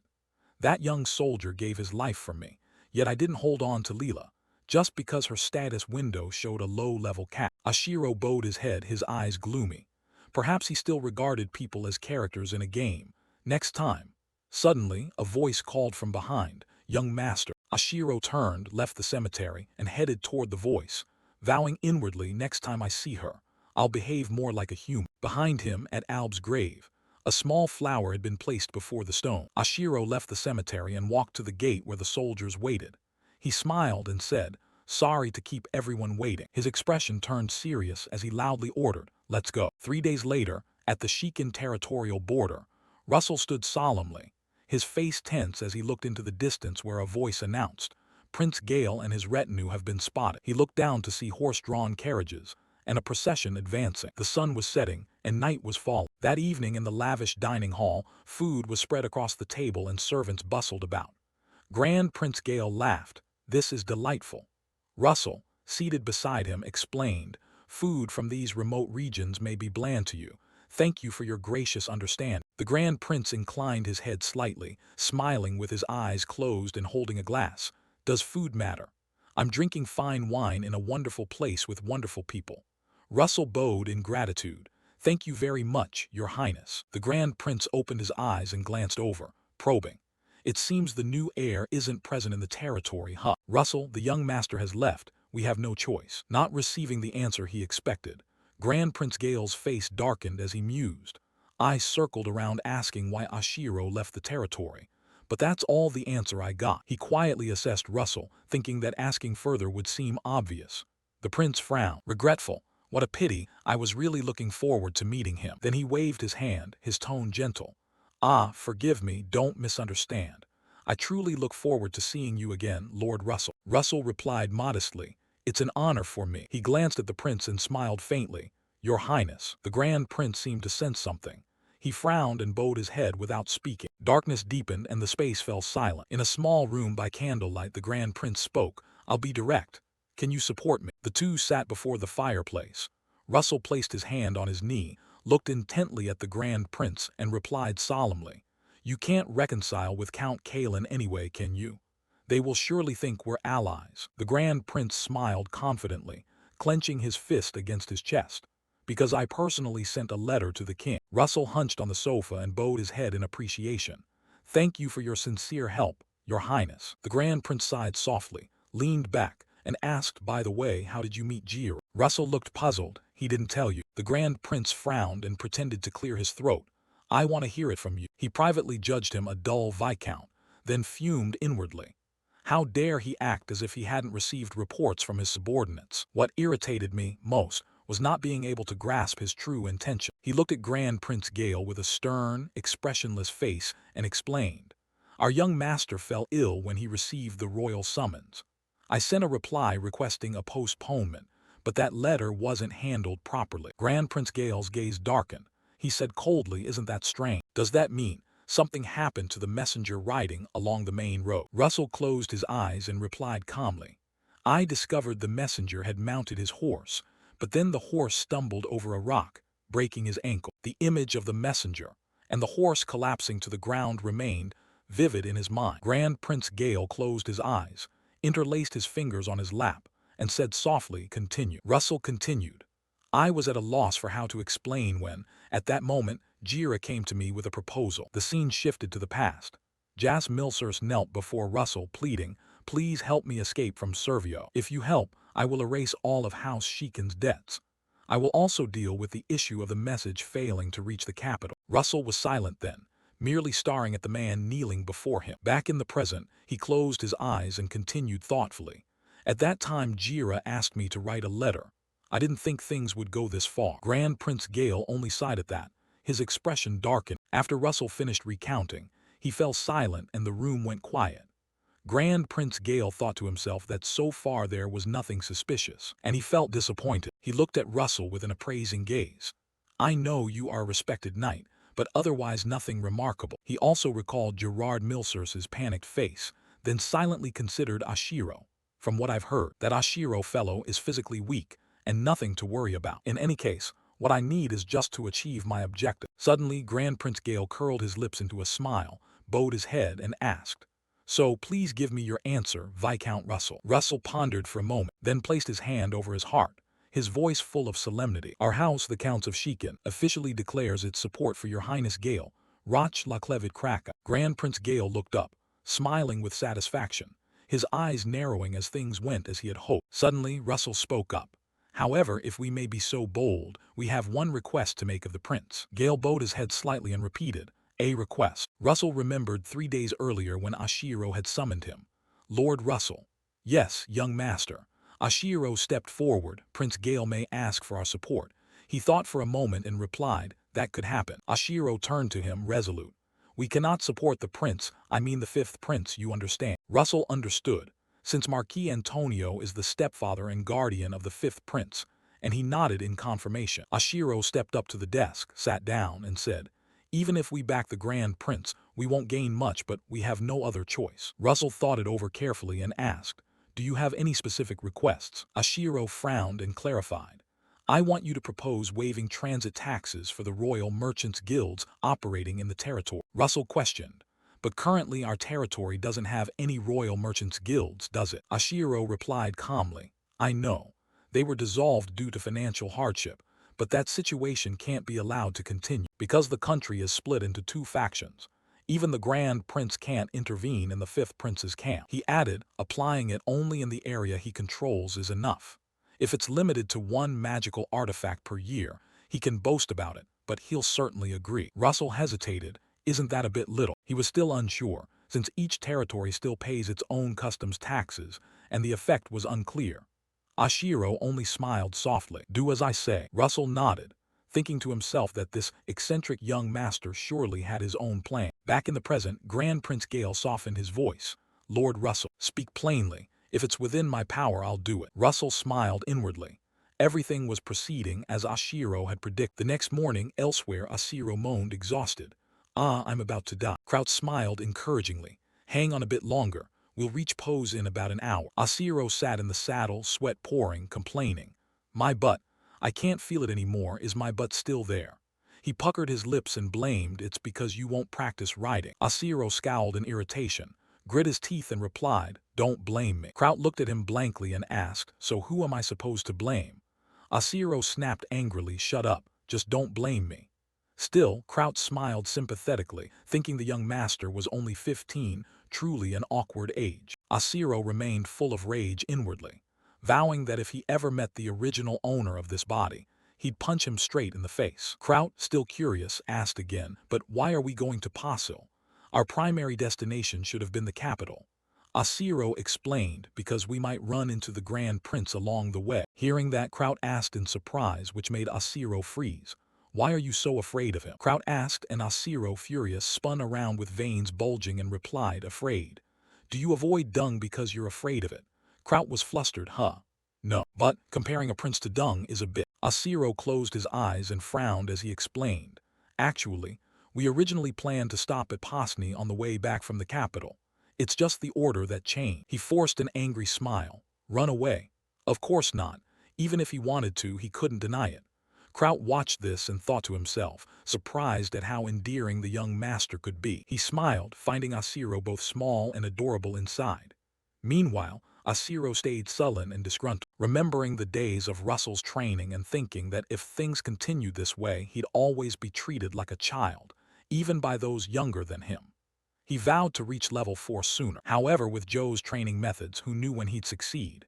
Resolute, Ashiro opened the system and thought, "This is the real reason I'm going to Pose." A system map appeared before him. If he could conquer the dungeon near Pasnu, he would obtain an S-rank skill. As Ashiro assessed the situation, he thought to himself, "Dungeons with great rewards are extremely rare, and with this frail body he'd need to form a large-scale expedition team to conquer one." Just thinking about the soreness in his butt made him even more uncomfortable. He continued to consider the nobles in the territories, knowing that rashly entering their dungeons would cause trouble. "Are you planning to steal our share?" However, Bosni was different. Ashiro curled his lip and calculated. Bosni is a free city with no noble interference, and it's easy to hire mercenaries. Truly an ideal place to form an expedition team. Kraut then pointed ahead and announced, "Young master, over there is the city of Pasni." In the direction Kraut indicated, a prosperous city came into view, ringed by a fast-flowing river, the free city of Pasni. At the city gate a guard called out, "Please line up one by one." A sentry handed Ashiro a sheet of paper and told him to fill in the guest register. Exhausted all over, Ashiro nevertheless felt relieved now that they had finally arrived. Dusk was falling, and inside a large inn called P&W, the horses had been taken to the stables to rest. Ashiro spoke up, "Everyone, it's been a tough few days on the road." "In the soldiers' assembly room," he said, "before we move on, I want everyone to shake off the fatigue from this journey." He smirked, "Does anyone know a fun place?" The atmosphere grew excited, everyone brightened, smiling broadly. One soldier asked, "What do you mean?" Ashiro chuckled, making Kraut uneasy. As Kraut moved to object, the group cheerfully pushed the two of them outside. "Let's go, young master." Kraut was a bit tired but got swept up. Ashiro joined in, "All right, come on."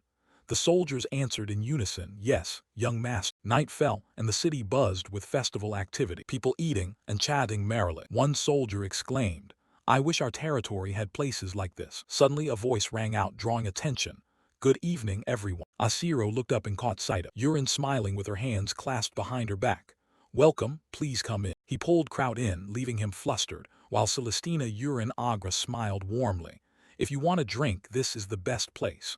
Kraut remained a little embarrassed. Ashiro stepped in comfortably. "It's fine, let's go in."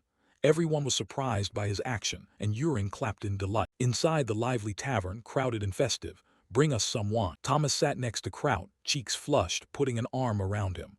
"Lord Kraut, aren't you drinking?" Another man laughed. "The young master said it, drink today just this once." Kraut smiled and replied solemnly, "If anything happens to the young master, that's not acceptable. I must stay alert." The man beside him shook his head, "You're too serious." Ashiro gazed toward Yurin and suddenly called out to someone, Hey, you. The pink-haired young man stopped in his tracks at Ashiro's call. He looked toward Ashiro and saw him approaching. Yurin forced a smile, yes. Ashiro smiled and waved Yurin over, causing her to ask nervously, what's the matter? Ashiro leaned in and lowered his voice to Yurin. Isn't there anywhere quieter here? Another tavern would do. Yurin was a bit flustered, folded her arms and replied, there actually is, but if I lead you there, I'll get into trouble. Ashiro glanced back at the soldiers still chatting happily, then said, they're having fun. Just take me with one more person. Saying that, Ashiro pulled out a gold coin, tossing it in front of Yurin. The golden flash left her mouth agape in surprise, but she happily caught the coin and beamed. Yurin looked at Ashiro, clutching the coin, giggling, all right, but in return let those others stay here and keep drinking. Ashiro nodded in agreement. Then he called for Kraut. Hearing the call, Kraut stood and walked toward him. Yurin said excitedly, then follow me. The three left the tavern together, with Yurin leading the way. On the street, only dim lantern light remained. Ashiro walked beside Yurin and asked, have you lived in Pasnu long? Yurin answered proudly, I've lived here for over 10 years. Ashiro was astonished, you don't even look 10. Hearing that, Yurin spun around and shouted angrily, what? I'll have you know I'm 14. Kraut walked beside them, smiling with satisfaction. Ashiro awkwardly said, all right, I'm sorry. Suddenly, Ashiro broke into a mysterious smile and asked, hey, who's the strongest in PM? Yurin looked at him in surprise. Her face fell sadly. The strongest warrior here is said to be Lord Oma, leader of the Steel Shield mercenary. But in truth, he has never directly faced the three other major mercenary leaders. So it's just a rumor. Ashiro pondered, Lord Oma. So what are those three major mercenary groups? Yurin replied irritably, you don't even know about this. Then she described the three mercenary companies bearing the Red Wolf, Black Wing, and Steel Shield emblems, named Red Wolf, Breakwing, and Stettin Soon, forming the city's three great mercenary factions.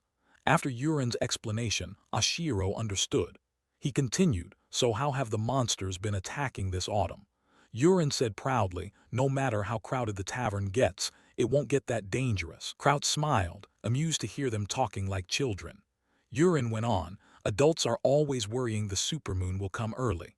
Ashiro laughed in agreement, adults always worry too much. The three continued chatting. Yurin teased Ashiro, you're not that much older. Kraut added, you're very mature like me. My foster mother says the same. Yurin laughed, I see. Suddenly, Yurin stopped, glanced to the left and let out a small cry. In front of them stood a large building, simply decorated yet exuding elegance. We're here. A black-haired woman with yellow eyes and a tired face stepped out. Oh my, you didn't make a reservation, did you? Yurin hurriedly hid behind Kraut when she saw the woman. The woman continued, what do you want? Kraut raised his hand, face full of surprise. Ashiro tilted his head slightly, this kid led me here. The woman asked sternly, Yurin, causing trouble again, aren't you? Yurin could only give an awkward smile and said nothing. Then the woman politely bowed and turned them away, sorry, we're closed today. Please leave. She looked up and noticed Ashiro's gaze. Momentarily flustered, she followed his look, down to the hand wearing a ring, an alarm sounding in her head. It can't be. Ashiro watched, then looked at Yurin and smiled, startling her. Kid, you guide people poorly, give me back the tip. Yurin clasped her hands together and refused. No, I led the way correct. You wanted information not to find women, right? I can't give it back. At that moment the woman snapped sternly, Yurin. The voice froze Yurin in place. Her face went pale. The air around the woman felt terrifying. Yurin trembled, tears welling, yet still tried to argue, while Ashiro only smiled enigmatically at her. Yurin, shaking, rubbed her hands together, and a system window appeared displaying character information. Celestina Yurin Agradatna, age 14, distant royal status. Iridona Children's Organization, senior member of the guild. Personality, crafty money chaser. Status, normal, combat strength rank 1. Level 6 target level 81. 5-star reputation, trust level 7%. Governance A, finance SS, military D, diplomacy S, development A. Ashiro saw the system window, his eyes narrowing slightly as he thought, found you. He glanced at Yurin, recalling her future image, the dark sorceress behind the veil of Celestina Yurin. In Ashiro's mind his fists clenched with happiness, tears nearly falling. The whole reason he came to the capital was to meet this future top merchant. He had planned to invest the stolen secret fund with her, and now he had stumbled upon her by chance. Ashiro bowed his head slightly, closed his eyes with a smile and said, so this is where I can find information. Then my objective is complete. You don't need to return the money. Yurin beamed with joy at that. Just then, Lisa's voice grew more severe as she called for Yurin. Beside Lisa, several women appeared from nowhere, bows drawn and aimed straight at them. She ordered Yurin, come here. At that, Yurin quickened her steps toward Lisa. Seeing the tension, Kraut took a fighting stance, his face hardening with lethal intent, and said, "Do you know who you're pointing arrows at?" Lisa replied calmly, "In an upscale salon like this, it's rare for uninvited guests to stubbornly refuse to leave. Some people here even have combat abilities far beyond knights." Ashiro and Kraut held their defensive position. Lisa continued, "Of course, if you leave quietly now, we won't do anything." Ashiro curled a lip in a smile, his face unreadable. "Aren't you being a bit rigid? If you keep rejecting everyone who comes without trying to talk properly, how do you expect to gain allies?" Yurin, standing behind Lisa, hurried to protest. "See, I told you this was going too far." Lisa paid no mind and only warned Yurin. Ashiro's eyes narrowed slightly as he sneered inwardly. She may possess ageless beauty, but she isn't necessarily wiser than this young master. Lisa merely frowned silently, though inwardly she recognized that Ashiro was no ordinary person. She glanced at the small Yurin standing behind her, sadness in her eyes. But if their true identities were exposed, Lisa's face darkened suddenly as she frowned in thought. After a moment, Lisa spoke, "Fine." Ashiro tugged Kraut's sleeve and looked at the woman standing protectively in front of Yurin. She warned, "If you don't want a hole in your head, answer my question. Who are you? State your names." Ashiro feigned exasperation and said, "You must have known that for a long time.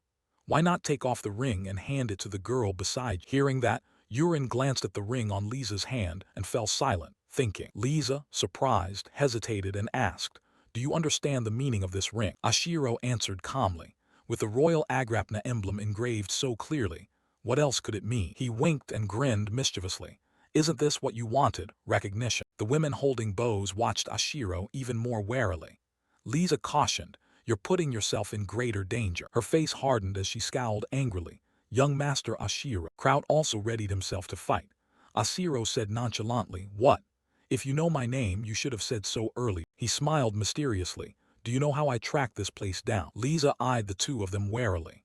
Kalen added, "What information do we want, and what do you think you can trade for?" The woman standing sturdily shielding Yurin kept her hands behind her back as she assessed the situation. The woman was flustered by Ashiro's question, clenching her hands and thinking, "I can't answer that. I thought only royalty or assassin would recognize us from the emblem on the ring." But an heir of a foreign count recognized it instantly. Ashiro thought to himself that she must be very confused. He called out, "Can't answer." Turning to ask Yurin, "What do you think?" Yurin was taken aback to hear her name, but still bravely stepped out from behind the woman. Praising Ashiro, "The young master is very clever. He never forgets what he sees. The royal emblem appears often in history books. He must have seen it somewhere." Ashiro smirked as Yurin continued, "It's just the emblem of an extinct royal house. Nothing special." The woman beside her scolded softly, "Miss Yurin." She turned away without paying attention, which made Ashiro chuckle. Ashiro exclaimed, "You're really clever." Yurin replied, "The young master isn't ordinary either." Lisa, exasperated, put a hand to her forehead. "Miss Yurin, really?" Then she ordered the two women with bows, "You two, that's enough." She turned toward the house. "This place is too conspicuous." The woman stepped to the door, looked back and signaled, "Go inside and talk." Ashiro looked at Lisa seriously. They entered a luxurious room, and Lisa pointed to the sofa, "Please sit." Ashiro assessed the room, thinking, "This place is set up for dining and entertainment, then you can go straight to bed. So it's that kind of place." He walked toward the sofa intending to sit, looked at Lisa seated there and said, "Sitting in a salon with a woman isn't a bit too tense." She closed her eyes and warned, "I still haven't decided to let the young master leave here safe." Ashiro acted bored, seemingly unconcerned by Lisa's reminder. She said, "Aren't you going to try to persuade me, young master?" Lisa's sharp gaze fixed on Ashiro, as if trying to read his intention. Ashiro frowned, looked annoyed, then replied, "Your hospitality is poor. Normally you at least offer tea." "Kraut, it's okay, sit down." Kraut answered at once, "Yes." Lisa closed her eyes without speaking, and simply clapped to signal. The women in flamboyant dress obeyed, and brought out tea for the guests. Ashiro pondered inwardly about the scheme. Celestina Yurin is a member of the Children of Iridona, a shadowy organization, and at the same time the strongest financial ally of Dark Prince Gale. No one can surpass her money-making ability. The blonde woman set the tea tray down and poured tea for everyone. Ashiro calculated. Therefore he decided to invest all the stolen money with her. She clearly understands that trust is a merchant's most valuable asset. He remembered Yurin disguised as a boy in the future, but now she was still very young. Ashiro picked up the teacup, inspected it, and told himself, I'll wait until Yurin grows up, or I'll train her myself. Sipping the tea, he thought again, maybe I'll train her personally. At that moment, Yurin spoke hesitantly, aren't you afraid of being poisoned? Ashiro laughed, his expression unchanged, and replied casually, don't worry. If there's poison, I'll know immediately. Lisa didn't answer but rubbed her hands, her tone serious. Back to the main point. We can't continue negotiations unless we're sure you'll keep our secrets. Suddenly Ashiro said, 100,000 N. Lisa started, eyes wide, incredulous as she looked at Ashiro. What? What are you saying? Ashiro remained calm. I'm just answering your question. His voice turned serious. Can you guarantee you won't take the money and run? Lisa was flustered, not knowing how to answer. When Yurin's voice rang out, that's an amount too large to refuse. Startled to hear Yurin speak, Lisa immediately scolded loudly, Miss. You are not permitted to come in here. Yurin had changed into a red dress to show her seriousness, and ignored Lisa's warning as she introduced herself. Allow me to introduce myself properly. I was once a member of the Arapna royal family of the Japara alliance. I am Celestina Yurin. She looked up and smiled gently, of course. Now I'm merely a fugitive. Just call me Yurin. Ashiro was surprised by Yurin's sudden change, and the woman beside them worriedly said, Princess Yurin. A moment ago she seemed like a child. Ashiro watched as Yurin sat down opposite them. He assessed her and found her to be a completely different person now. Yurin sat, her face bearing the solemnity of a princess. Ashiro smiled inwardly, thinking, on second thought, she's only 1 year older than my body. Maybe I don't need to hold back anymore. Kraut, sitting beside him, was also surprised, his eyes fixed on Yurin as he whispered, I thought she was an adorable boy. Ashiro laughed and said, being a princess doesn't mean you know how to make money, right? If you want me to invest, you have to explain clearly. Yurin pointed with a steady gaze. First, we have a network of exiles, which means we can gather information extremely fast. The basic rule of business is buy low, sell high. Ashiro frowned, crossed his legs, and said, you intend to make money in the kingdom's distribution sector. But competition there is cutthroat, and there's no guarantee that your rivals, the royal merchants, will play fair. They have backing and can make trouble at customs, finding reasons to seize shipments, he added, or to confiscate your goods. Yurin puffed her cheeks in anger and retorted, business always carries risks, and don't underestimate my organization. She smiled slyly and pointed, we can even handle smuggling. Ashiro shook his head. No, it must be legal, otherwise it's meaningless. The money I have is hard to prove a legitimate source. The goal of this deal is to bring it into the light. Yurin heard that and fixed Ashiro with a sharp look, then suddenly said, startling everyone, stolen goods. Ashiro pretended to be calm, trying to hide his embarrassment. Not stolen goods, but compensation seized due to emotional loss. Kraut beside him bowed his head in fear. Yurin didn't believe it and said bluntly, so it's stolen merchandise. That remark made Ashiro start up angrily and countered, more importantly, how can you guarantee you won't take my money and run?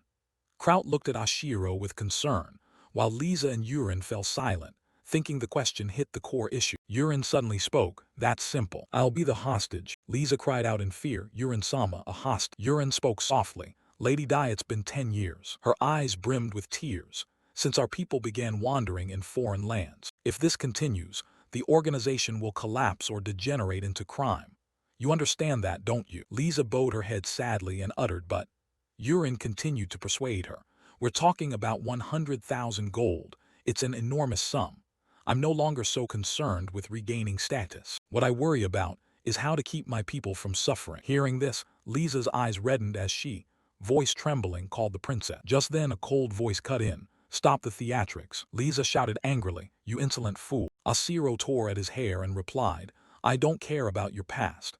If you want to be treated like a princess, you should return to the Jap-Lananian kingdom. Harry trembled with anger, but Yurin candidly admitted the young master wasn't wrong. Immediately, she drew a dagger and said decisively, from this moment, I will discard the name Agra on. She used the blade to cut off her hair, affirming she would renounce it. Harry broke into a sweat and called out anxiously, Princess Yurin. But Yurin gripped the hilt of her sword, eyes resolute as she looked at Ashiro. You already have an idea for the business you want to pursue. Right. Ashiro nodded in confirmation. Yes. At first I intended to entrust everything to you, but you're still too young for me to fully trust. Until that trust is built, I will personally guide you. Yurin gritted her teeth and demanded loudly, "Hey, how old are you?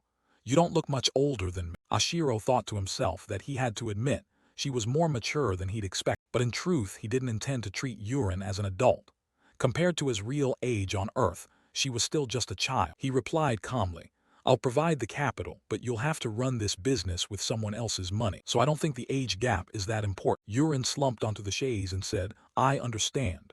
For now, tell me your plan." Ashiro answered calmly first, "We need to clarify the objective. I need information." Yurin agreed at once, "All right." She immediately ordered her subordinates to provide all information to the Lord, especially on the three powers controlling Pasni and the current situation there. Harry stood, bowed, and said, "Understood, Princess." Ashiro was briefly surprised to see that just moments earlier Yurin had treated her like a mother. Yet now she immediately returned to business-like seriousness, drawing a clear line between public and private matter. Harry led the way. The door opened with an introduction. "Everything you need is in here. Take your time and review it carefully." Ashiro surveyed the cluttered room, sighed, then boldly declared, "All right, let's get started." Night fell and the castle was quiet. A night passed. Ashiro lay with his legs up on a chair and yawned. "Is it morning already?" He complained that he wasn't worried about convincing Yurin to increase the funds. The problem was how to conquer that dungeon. After some thought, he came up with two options: lead an elite team into the dungeon, or hire additional mercenaries. However, hearing many unfamiliar people would risk exposing secrets, so it's best to use an elite squad. But if so, they'd need an extra mage. Ashiro thought a mage in a team of knights would not only add tactics, but elevate the group's overall power. That's why mages are always valuable. It was unexpected that there would be a level 6 mage living in Pas. Who is the Hermit of Life? Edelon Bella. You need more information about that person. After a moment's thought, Ashiro ran to the door and called for Yurin, but Harry put his hands together and reported, "Forgive me, the young lady is studying." With that she turned and closed the door. A maid approached and offered, "Please come out to the garden. I'll prepare tea and some refreshments for you." Ashiro replied, "All right, thank you." While pouring the tea, the maid added, "When she's finished studying, I'll bring her out to meet you." Ashiro responded politely. Watching his reflection in the teacup, Ashiro drifted into thought. Edelon Bella, a level 6 mage, like Russell of the Shiken domain. In a past life, Count Colin, Cal Colin's father, reached level 7 at a very young age but died soon after, never having time to build a solid foundation for his territory. Ashiro nibbled a cookie, pondering that he wasn't even the official heir to the Shiken family yet. Would a level 6 mage really side with him? He stretched and decided to try his luck. Just then Yurin's voice rang from behind, startling him. "Try what exact?" Her eyes lit up as she exclaimed, "Why the rush? When do we start and where will the capital come from?" Ashiro hurried to reassure her, "Calm down. To get started you have to prepare thoroughly. It could take at least 6 months, maybe a year." Yurin protested in surprise. "No way." He cautioned, "Hey, don't be so hasty." Ashiro produced a balance certificate from the Mage Tower. "There's 30,000 gold deposited in here." Yurin picked it up and remarked, "It looks legitimate.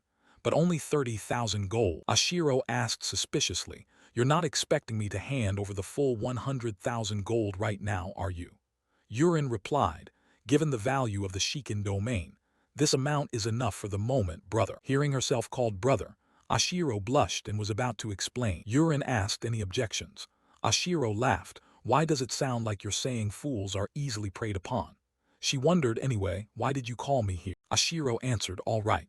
Do you know anyone named Edelon Belto?" At the mention of that name, Yurin flinched. At that moment, someone from a distance approached and said that Edelon Beltoa was often suspected of being a dark mage. Yurin turned to insist that he was not a dark mage, but that if Ashiro were warned in advance, everyone could avoid unnecessary suspicion in this world. She emphasized that even if you go to help someone in trouble, you might not be thanked and could even face unreasonable demands in return. Ashiro pondered, thinking he already knew quite a bit about Edelon, that the man had an unpleasant personality but wasn't evil.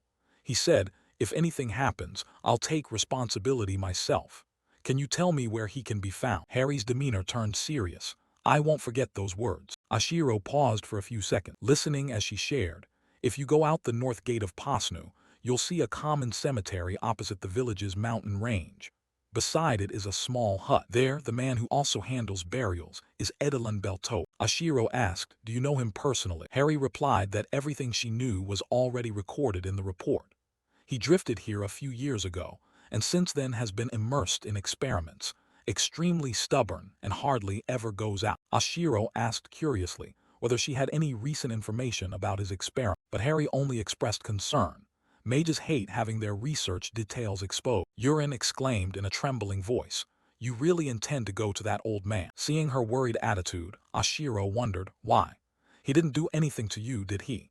You seem hesitant to speak ill of him, so you probably don't truly hate him." Yurin bit her nails and said, "But being near that old man, I feel like you'll end up with nothing. Be careful.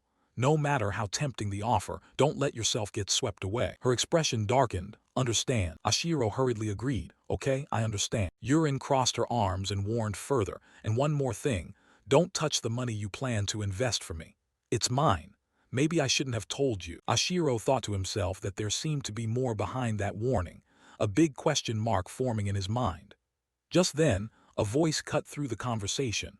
"Princess, break time is over. Return to your chamber." Harry grabbed Yurin's hand and hurriedly pulled her away. Ashiro was filled with worry, unsure how to persuade Edelon. In any case, he had to try to meet him first. At the cemetery outside Posnu's north gate, a small house emerged amid the wild mountains and forest. Kraut halted the horses. This must be the place. Ashiro widened his eyes in surprise. The place looked like a witch's cottage from a fairy tale. Kraut stepped forward and knocked on the door. "Excuse me, is anyone home?" The only answer was an eerie silence. Suddenly, a voice from inside called out, "Come in." Kraut turned to ask Ashiro. He thought few people could remain calm standing at a door like this, unafraid of bandits or monsters, so the resident must be very confident. The door opened, revealing a person stirring a pot of food, radiating the aura of a dark mage. Ashiro inwardly marveled that, although he'd heard about him, meeting him in person felt completely different. Edelon Belto. Ashiro instinctively raised a hand to his mouth and cleared his throat, then introduced himself. "Pleased to meet you, I am Kalix Shikin." The man replied coldly, "Sorry.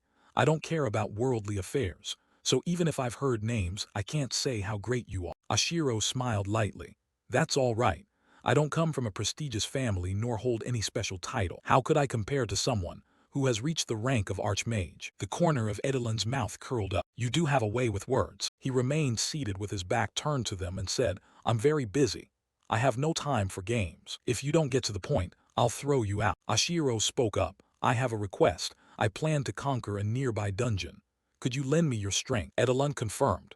"The dungeon in the Impen mountain range." Ashiro smiled, "Yes, sir." The pot of food fell to the floor. Edelon turned to face them, leaving Ashiro puzzled. He exclaimed, "It's been a long time since I've seen such a crazy kid." Kraut's body trembled, so furious he felt like he might burst into flame, but he forced himself to stay calm because this was a level 6 archmage. Reckless attacks would only make things worse. Kraut urged silently, "Young master, do something quickly." Ashiro lowered his voice. "I will spare no expense to pay you." He laughed loudly. "What can you offer?" "Money." Edelon said coldly. "Money only matters while you're alive. Stop babbling. If you value your life, obediently go back." Ashiro panicked, sweating profusely, and shouted, "So if you need anything for your recent research, just say the word. I'll find it for you." Edelon widened his eyes and demanded, "Are you from the Mage Tower? Sent here to investigate my research?" The pressure in his words terrified both Ashiro and Kraut, and the atmosphere inside the house grew heavier than ever. Edelon bluntly kicked them out. As the sun began to set, the sky turned a gorgeous purple-red. Ashiro, dejected, lay face down on the table. Yurin approached, worried. "You didn't get scammed out of the investment money, did you?" He replied wearily, "What are you talking about? But I don't think he cares much about money." She lowered her voice, her expression darkening. "I just thought he'd use any excuse to meddle in everything." Ashiro looked up and asked, "Did something happen?" Yurin awkwardly answered, "It's nothing major." She recounted that not long after Edelon settled here, she had invested a small sum. Ashiro's eyes widened in surprise, and then, Yurin, eyes brimming, shouted, "That old man cheated me out of my money. Unbelievable." Kraut also staggered back in shock. "What? That's outrageous. No matter how tight his research funding is, would he steal a child's pocket money?" Ashiro immediately asked, "Do you have a contract?" Yurin responded at once, "Of course. I'm not careless. I knew you asked, so I prepared it." Ashiro excitedly opened the paper, then flinched when he saw the number 30 gold on the contract. "What, 30 gold?" Kraut broke into a cold sweat. "My God, that's 6 years of my salary." They were surprised. Why was Yurin so calm after being cheated out of such a large sum? Ashiro couldn't help but wonder. Yurin fumed. muttering the figure, 30 gold, and exploded in anger. How can I accept that? That's my money, I'll spend it however I want. That nosy old man is broke. Those words hit Kraut like an arrow to the chest. Ashiro gently rubbed Urin's head to comfort her. I can take over that contract for you. Urin immediately replied, no way. One day I'll make old man Edelon pay back every coin I lent him, with interest of course. Ashiro teased. You could do that to a commoner, but do you really think you can collect from a 6th-rank mage? Urin puffed out her cheeks and retorted, so you're saying there's no way I can get my money back from a mage? Ashiro coolly said, Urin, you didn't lend money. You invested to share the profits. If you accept the risk, you have to accept the loss. If you were strong enough to demand repayment, that'd be different, but you're not right. Urin argued back, so you're stronger than old man Edelon. I've seen you train, you don't look special. Ashiro snapped angrily, I'm a noble with my own domain. I don't lack money. She mocked, you make a big deal just because you're a year older. Ashiro huffed, let me tell you I'm 13. Suddenly he halted, asking himself, what am I doing? Getting mad at a kid. Even if she's a prodigy, she's still immature. After thinking it through, Ashiro lowered his voice anyway. A true merchant must accept losses when an investment fails, and know how to seize opportunities to recoup what he can. But those words didn't seem to soothe Urin. He continued analyzing. If you drew up the contract, you should at least have recorded the field he was researching and exactly where all the funding went. Forget it, this is beyond you. Let me handle it. I'll pay 50 gold, and a 67% return after a few years isn't bad, right? Urin slammed the table and stood up. Fine, but in return, let me closely monitor everything. Ashiro agreed at once, okay, your call. After Urin left, Ashiro turned to show Kraut. Not long after, Ashiro froze at the pile of books on the table. Are these all the related documents? Why so many? Harry walked by and was startled by the light coming from the room. So he looked in and asked, Princess, what are you doing? All three in the room turned around at once. Urin stammered, you see. Harry felt confused, glanced around, then clenched his fists and, voice full of anger, Princess.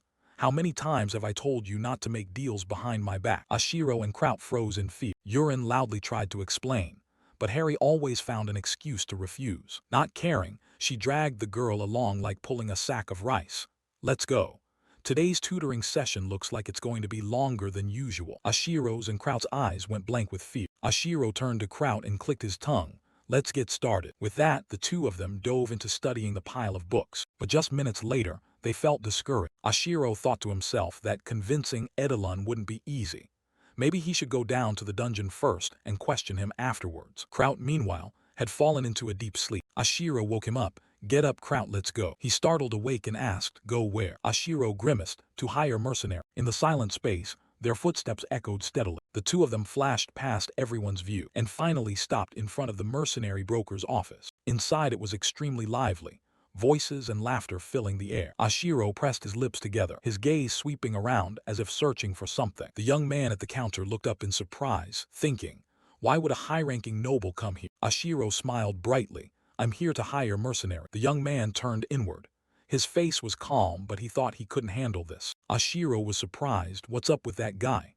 Kraut guessed. Looks like he went to fetch the manager. A moment later, the manager stepped out, walking and saying, welcome, thank you for coming. Ashiro felt a little uneasy and stayed close behind Kraut, thinking to himself, this person is not ordinary. He said politely, please, allow me to take you inside. Ashiro followed, his eyes full of vigilance. He asked, I've heard mercenaries at the adept rank and above are quite rare. He chuckled with satisfaction. Once a warrior reaches the adept rank, if they find a suitable domain, they can live like a knight, but some choose the free life instead. I was really surprised you came in person. You could have just sent a representative. Ashiro replied, if it surprised you, then I apologize. I felt that sending only a representative would make it hard to secure the kind of contract I wanted. The manager privately assessed him. Nodding, he looked as young as his grandson yet was as shrewd as a fox. After everyone sat down, the manager spoke first. Now could you explain your request in more detail? Ashiro began to present. The danger level is pay will be 2.5 times the average weekly wage. Based on experience, the standard contract term is 1 month, extendable in 2-week increments up to 3 months. 50% of payment will be paid up front. If an S-rank mercenary commands, they will have full authority to arrange the expedition. Combat personnel cap is 120, logistics personnel cap is 80. The manager frowned, thinking, I knew it. Just because the boy is young doesn't mean he can be underestimated. Sweat beaded on the manager's face. He pondered. They concealed all mission details yet laid out clear conditions and balanced to perfection. He hesitated. Agreeing too easily would seem careless, but flatly refusing would be a pity. Thinking that, he spoke up. Finding a mercenary group willing to accept these terms will take considerable effort. Can you disclose more details? Ashiro immediately agreed, I can, but only if you accept a lower fee. He thought to himself that no matter how much negotiation experience the man had, it was useless. Everything I'd gone through in the game, hundreds, thousands of times. He was nothing but an amateur. The manager sighed, understood.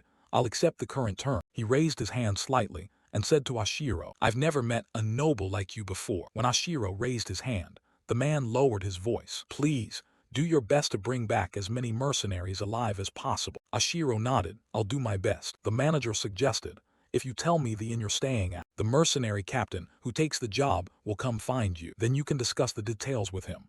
Ashiro politely agreed. I understand, thank you. The three of them bowed to one another in unison. As they left the office, Ashiro suddenly exhaled in relief. Kraut, seeing that, asked, what's wrong? He rubbed his chest. Nothing, I actually thought they'd refuse, so I feel lighter now. Kraut asked curiously. That was an extremely skillful negotiation. Where did you learn that? Ashiro frowned, thinking he couldn't say he learned it from his old company's head of business. He laughed and changed the subject. Shall we go grab a drink? Kraut hesitated. You're still underage. If you want a drink, have fruit juice. He sighed, really. Not far away, a man in a black cloak appeared. He stood in front of the brokerage office. In Pasni that wasn't unusual, but a noble showing up with personal guards was different. He turned and walked away in the opposite direction from Ashiro and Kraut, thinking to himself, do I need to investigate this? This is the only free city in the kingdom of Ruck, outside noble rule, renowned as a mercenary sanctuary. When someone joins the Pasnu Mercenary Legion, their entire record disappears, whether they were a criminal, an escaped slave, or a noble from another country. In return, any mercenary under Pasnu is obligated to fight back the waves of monsters from the Impalin Mountains.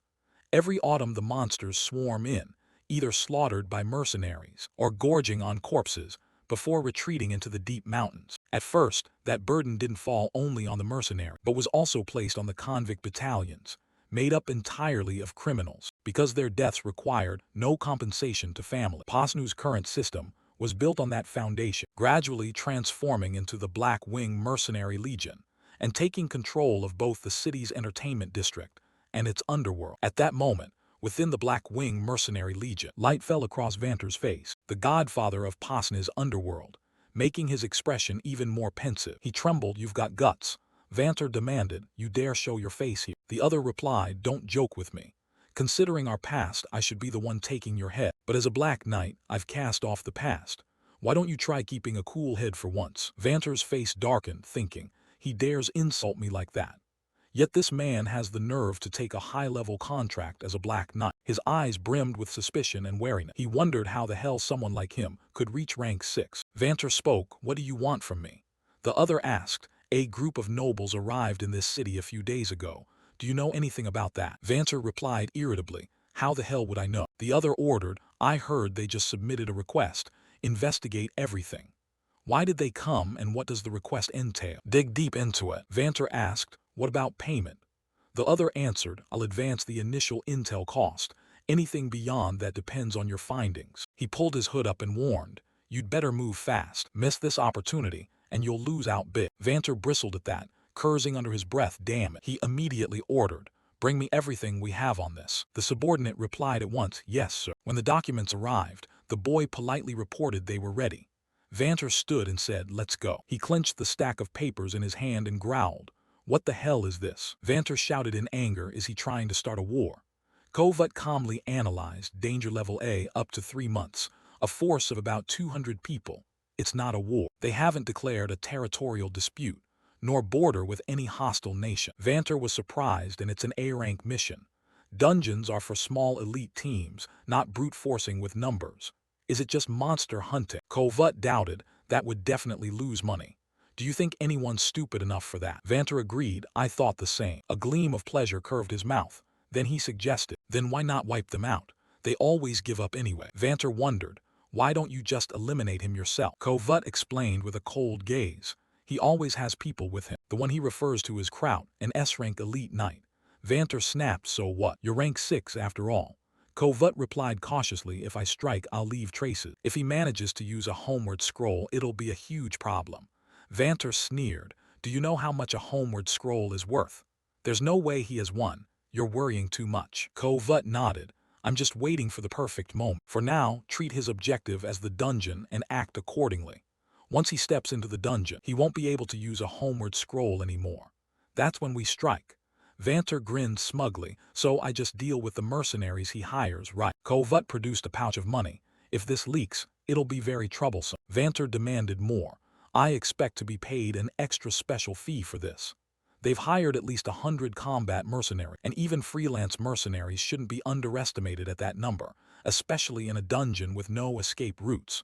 Kovut replied, we'll pay whatever it takes. The person who hired me for this has so much money, they don't know what to do with it. In Posny, there are 3 major mercenary factions known as the Tripower, the Blackwing Legion, the Steel Shield, and the Red Wolves. Among the hundreds of mercenary groups, they hold overwhelming power, not just because they were formed by like-minded mercenaries, but because Black Wing was originally made up of prisoners thrown into monster waves as live bait. The Steel Shield Legion, on the other hand, functions as jailers, the ones who suppress uprisings.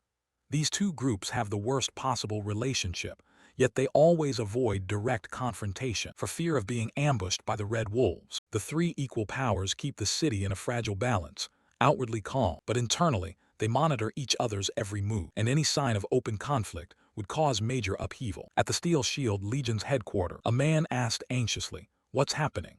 The other replied, "We received word that the Black Wing Legion is secretly recalling scattered forces back to headquarters." The man was struck dumb. Impossible. The other cautiously ordered, "We need to prepare as well." In a luxurious castle, someone loudly refused, "No, absolutely not." Yurin crossed her arms and challenged, "Why not?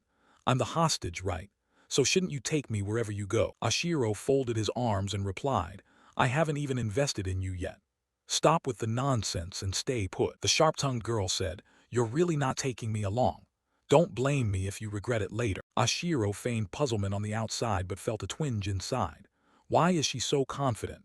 As if she knows I'll waver. After thinking, Ashiro decided, "Fine, if you insist. I'll allow you to come with us to the dungeon entrance and wait there, okay?"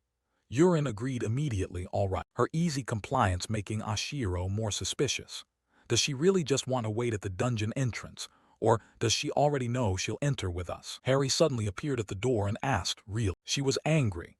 Taking a young girl into a dangerous dungeon, even as a hostage, is reckless. Ashiro denied it immediately. "No, she's not even a hostage. She insisted on coming from the start." Harry reproached, "Even if she's a princess, she's still a child. That doesn't mean you indulge every whim.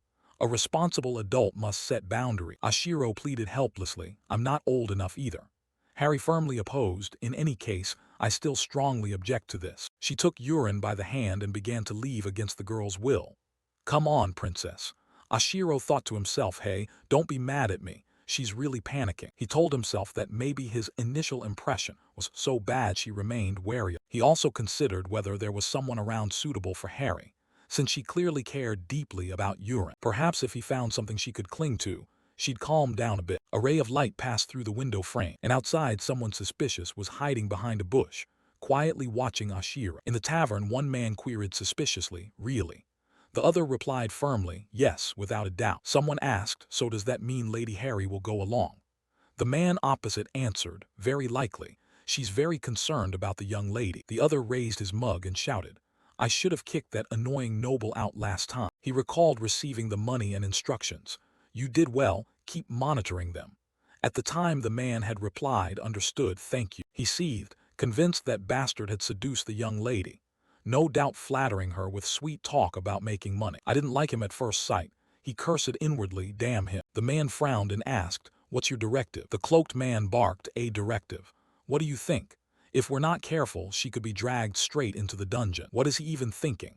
You can't handle a dungeon just by having numbers.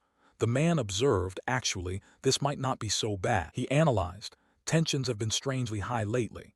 Sooner or later the Steel Shield and Black Wing will clash. The cloaked man nodded. "Yeah. We should take a job as an excuse to create distance and observe. Then we can return as if nothing happened. Whether we eliminate the victor or negotiate with them, that'll be the smartest choice for us. Over at Ashiro's place, he and Kraut both turned toward the door when they heard a knock. Ashiro called out, "Come in." The visitor entered, apologized, and introduced himself. "I've been sent by the brokerage office. My name is Chayas. Please refer all matters related to the mercenary group to me. Also, here is an S-rank credit guarantee issued by the brokerage office. Would you like me to handle selecting the combat personnel and servants as well?" Ashiro simply stared at Chayas, making him flustered and break into a sweat. Ashiro's eyes lit up with quiet delight. How fortunate to find the right person so quickly. Chaya's voice trembled. "Young master, is something the matter?" Ashiro started and said, "No, do as you see fit, but if you need 10 people, bring them to me for inspection first." He asked in surprise, "You want to personally inspect before choosing? However, the contract fee paid for those not selected is non-refundable. Do you accept that?" Ashiro agreed at once, of course. Chayas replied politely, "Understood. I'll arrange everything necessary." Suddenly, he handed the man a scroll. "Also, please prepare the items listed here." Upon receiving the scroll, Chayas asked, "What's this?" Ashiro explained, "I've compiled a list of essential supplies for dungeon exploration. Each person is responsible for preparing one item, and only you will know the full list." Chayas nodded. "For security reasons, I understand." He then asked any question. He fell silent, then mustered the nerve to ask, "Do you already have a favored hostess?" The question surprised Ashiro. Perhaps he had never considered that possibility. He smiled slyly, thinking to himself that there was no need to introduce Harry after all. He explained, "I was just scouting for a place away from prying eyes and happened upon a girl who recommended this spot. I hesitated at first since it's a parlor, but it's quieter and more comfortable than I expected, so I rented it for a while." Chayas outwardly said it was nothing, but inwardly he breathed a sigh of relief. Good. He had no designs on Lady Harry. He continued, "Do you intend to hire more mercenaries? From my experience, an A-rank dangerous mission comes in only 2 types. Sending troops to act as cannon fodder in an unwinnable battle, or dungeon exploration." Ashiro sat motionless upon hearing those words. He thought the man ought to know he wasn't preparing for war, but he also shouldn't know anything about the dungeon he planned to explore. He had no idea of its scale or level, yet he was still advising to hire more people. Chayas went on, "Besides, what you should worry about isn't just the monsters but the scoundrels after the spoils. They must not be underestimated. It's worth spending a bit more to hire extra hands. If we have overwhelming force, they won't dare act easily." Before he finished speaking, Ashiro bluntly refused. "No, sorry, but I won't do that. The enemy isn't one of the tri-power factions." Chayas was slightly surprised, realizing Ashiro had no intention of following his advice. If he pushed it further, he might even lose the contract. After a moment's thought, he clarified, "Then let's review the contract details. The new additional requirement states, we must mobilize 1.3 times the initially requested manpower and fully prepare the listed supply. Also, to ensure security, each person will be assigned only a single task. Is that acceptable?" Ashiro agreed. "Do it that way." He thought to himself, "Then let's see how this plays out." 3 days later, on an open field near the outskirts of Pazuni Castle town, Chayas reported as they went, "By your order, we have assembled a total of 260 people." He silently marveled that, despite his constant worried warnings, the man did his job well enough. Ashiro suddenly said, "All right," then pointed at a mercenary and announced, "You're cut." Everyone there was utterly stunned. Ashiro continued, "You too. Next, you and you as well, you're all cut." They recoiled and demanded to know why. One man respectfully said, "Sir," drawing Ashiro's attention.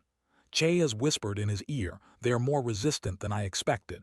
If this continues," Ashiro said sternly, warning, "you should watch those who keep resisting. Not all of them, but most of them are likely spies operating under double contracts." Chayas wondered, "How can you be so sure?" Ashiro argued, if they were true mercenaries, being cut from a dangerous mission like this, they should be celebrating. After all, the advance alone is 50% of the total pay. If they'd taken money from another side and then refused to join the company, they'd have to return that money, which is why they resist so hard. Chayas was stunned. The reasoning made perfect sense. Ashiro affirmed that it wasn't just plausible but true. He thought he might not have weeded out every spot, but the risk of leaks had been greatly reduced. Now everything just needed to go smoothly. He mounted his horse and shouted, "Let's go." Ashiro led the cavalry forward at a brisk pace, ordering departure. They hadn't gone far when Ashiro and Chayas turned in surprise to look in the same direction. It turned out to be Yurin. She smiled and asked, "Do you like the gift I gave you?" Ashiro was thrilled inwardly. If not for Yurin, he would never have realized that one of the three great powers was targeting him. He nodded, "It's really useful." Yurin beamed, "We're in the same line of work, so I can't just let you die pointlessly in a dungeon, can I?" Ashiro grinned with pleasure, "Thanks." He turned back, thinking gratefully that Yurin had come in person. And there was also that huge shield named Chea's. "You've been attracted by Lady Harry," he teased. Yurin asked anxiously, but more importantly, "Are you definitely going to be okay?" He asked, "About what?" She nervously mentioned the monsters in the Impalan Mountains. "They are as fierce as those on the Go Plateau." Hearing that, Ashiro's mouth twitched into a sly smile. He said smugly, "Honestly, this place is like my backyard." Yurin asked in confusion, "Your backyard? Didn't you grow up on the domain?" He bragged, "I've wandered this whole region in my dreams." Ashiro thought to himself that the Impalan range brought back many memories. Chayas spoke up from behind, pulling him back to reality. "Aren't you going to tell us the final destination? This area is a tangled network of various monster territories. We can't just ride straight through. It's not that simple." Ashiro sighed, "I know." He continued, "Then at least let us send scouts ahead." When refused, Chayas glanced at Kraut. "Lord Kraut, please say something." Kraut replied, "I trust my master. He must have his reasons, so you should follow his orders." Kraut was bitter inside. How many mercenaries had died because of the noble's stubbornness? If losses become too great, we'll have no choice but to retreat. It's unfortunate for those mercenaries hired externally for this mission. But at least I need to find a way to keep the core members of our company alive. Ashiro signaled for Kraut to climb a tree to scout the surroundings. Kraut replied loudly, "Yes, sir." With that, he leapt down from his horse, then shot up like a rocket, focusing on observation and reporting. "There's a goblin village about 500 meters from here. What should we do?" Ashiro called back, "Do I even need to ask? Destroy them." Kraut landed and voiced his concern. The smell of blood could attract larger monsters. He pointed to his head, snapping, "If killing a few goblins makes the stench of blood that strong, then give up being a knight. Just die already." Kraut answered, trembling, "I'll do my best." The recent scene shocked Chayas. Did a scout really spot a goblin village 500 meters away? It must be a coincidence. Ashiro continued, "Kraut, what about the other side?" He hurriedly complied and reported, "About 400 meters to the northwest there's an orc settlement, roughly 10 huts." Ashiro rubbed his chin thoughtfully, "Not many. Wipe them out completely. Don't leave a single one alive." Chayas broke into a cold sweat. It must still be a coincidence. Ashiro showed no sign of stopping. "Grow, what about the north?" He replied, "About 650 meters to the northwest there's a clan of Lan, also around 10 huts." Ashiro ordered, "Crush them." His words struck like a thunderclap, leaving everyone gaping and thinking, how is he able to do this? The mercenary captain couldn't believe his eyes. His weathered face was now nothing but sheer astonishment. What could have made a seasoned warrior like him utter, "This is unbelievable"? Before them loomed the majestic yet treacherous Impalan Mountains. The place was infamous as a monster minefield, where any careless soul could pay with their life. Sheer cliffs hid unpredictable dangers, and yet their company advanced with remarkable calm. No casualties, no chaos. They moved as if strolling through their own garden, dispatching only a few minor monsters in their path. An almost eerie level of safety. Standing behind that safety was Calyx, a young lord with blonde hair and sharp blue eyes. Seeing his composed figure on horseback, one could sense a fearsome capability hidden within. The mercenary captain stepped closer, still puzzled. He reminded Calyx that they hadn't even sent scouts ahead. To a tactician like him, it was tantamount to suicide. Yet reality proved otherwise. Calyx only gave a slight smile at the captain's amazement. He addressed him as "Captain" with respectful tone, but his eyes held absolute confidence, as if everything was literally in the palm of his hand. When asked about his uncanny navigation, Calyx replied with a pointed question, "Do you easily share trade secrets with strangers?" The remark stunned the captain, making him feel he'd crossed a boundary not to be breached. But then Calyx revealed an even more shocking truth. He had gained this experience after dying and coming back dozens, even hundreds of times. For 10 relentless years since he was a rookie, he had risked his life to discover the safest routes like these. The mercenary captain pondered. In a monster-infested range like Impalan, the ability to locate zones with only weak monsters was a talent money couldn't buy. It was priceless to any expedition. With a soldier's instinct, The captain suggested mapping the route. He recognized its strategic value and didn't want to waste such a treasure of information. Yet his face showed hesitation as he made the offer. Calyx refused flatly, without hesitation. He explained that mapping it was useless now, because he had deliberately smashed the territorial patterns of the monsters along the way. The path they'd just taken had become an unpredictable mess. The mercenary captain bowed his head in acceptance. He realized Calyx was not only a masterful guide, but also a formidable strategist who always thought several moves ahead to eliminate any chance of pursuit. Inwardly, Calyx thought that even if there were other ways to lead them, he had no reason to teach them. His calm sometimes carried the chill of someone who had endured too much pain in the past. He looked up at the deep blue sky, wondering whether those aiming at his head were obediently following the plan he'd laid out. A knowing smile briefly crossed the young lord's lips. Suddenly, a roar rent the mountain silence, a harbinger of a catastrophic event unfolding behind them. At the Steel Shield Legion's camp, a horrific scene unfolded. A giant troll was wreaking havoc, its sudden attack catching the soldiers off guard. Blood and screams engulfed the camp that had been deemed safe. Commander Black Wing stood amid the wreckage, surrounded by the bodies of his men. His face showed exhaustion and rage as he witnessed the heavy losses suffered just to eliminate a few monsters. Things were slipping out of control. He roared at his subordinates, demanding to know why they still couldn't find Calyx's group when the enemy had been right in front of them. The disparity in military strength had become meaningless as they were completely disoriented in these mountains. Another guide spoke up with a trembling explanation. He realized Calyx had deliberately disrupted the territorial borders of the monsters to set traps.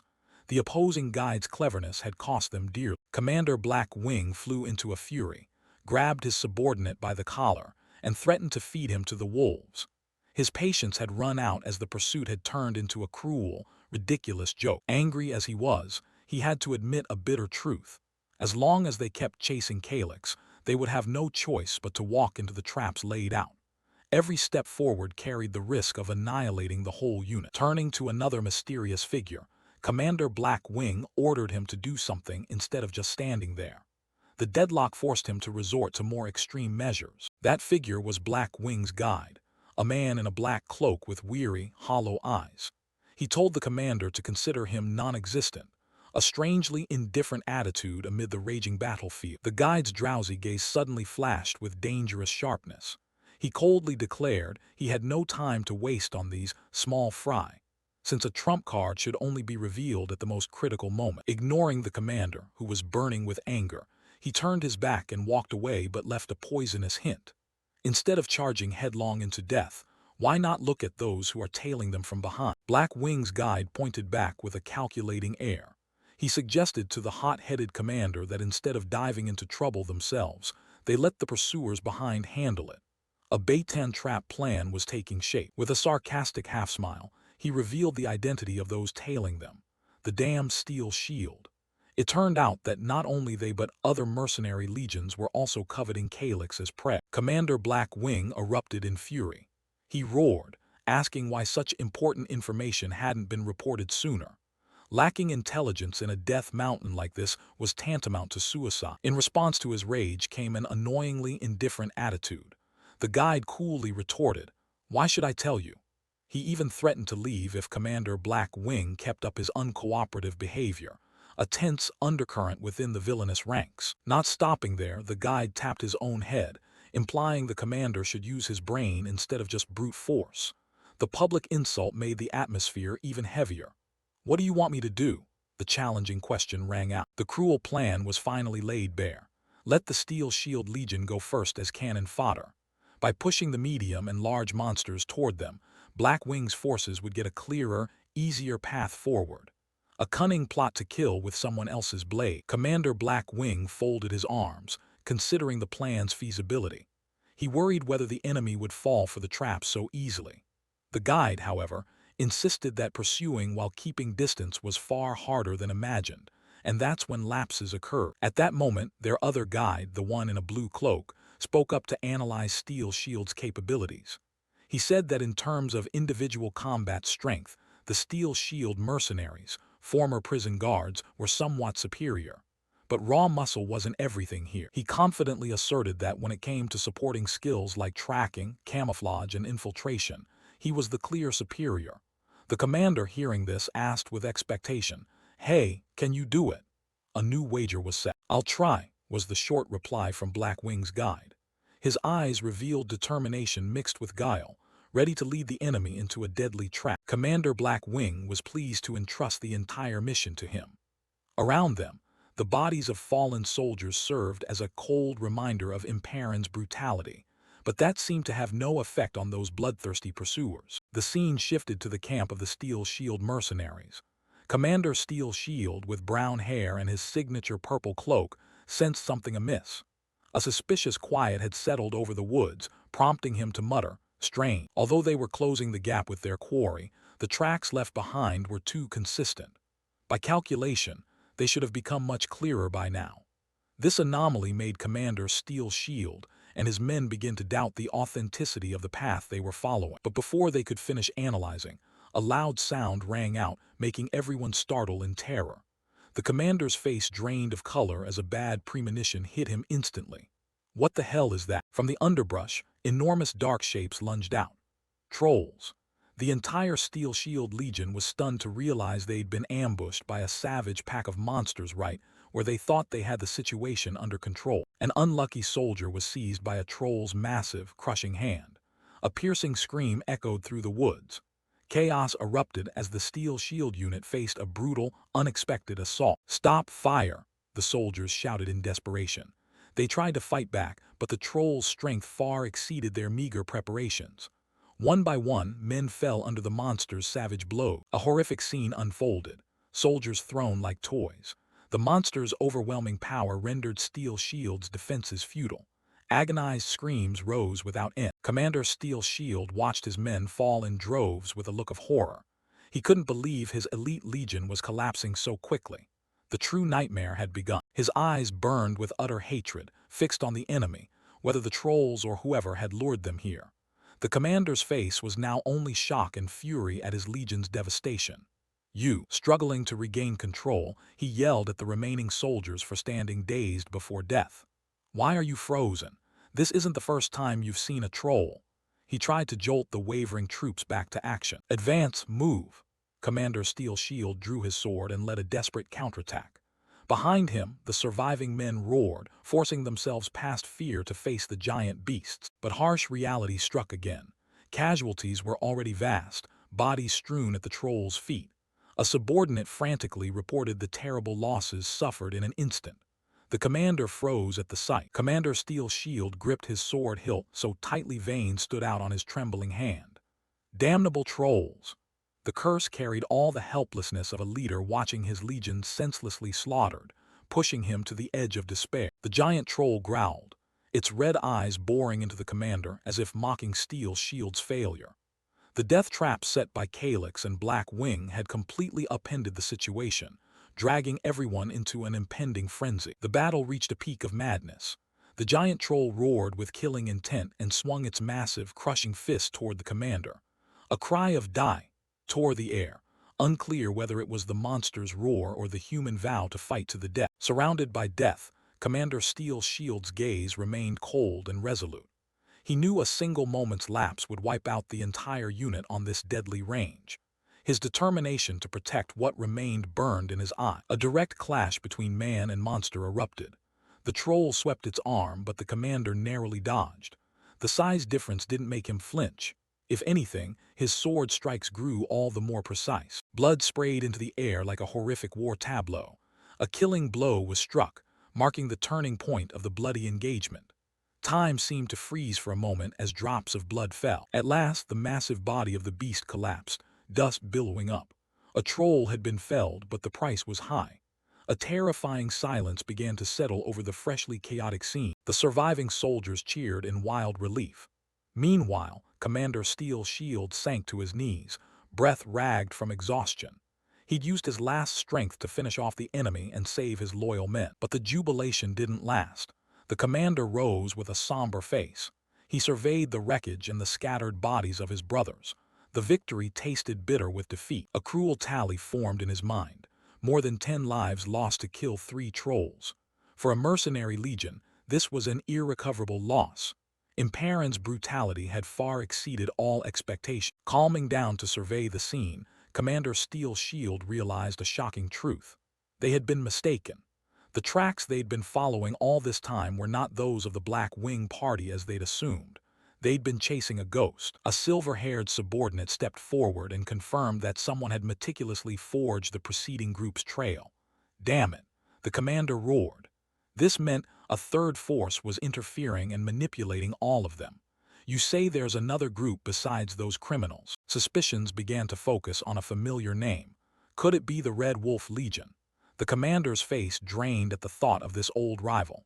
If Red Wolf was here, the situation would become exponentially more complicated. He recalled one important piece of information. A few days ago, some noble had commissioned a retinue of up to 200 people. Clues started to connect, revealing a conspiracy larger than they'd imagined. I suspect it's them. The subordinate bowed his head and apologized for not reporting the information sooner. He hadn't thought a single commission request could be directly related to the Legion's current disaster. That delay had cost many lives. Delving deeper, they found the other group's intention wasn't to enter the mountain to settle a conflict with Steel Shield. Their target lay elsewhere, and Steel Shield was simply an obstacle to be removed or used as a human sacrifice. So we've been mistaken, murmured Commander Steel Shield, thoughtful. Their movements had been predicted and directed by someone else like pawns on a hidden player's board. A burning sense of humiliation rose in him. The real target of that group likely was the Noble's expedition team, the party led by Calyx. Someone was waiting like a fisherman for a catch, bidding their time to swoop in and loot whatever the expedition wrested from the dungeon. He wondered whether a legion could mobilize its full force just to loot after another party had done the hard work in the dungeon. Is that plausible? He asked, doubting how ruthless the enemy might be. If the chance of obtaining something immensely valuable was high, corrupt mercenaries would hesitate at nothing.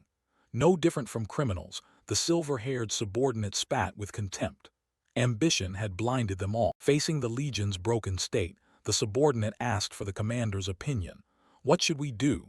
Should we turn back? A life-or-death decision had to be made now.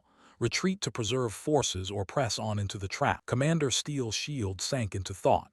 He knew this trap was far deeper than he'd imagined, and the hand behind it, Calyx, was no simple figure. This game was no longer for the faint of heart. A hard decision weighed on his shoulders. The sky burned pink at sunset over the Imparan range, but that beauty couldn't hide the tension gripping the entire force. Amid the stifling atmosphere, the commander of the Steel Shield spoke up, suggesting a retreat when he sensed lurking danger. Yet all eyes turned to the one who truly held the decision. Calyx answered with a single word. No. He stood there, his silhouette radiating unshakable resolve, silencing even the mercenary captain into watchful quiet. Instead of fleeing, Calyx decided to make camp right there. He planned to wait until the tale stopped being patient and revealed itself. A risky decision, but one full of calculation. The mercenary captain remained skeptical. He couldn't understand why those who had earlier let them pass were now silently trailing them with ill intent. Calyx's gaze grew cold. He understood better than anyone that their goals and their pursuers were completely different. One sought life, the other hungered for destruction. The mercenary captain gradually recognized the young man's foresight. Calyx's composure was the army's only anchor now. Night fell, fires flickering deep in the forest. The group clustered around the flames, trying to steal some warmth and a false sense of peace before the coming storm. But in the darkness, the eyes of the Black Wing mercenaries silently tracked Calyx's group's every minor movement. They were like starving wolves, patiently waiting for the right moment to pounce and tear the prey apart.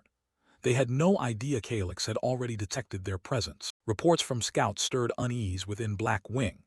Calyx's group remained motionless with no sign of moving on, which fell outside their expectation. Black Wing's female strategist, with dark circles under her eyes, was plotting a more devious move. She knew that a direct attack now would incur heavy loss. The hot-headed colleague beside her immediately suggested wiping out Calyx's group to resume their journey. But his short-sightedness only deepened the strategist's disgust. She posed a cold question. Would they have enough strength to face Calyx and the dungeon monsters after bleeding themselves out in this fight? The answer, of course, was no. Don't forget the ultimate objective, she reminded them. Their mission was not merely to kill, but to capture or eliminate Calyx as efficiently as possible. A new plan was drawn up: avoid combat as much as possible. They weren't foolish enough to face average monsters alone and weaken their own force. Seeing her comrades still not understanding, the strategist reached out to stop him before he could do anything stupid. "Is that thing around your neck just for show?" she sneered, a bitter taunt aimed at the man who used only muscle and not brain. The insult enraged the mercenary, but he had to restrain himself under the woman's authority. Tension in the Black Wing camp was even tighter than on the battlefield. The strategist explained further. Calyx's group still didn't know Black Wing's true objective, and that ignorance was Black Wing's greatest advantage. A deceptive scheme was sketched out. They would make Calyx's group believe Black Wing's goal was treasure, then offer a fake ceasefire treaty. The mercenary remained annoyed at having to negotiate with those he considered madmen. He still held grudges passed down through generations, but to her, petty past quarrels or losing a few minions weren't worth worrying about compared with the immediate gain. This was a game for the pragmatic. The strategist sighed softly. Her patience with the hot-headed comrade had truly run dry. In this mind game, she had no time to bicker with someone who viewed everything through personal hatred. "You get led around because you failed to communicate," she said with an insinuating tap on his head, ending the argument and turning her cold gaze to the dying fires ahead, where darkness was preparing to swallow everything. Ink-black night enveloped the range, the only sound the wind whistling through dense leaves. It was the perfect moment for schemes hidden in the dark. At Calyx's camp, the fires still crackled. Soldiers took turns keeping watch, trying to stay alert against the forest's terrifying silence. Flames danced over dry logs, popping in steady rhythm. But this peace didn't last long. Suddenly, strange noises came from the underbrush.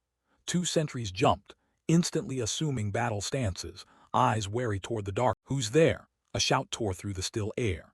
Sweat began to run down the soldiers' brows as they realized someone was approaching. A heavy foot crushed dry leaves. The stranger gradually emerged from the shadows, tightening the tension. It was the commander of the Black Wing mercenaries. He appeared with a falsely friendly expression, holding a white cloth high, the symbol of a ceasefire, and greeted them as if reuniting with old friends. The sudden arrival of the rival leader threw the sentries into panic. "Black Wing mercenaries! It's an ambush!" Alarms rang out across the camp. Hearing the commotion, the mercenary captain raced from his tent. His face was full of worry as he realized the situation was worse than he'd thought. Calyx quickly appeared as well.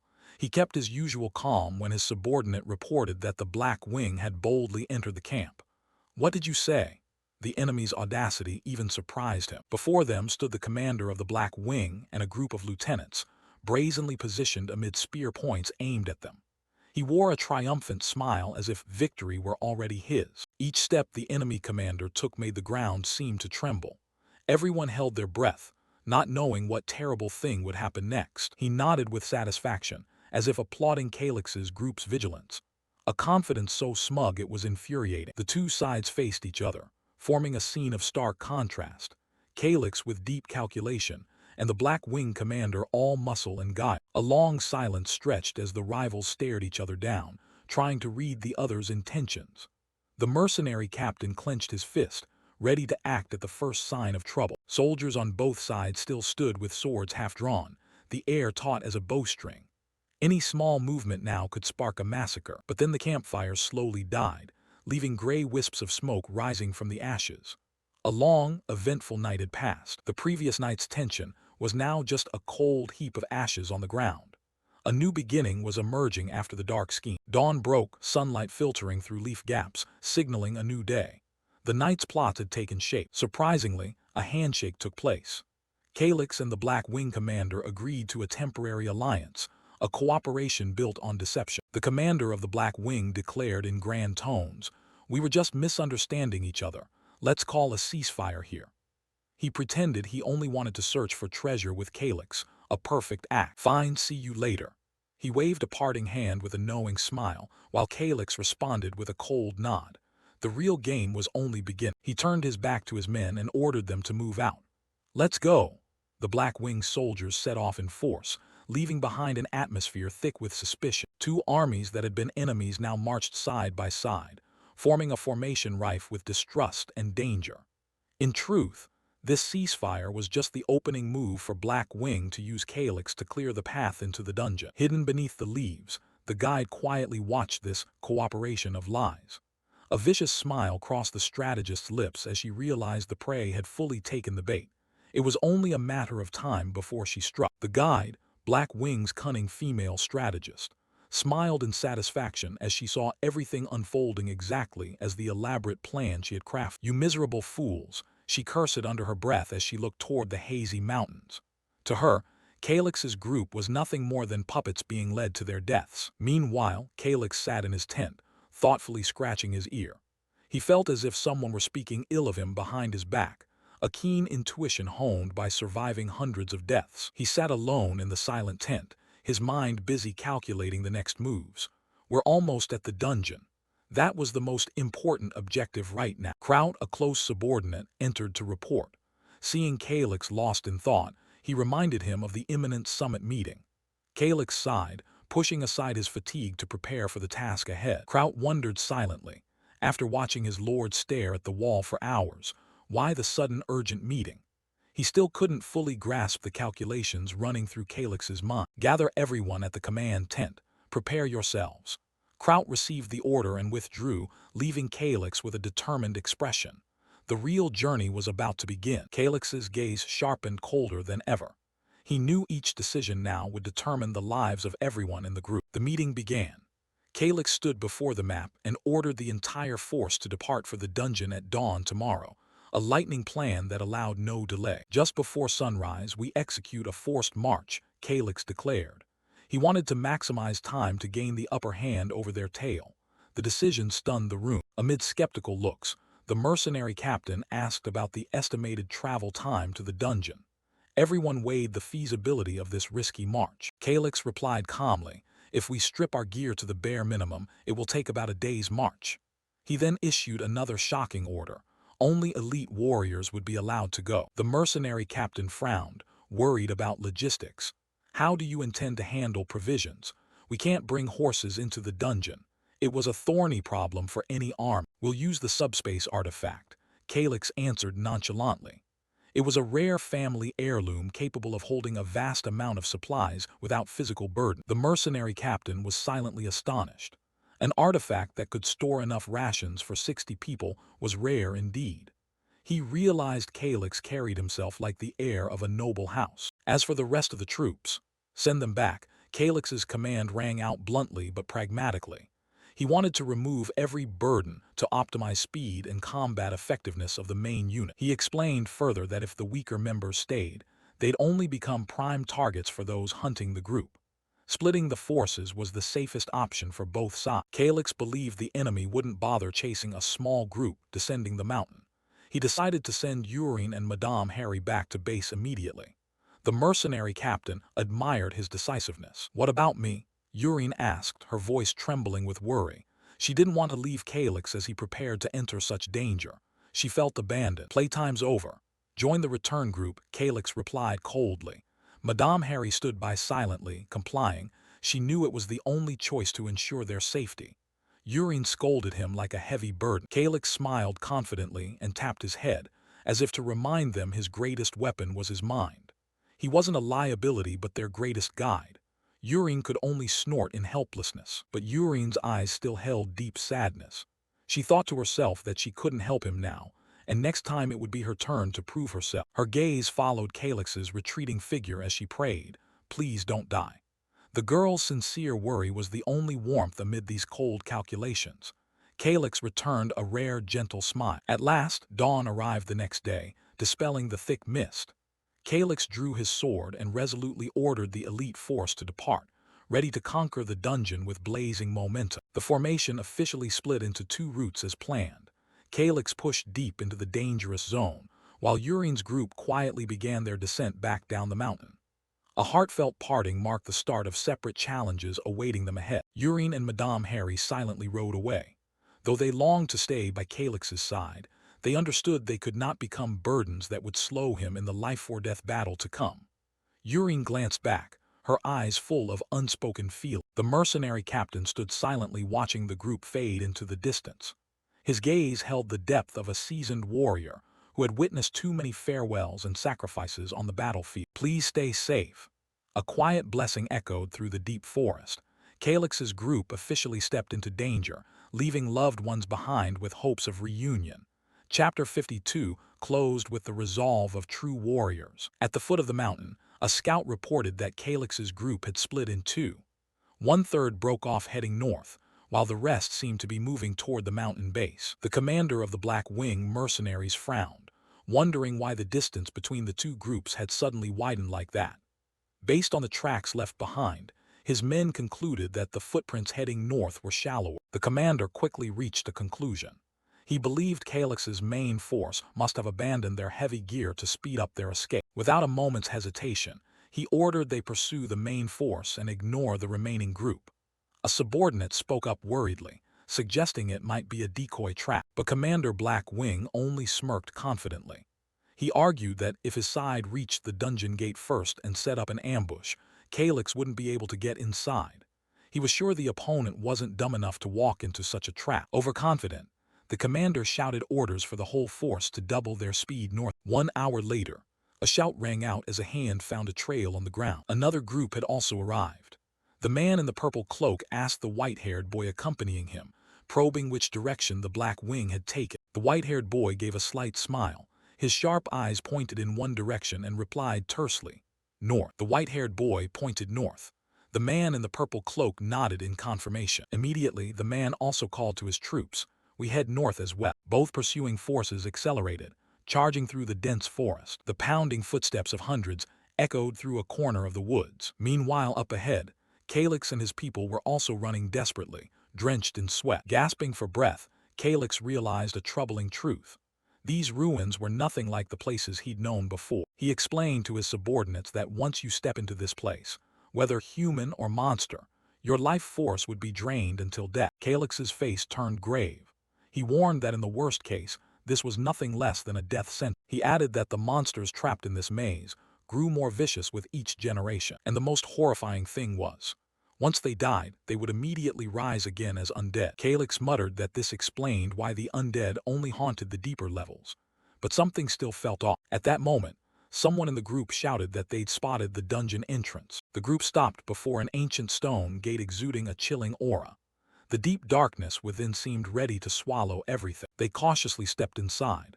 Near the entrance, the air had already grown heavy. Calyx kept a cold expression, his sword reflecting the weak light, ready for any contingency. Then the monsters appeared.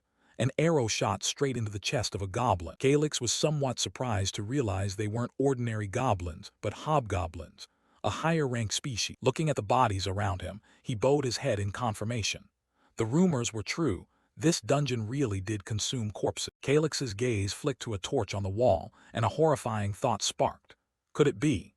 The dungeon was using the very monsters it consumed as fuel for these torches. The red-haired knight warned everyone to ready their weapons, because the monsters could ambush at any moment. The whole team responded in unison. From Calyx's point of view, he slipped on his tactical gloves, confirming he was ready. He reached out and took the sword's hilt offered by a subordinate. But the moment he gripped it, Calyx flinched. Something was wrong. At the same time, a hobgoblin leaped down from the wall, swinging its club straight for his head. The mercenary captain shouted in alarm, "Master, watch out." Seeing the captain about to rush forward, the red-haired knight hurried to hold him back. He didn't understand why the man acted that way. The captain only signaled calmly, telling him to look closely. Unfazed, Calyx raised his sword and gently parried the hobgoblin's deadly blow. Without hesitation, Calyx spun and delivered a crushing kick into the creature's side. The monster let out a piercing roar. Still, Calyx paused. Something odd had happened during that attack. Determination flashed in Calyx's eyes. The sword in his hand flared with light. He wouldn't lose here. After the counter, Calyx frowned slightly as he looked at his still glowing sword. Thrown off balance, the hobgoblin let out an angry snarl and lunged to attack again. Calyx remained steady. He swung his sword, sending a white streak of light at the creature. A clean slash. The goblin's club-bearing arm was severed and flew away. It let out a miserable wail as green blood sprayed, and it collapsed to the ground, giving the enemy no time to breathe.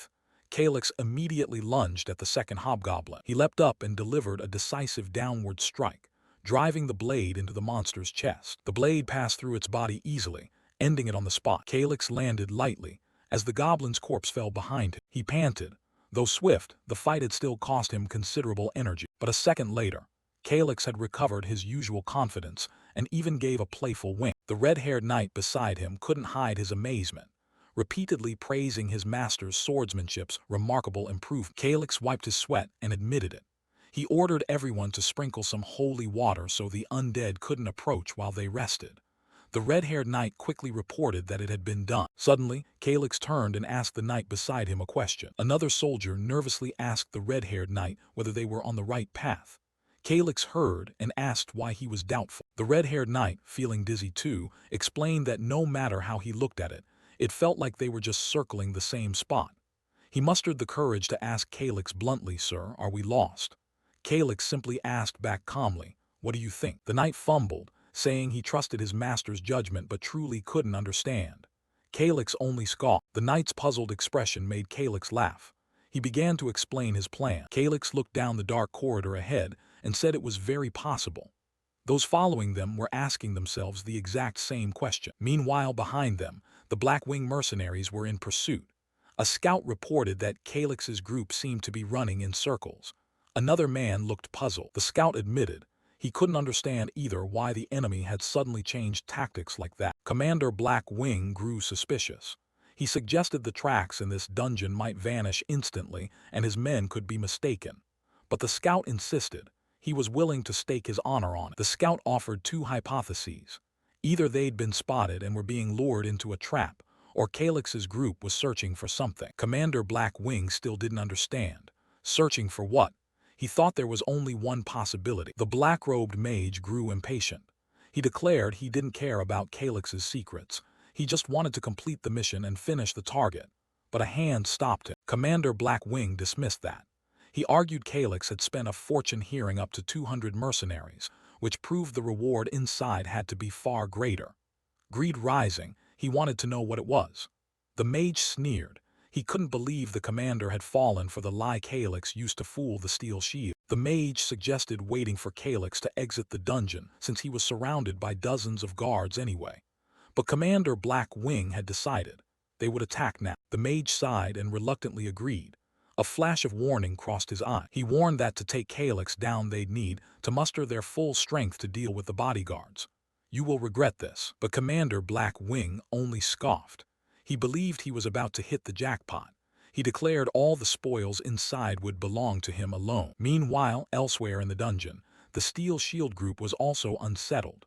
A soldier insisted they had definitely passed this spot before.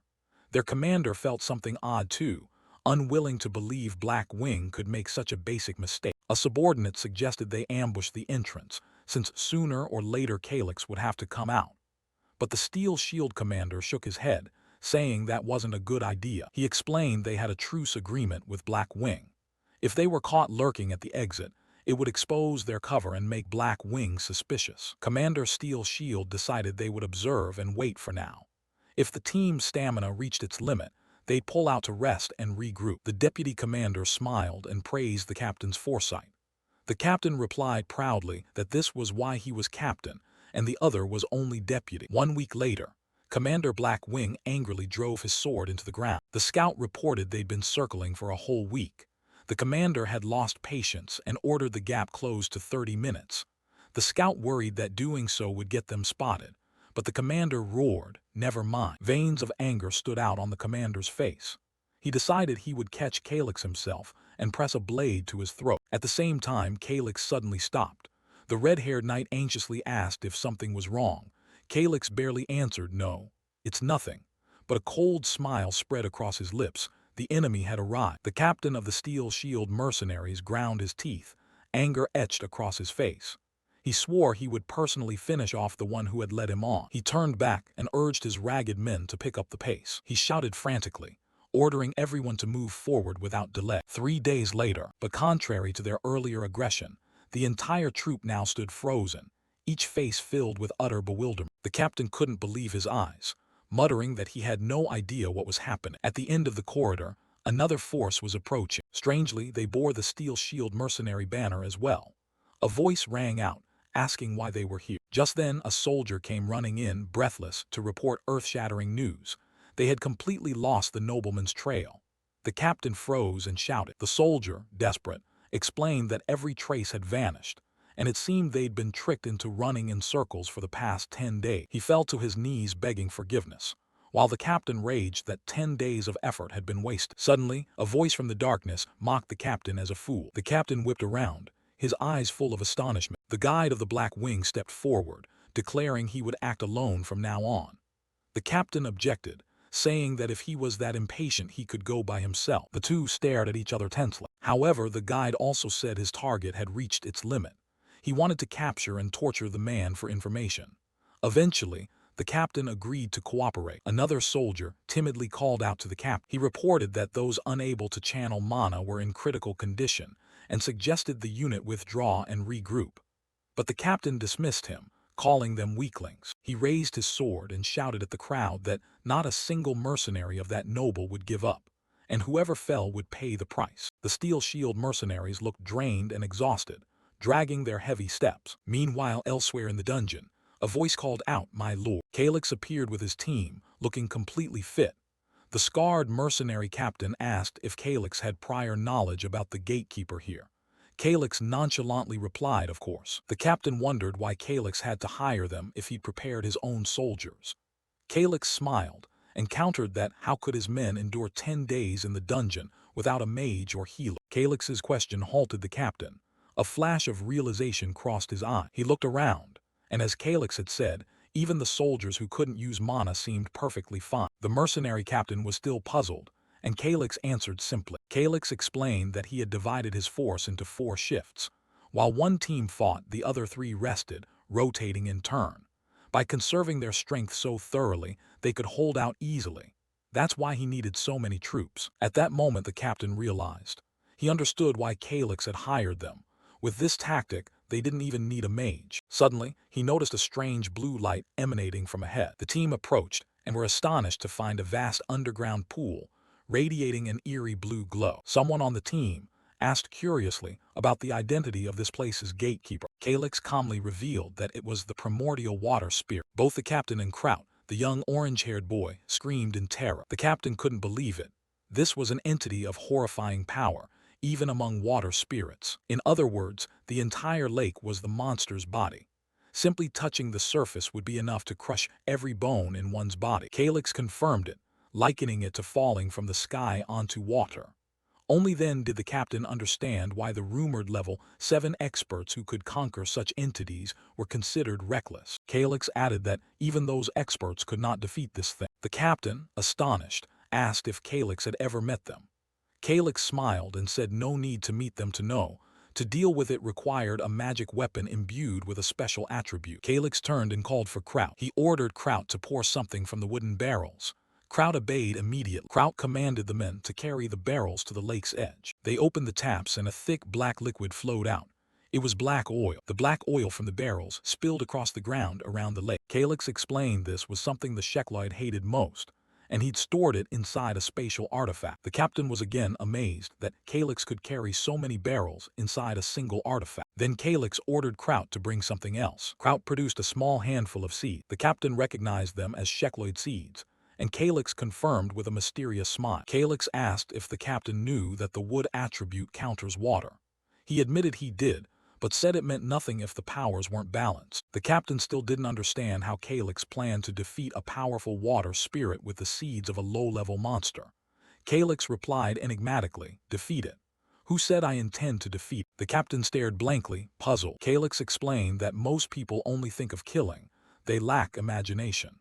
He added that this was the nature of most hot-headed people. The captain still didn't get it, and asked what Calyx meant. Calyx smiled confidently and declared from now on, "We will deceive this dungeon." He merely told them to wait and watch. Then a miracle began to happen. A tiny sprout pushed up from the ground. Everyone cried out in amazement. Calyx began to explain. First, plants need water to grow. Then the small sprout suddenly grew at a frantic pace, turning into massive thorned vines. The captain shouted in shock. The gigantic vines reached out, covering and taking over the entire lake's surface. Calyx continued, saying the next thing they needed was Kraut guessed sunlight. Calyx confirmed and asked everyone to close their eyes. He tore open a scroll of magic paper. A brilliant sphere of light burst forth, illuminating the dark cavern. The captain realized it was a sunlight magic scroll. A dazzling light shone everywhere. Under the light's influence, the Shekloid vines grew even more vigorously. Calyx's soldiers exclaimed in amazement, unable to believe the vine's astonishing growth rate. Calyx had not been joking. Calyx stood there, silently observing the vines as they grew larger, filling the space. His plan had succeeded brilliantly. A satisfied smile appeared on his lips. The giant tendrils of the parasitic Shekloid plants began surging up powerfully from beneath the lake. Kraut turned to confirm that all preparations were complete. Calyx nodded slightly in response. He told himself that, with such thorough preparation, it was time to begin the plan. The mercenaries stood stunned, staring at the spiky vines that now filled the cavern. They couldn't believe the plants could grow so insanely fast in the blink of an eye. Calyx explained that although Shekloids hate black oil, if they hadn't spread it out, the plants would have drained them dry long ago. The mercenary captain was aghast at how drastically the scene had changed. The vast underground pool that had been full moments ago was now drained to not a single drop. He exclaimed in amazement, unable to believe the plants could absorb such an enormous volume of water. Calyx calmly confirmed. This was exactly what he had planned to force the boss to reveal itself. Through gaps in the vines, a brilliant blue light began to radiate from the remaining water. At last, the primordial water spirit was forced to appear, resplendent and lethal. The mercenaries were still in awe at the mysterious entity that had emerged. They whispered among themselves, because its small, childlike form looked anything but threatening. Calyx immediately warned the team not to be complacent and ordered everyone to hide behind the shield wall. He asserted that despite its compact form, its combat power was extremely formidable. Its HP might be lower, but in exchange its speed and agility would increase significantly. The water spirit began concentrating mana, deep blue energies forming in its hands. Kraut flinched at the boss's lightning-fast attack speed. The whole team raised their shields in unison, ready to take the slicing water strikes. High-pressure jets of water slammed into the shield faces with sharp, stinging impact. Kraut groaned from the shock. Calyx immediately told him to drink a recovery potion and hold his position. The boss continued launching a barrage of magical water spheres, encircling them. It darted among the vines, trying to find a gap to penetrate the defenses. But at that moment, the Shekloid plants exploded in size again as they absorbed the water. The water spirit halted in surprise, as if sensing something amiss. Its eyes turned irritable when it realized its attack had been turned against it. It poured more power into its assault, firing dense streams of water like a rain of arrows. High-pressure torrents kept pouring down, engulfing the mercenary formation. The soldiers behind the shield wall gritted their teeth, enduring the suffocating force of the water. Calyx shouted for the team to hold the line at all costs. The sharp clashes between water and metal rang out incessantly, weighing heavily on the troops' morale. Even the sturdiest shields began to show long cracks under the spirit's power. Nevertheless, the Shekloids absorbed the mana-laden water and grew into a barrier stronger than ever before. The boss stood frozen, witnessing how its own attacks were nourishing its enemy. Calyx gave a triumphant smile, for the water infused with spirit power was an intense stimulant for these plants. Enraged, the water spirit began unleashing frantic water slashes at the massive vine. A chilling roar of slicing wind rang out as it tried to destroy the shield protecting Calyx's group. Branches were severed, but quickly regrew thanks to the abundant mana in the area. It did not give up, continuing to pour its strength into battering the thorny branches. The water spirit curled a cruel smile, as if preparing a decisive strike. Magical jets of water shot forth again, leaving the mercenaries only to cry out in terror. Calyx explained that the Shekloids didn't just drain bodily fluids, they absorbed even the droplets from the spirit's attacks. The troops shuddered, terrified. Turning to the logistics team, he asked Trias whether assembling the giant rocket launcher was complete. "Master, it's done," came a crisp reply. Calyx then inspected the specially crafted arrowhead closely. Trias confirmed he had set the small emeralds in exactly the positions Calyx had indicated. Looking at the gem-studded arrow, the soldiers still wondered why use such a rounded tip, since it would significantly reduce penetration. Calyx explained that ordinary iron arrows would be useless.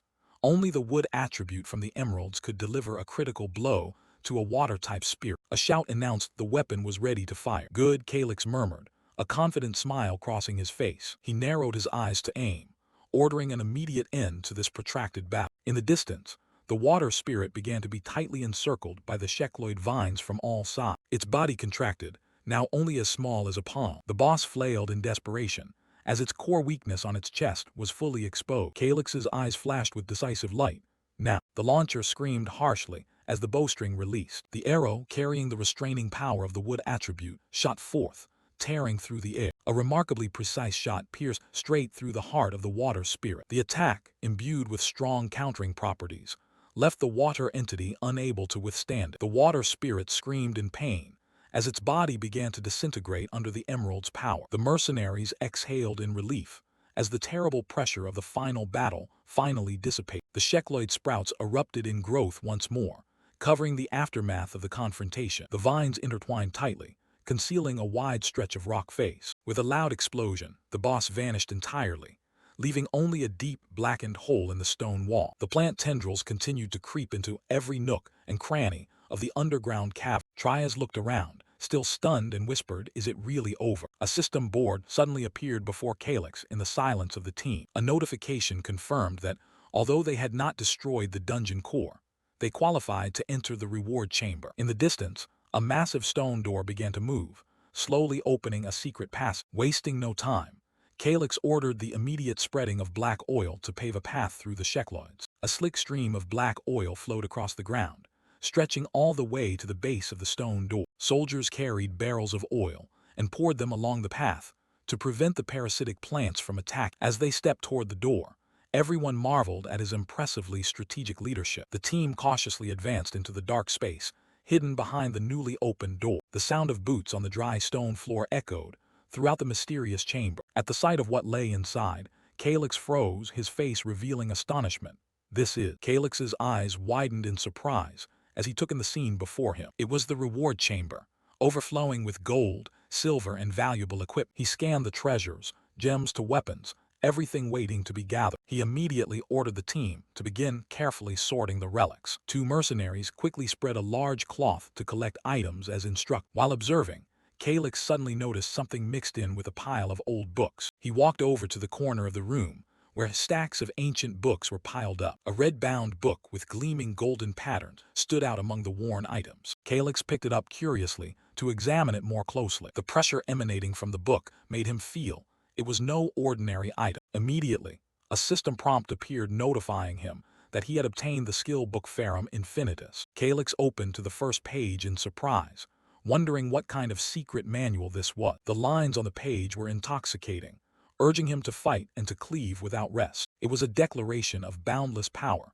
for those who dare to challenge their limits. Calyx stood silent for a moment, admiring the iron will recorded within the book. He snapped the book shut with a dry click. A powerful name escaped his lips: Ferrum Infinitus. Calyx held the treasure firmly in his hands, his face showing clear satisfaction. The system continued to confirm that he had unlocked a unique hidden skill. It was the cursed S-rank skill of the mercenary King Damon, allowing one to use blood to surpass innate talent. A calculating smile appeared. Now his path to leveling up was wider than ever. Russell stepped forward to report that everything in the room had been sorted. Calyx turned to reply, his expression visibly bright. He stood and admired the team's haul, preparing for the next step. Calyx rummaged through the treasure chests, hopping to find something usable immediately. He suddenly paused when he saw another stack of skill books hidden behind the chests of jewels. He picked one up, and another notification appeared before his eyes. It was Morgan's journal, a highly valuable B-rank mana breathing technique. But after inspecting it, Calyx clicked his tongue, knowing he couldn't learn it. Because his body already bore the Shakin family's mana mark, he could not assimilate any additional techniques. He was agonizing over how to reach Class 4 without revealing the secret to Russell. Trias stood beside him, puzzled to see his master staring off into space. He spoke up to ask how they should handle this pile of precious relics. Calyx jumped and turned back when he realized everyone was waiting for his order. He cleared his throat to regain his usual authority. He declared firmly that the spoils would be distributed to everyone according to their specialty. The mercenary team members were stunned, unable to believe what they had just heard. Trias was aghast, since mercenaries usually only received contracted pay and were never given artifacts. The whole team buzzed and looked to their captain to verify this incredible news. Trias was about to say something to refuse, but Calyx decisively raised a hand to stop him. He reminded them that the mission only ends when he returns home safely, so consider this a morale reward. Calyx's gaze suddenly hardened as he asked Trias why he had deliberately destroyed the dungeon core earlier. Trias flinched, sweat pouring down his face at Calyx's word. Behind them, The dungeon structure suddenly trembled and completely shifted. Calyx explained that two other major factions had been tailing them here, but the maze had now been reconfigured. He smiled triumphantly, asserting that their enemies were likely wiped out by the undead. Trias showed obvious shock at the ruthlessness of his young master's plan. Calyx folded his arms casually and said there was no need to trouble himself over the fate of those tailing them. Trias couldn't help but shout that the enemies were humans too, and had families like them. Calyx's eyes went cold as he mocked the mercenary sentimentality, calling that death just. He stepped in front of Trias, advising him to be glad he's alive instead of complaining. Suddenly, Calyx exposed his true identity, captain of the Red Wolf mercenary. Trias froze, unable to react, while his hand instinctively reached for his sword. Immediately, Russell shouted for them to stay still and pressed his blade to Trias's throat. Cornered, the scarred man could only grit his teeth and curse bitterly. Russell warned the mercenaries that with a single step, their captain's head would be severed from his shoulder. Sweating profusely, Trias trembled and asked how Calyx could have seen through his identity. Calyx sneered, saying it was obvious because he possessed abilities the man could not comprehend. A status panel appeared before his eyes, displaying all of Trias's secrets. He absorbed every detail of the man's strength and passed in a single glance. Calyx declared he would overlook the hidden identity for now,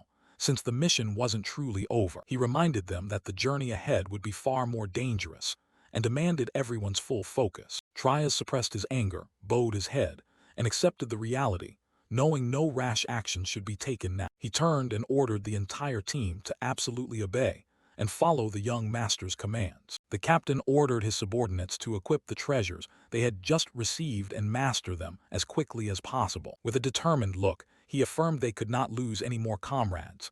The soldiers shouted in unison. Calyx suddenly threw a blue-covered book to the floor and told Trias to take. Trias stared in shock at the item handed to him so casually, its value at odds with the ease of the gesture. He picked it up and wondered what it was that made the boy so concerned about it. Calyx stared straight into the man's eyes and asked if he could truly feel the surge of mana from it. Trias was stunned to realize it was a mana-breathing technique, something every warrior coveted. When asked, he honestly confessed he had never had the chance to learn any mana technique. The young master smiled and told the man to study that book because it was a quality manual. Trias remained suspicious, unable to understand why someone like Calyx would give him such a precious item. Calyx thought to himself that, for the man to reach Class 5, the ability to infuse mana into weapons was essential. Morgan's journal was the golden key to help him achieve that breakthrough. Trias went numb.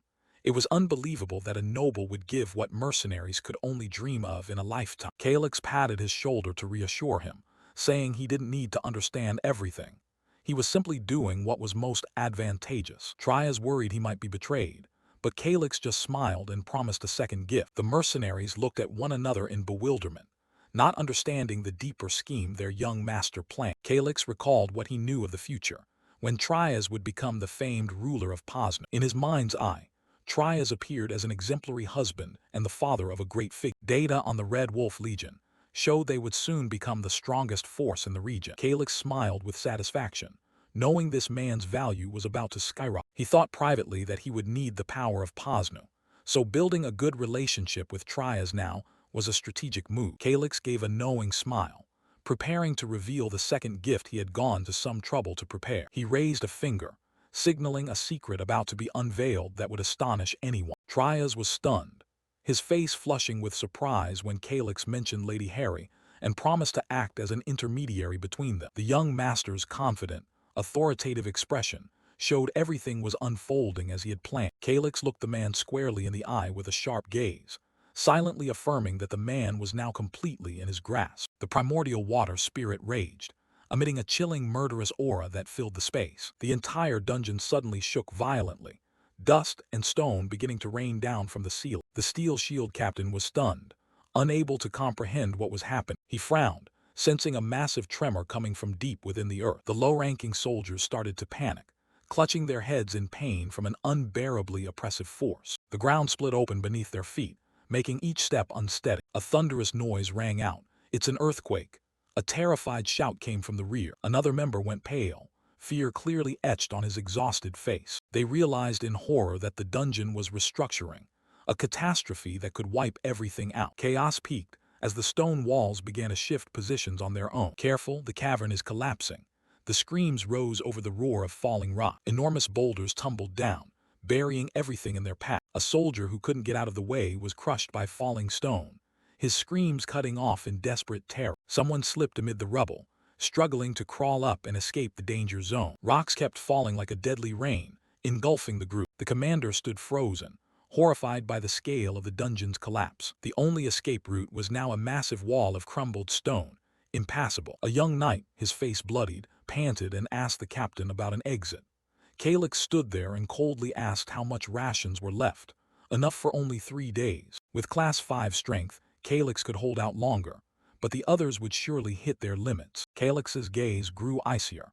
He had begun to form ruthless calculations for this situation. He thought silently that since they were likely to die anyway, he might as well use them as sacrificial tools to escape. Back in reality, the Steel Shield captain was red-faced from being teased by his subordinates. The scarred commander's face suddenly flushed with embarrassment, leaving him speechless. The mercenaries burst into hearty laughter, mocking the captain's rare awkwardness. One soldier told the captain not to hide it anymore. Everyone had known for a long time. The captain snapped, telling the troops to quiet down and focus on the task at hand. Calix cut through the revelry, reminding them the top priority now was to get out safe. The captain bowed and accepted the order.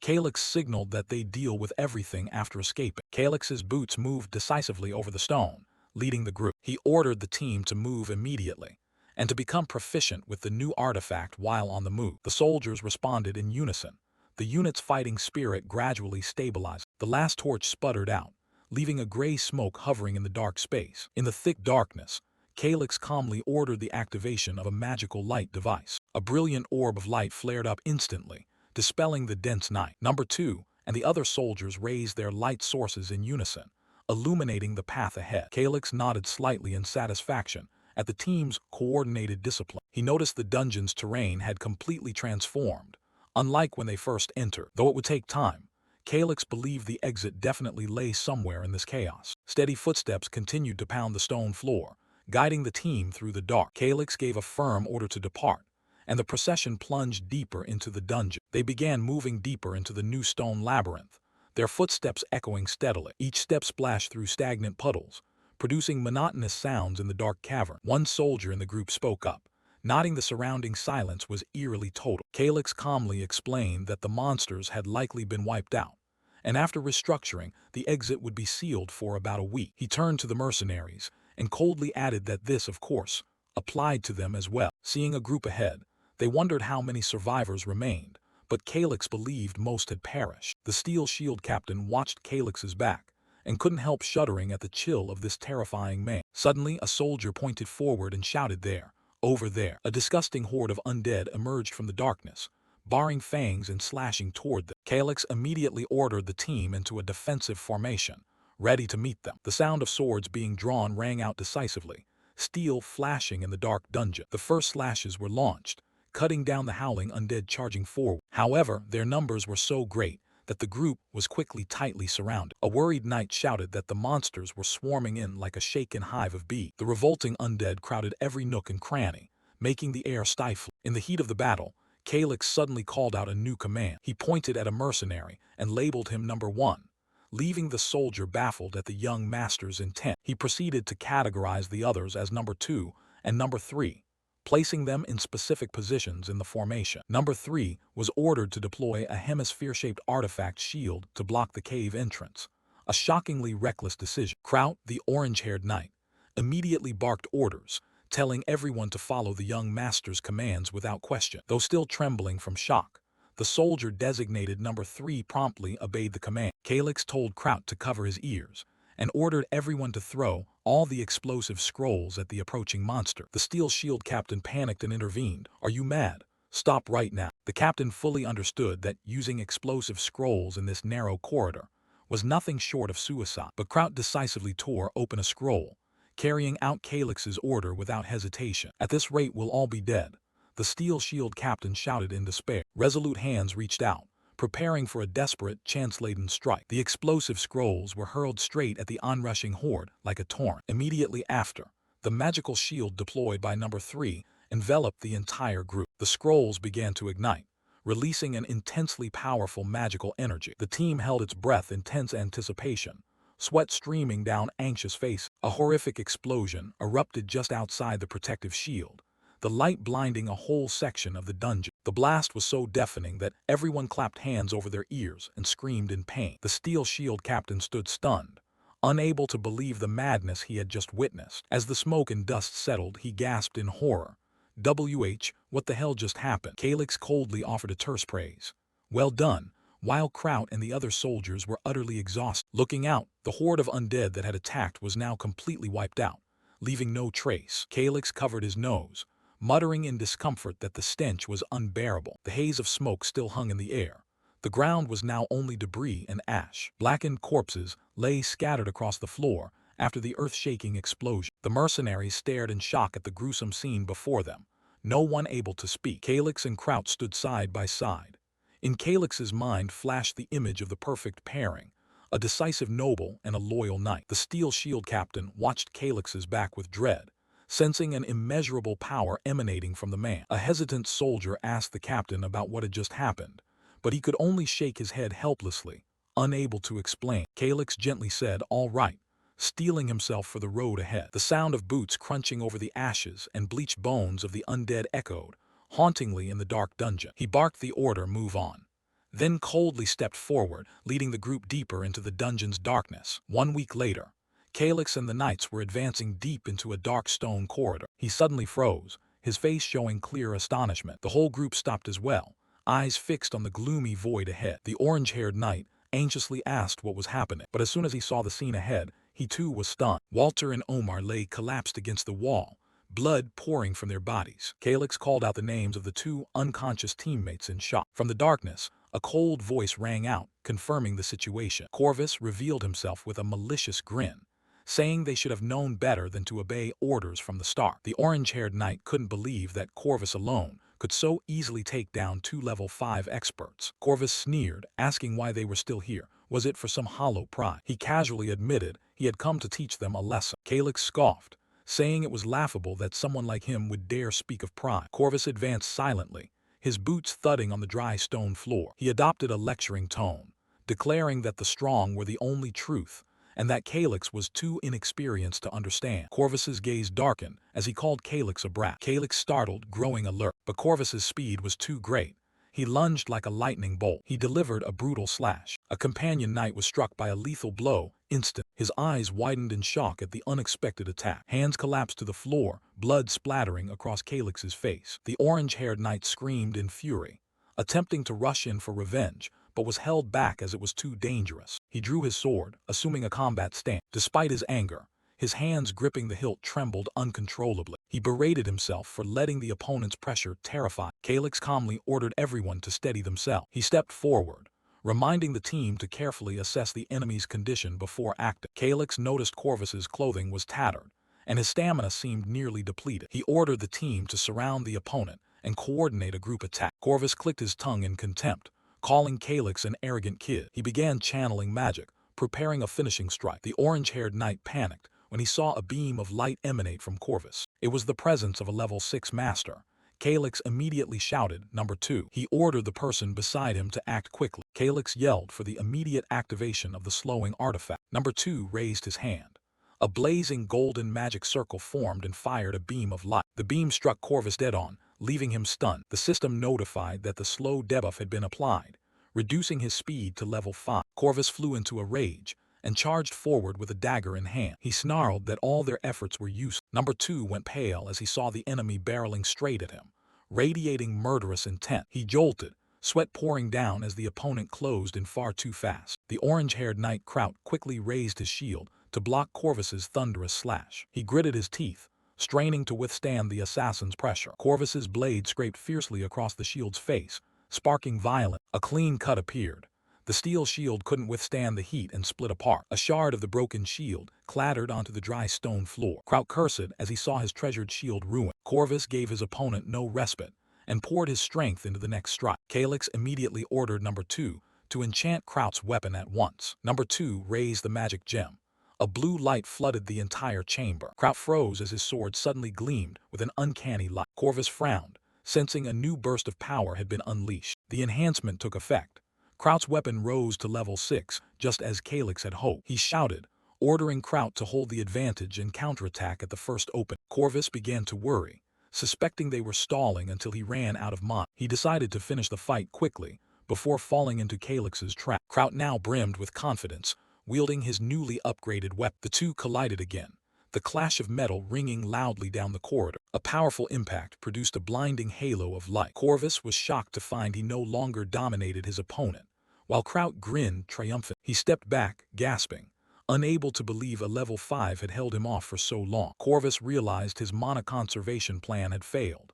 At this rate, he'd soon be exhausted. He tightened his grip on the sword, considering sacrificing an arm to take down a few of Calyx's men. Calyx watched from afar, thinking to himself that at least he had prevented a bloody massacre so far. But he knew this was when the real psychological warfare would begin. Calyx ordered the remaining soldiers to prepare the magical battlefield. The soldiers responded in unison, everyone sharpening their focus. He curled a lip at the enemy, silently daring Corvus to make his next reckless move. Corvus's hand bulged with blue veins from gripping too hard. He let out an enraged roar and lunged forward. Kraut calmly watched every movement of the enemy. Corvus suddenly leapt onto the wall and dashed toward Calyx at wind-tearing speed. Calyx shouted, ordering the artifact to be activated immediately to finish off the prey. Corvus realized these arrows weren't ordinary.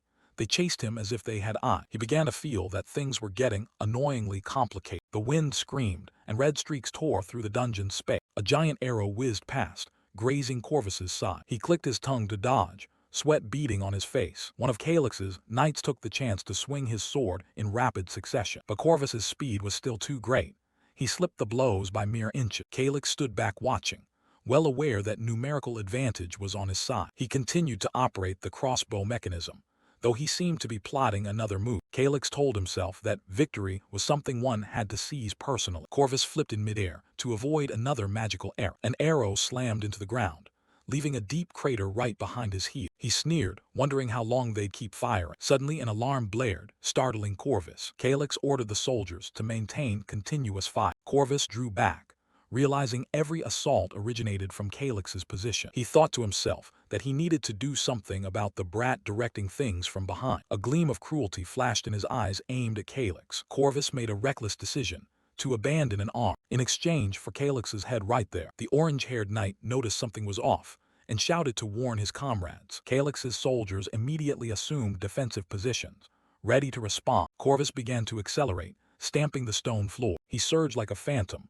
charging into the dense defensive line. The orange-haired knight tried to raise his sword to block the advance, but Corvus only curled his lip in a confident sneer. He slipped through ranks of guards with a single dazzling move. The knight stood dumbfounded, not understanding what had just happened. A deep slash appeared across a soldier's shoulder. His speed left everyone terrified. An archer holding a crossbow couldn't react in time and saw Corvus's shadow flash past. The orange-haired knight panicked, intending to draw the enemy's attention toward himself. But Corvus had already left them behind.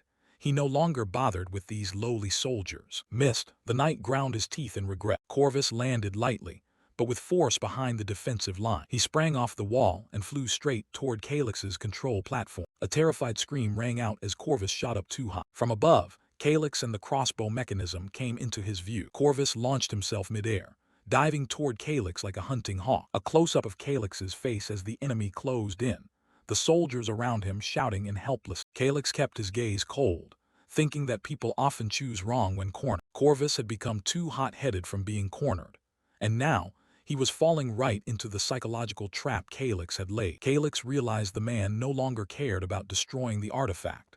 His sole objective now was to take Calyx's life. Calyx had guessed correctly. In his fury, Corvus couldn't make the wisest judgment. A razor-sharp blade tore through the air toward the command platform. Calyx held his breath. Everything seemed to slow in this fateful moment. He remembered the Alchem bracelet, the artifact with special protective properties that he wore on his wrist. As long as his head remained on his shoulders, its effect would surely help him survive the enemy's killing blow. Calyx was still holding his ground by the crossbow mechanism to maintain the pressure of fire. Another arrow tore through the air from the cumbersome war machine. Corvus struggled to weave through the pursuing arrows to get close to Calyx. He grit his teeth and cursed, clearly losing his composure at the boy's stubbornness. Constantly dodging ruined his stance, and his sword swings lost their usual accuracy. The orange-haired knight shouted in panic, when he saw the enemy had breached the last line of defense. In desperation, Corvus decided to pour the remainder of his strength into a decisive strike. He stood right before Calyx with a face full of murderous intent. The blade swung up amid the soldiers' dying alarm cry. Everyone around fell silent, unable to stop the thunderous thrust in time. The sword plunged into Calyx, and at the same moment the bracelet on his wrist flashed soft. Fresh blood began to fall, staining a corner of the dungeon's stone floor red. Looking at the deep wound, everyone thought the young lord's life was hardly likely to be spared. The orange-haired knight froze, his call to his master choking in his throat from terror. Calyx coughed up blood amid his subordinates' screams, but his eyes remained defiantly cold, as if everything was going according to plan. Blood dripped steadily onto the ground, a scene far from benign. Corvus smiled triumphantly. He was certain the stroke had sent Calyx to his ancestor, but the system announced that the Ferrum Infinitus skill had activated, temporarily delaying Calyx's death for 72 hours. Calyx muttered "my turn," and prepared to launch a counterattack. He stared straight at his enemy, blood at his mouth, and activated the Ponatellum skill. This move bypasses all defenses, deals true damage, and cannot be dodged. The blade in Calyx's hand glowed with a powerful blue light. Corvus, standing directly behind him, froze. He couldn't understand why the target struck by a killing blow hadn't fallen. The assassin began to panic. Clearly, he had already plunged the dagger through the other's heart. Not giving his opponent time to react, Calyx swung the blade and stabbed backward. A vicious thrust through the back sent Corvus's blood spraying everywhere. Corvus crumpled, his eyes wide in disbelief at the reality before him. He still wondered how Calyx could move when his heart had been shattered. Calyx glanced at the defeated man and coldly told him it didn't matter why. He was about to die anyway. Corvus coughed, blood spilling from his mouth as his final breath faded. Corvus's body collapsed completely onto Calyx's shoulder. The system notification appeared, confirming Corvus has died. His arm went limp, falling away from Calyx. Calyx stood through the pain. His level surged to 27 thanks to the critical damage he had taken. At that moment, Kraut dashed over, shouting for his master. Kraut and Russell froze when they saw the sword still lodged deep in Calyx's chest. A horrifying sight. Any normal person would have died immediately. Russell realized Calyx was still alive thanks to the effect of the Alchem bracelet. It's an artifact that extends life by 72 hours, but without timely treatment death is still inevitable. Russell broke into a sweat, anxious for Calyx's life. Even on the brink of death, Calyx calmly instructed them to search Corvus's body for a teleportation scroll. Russell quickly found the return scroll, as Calyx had requested. Calyx smiled faintly at the increased chance of survival, then asked Kraut to cut away the portion of the sword still embedded in him. It was an intensely pressured task for Kraut. Kraut took a deep breath, drew his sword, and prepared to carry out his master's brutal request. He focused all his concentration on the coming cut. That extreme focus pushed Kraut's limit up to level 60. Kraut's blade emitted a brilliant light that astonished all the surrounding guards. Russell recognized it as the Sword of Light, a technique reserved for Class 6 warrior. Kraut swung with perfect precision, severing the sword from Calyx's chest without causing further injury. He sighed in relief and reported the task done. Calyx, exhausted, thanked him. Calyx directed them to use ice magic to stem the bleeding before applying restorative salves to the wound. The restorative salve was poured directly onto the piece of sword still embedded in him. Kraut followed every instruction mechanically, overwhelmed with worry. His hands trembled as he held the vial of restorative salve. Kraut closed his eyes to steady himself, trying not to break down at the sight. Calyx told him to keep his spirits up, for the journey ahead would still be arduous. Calyx still had the energy to tease, threatening that if Kraut messed up from shaking hands, he'd haunt him for the rest of his life. Hearing that, Kraut only managed a trembling, fearful yes. He shakily poured the restorative salve onto his master's frozen wound. The block of ice shone when it met the medicine, a rough but necessary first aid. Calyx went pale, feeling as if his whole body were freezing from within to stop the blood. The wound was temporarily stabilized beneath the ice and the mid-grade restorative salve. Kraut exhaled in relief and reported it done. Calyx gritted his teeth and propped himself up on his shoulder. He told himself this measure would keep him alive for now, as long as he didn't take another heavy blow. Suddenly, Calyx remembered someone with healing abilities rivaling the High Priest. He instructed Kraut to use the teleport scroll to go to Posnu and find a man named Edern Beltoa at all costs. He added a strange passphrase: "If he asks for payment, tell him I'll pay with my body." Kraut was left speechless, while Calyx resigned himself to dealing with the consequences later. Exhausted, Calyx closed his eyes and entrusted everything to Kraut. Kraut hurriedly caught his master as he collapsed from blood loss and fatigue. Calyx was completely unconscious, leaving an immense burden on the shoulders of his loyal attendant. Crouch shouted loudly, ordering everyone to listen up. This is an emergency. He cradled the unconscious Calyx tightly, commanding the team to withdraw immediately and be ready to cut down anyone who got in their way. Time flew by. 48 hours had passed since that horrific battle. Kraut finally got his master out of the dark dungeon. He breathed a sigh of relief at seeing sunlight. The mercenaries trailing behind erupted in joy at surviving and returning. Kraut told the female commander to handle the rest while he would take the young master to find a doctor first. Seeing the bandages wrapped tightly around Calyx, the situation was truly hanging by a thread. He told the team to head back to Poznu and meet later. There was no time to hesitate another second. Kraut channeled his energy, a blazing aura surrounding him as he shot forward like an arrow. Those who remained could only see a dazzling streak of light vanish into the deep forest. Another 52 hours passed.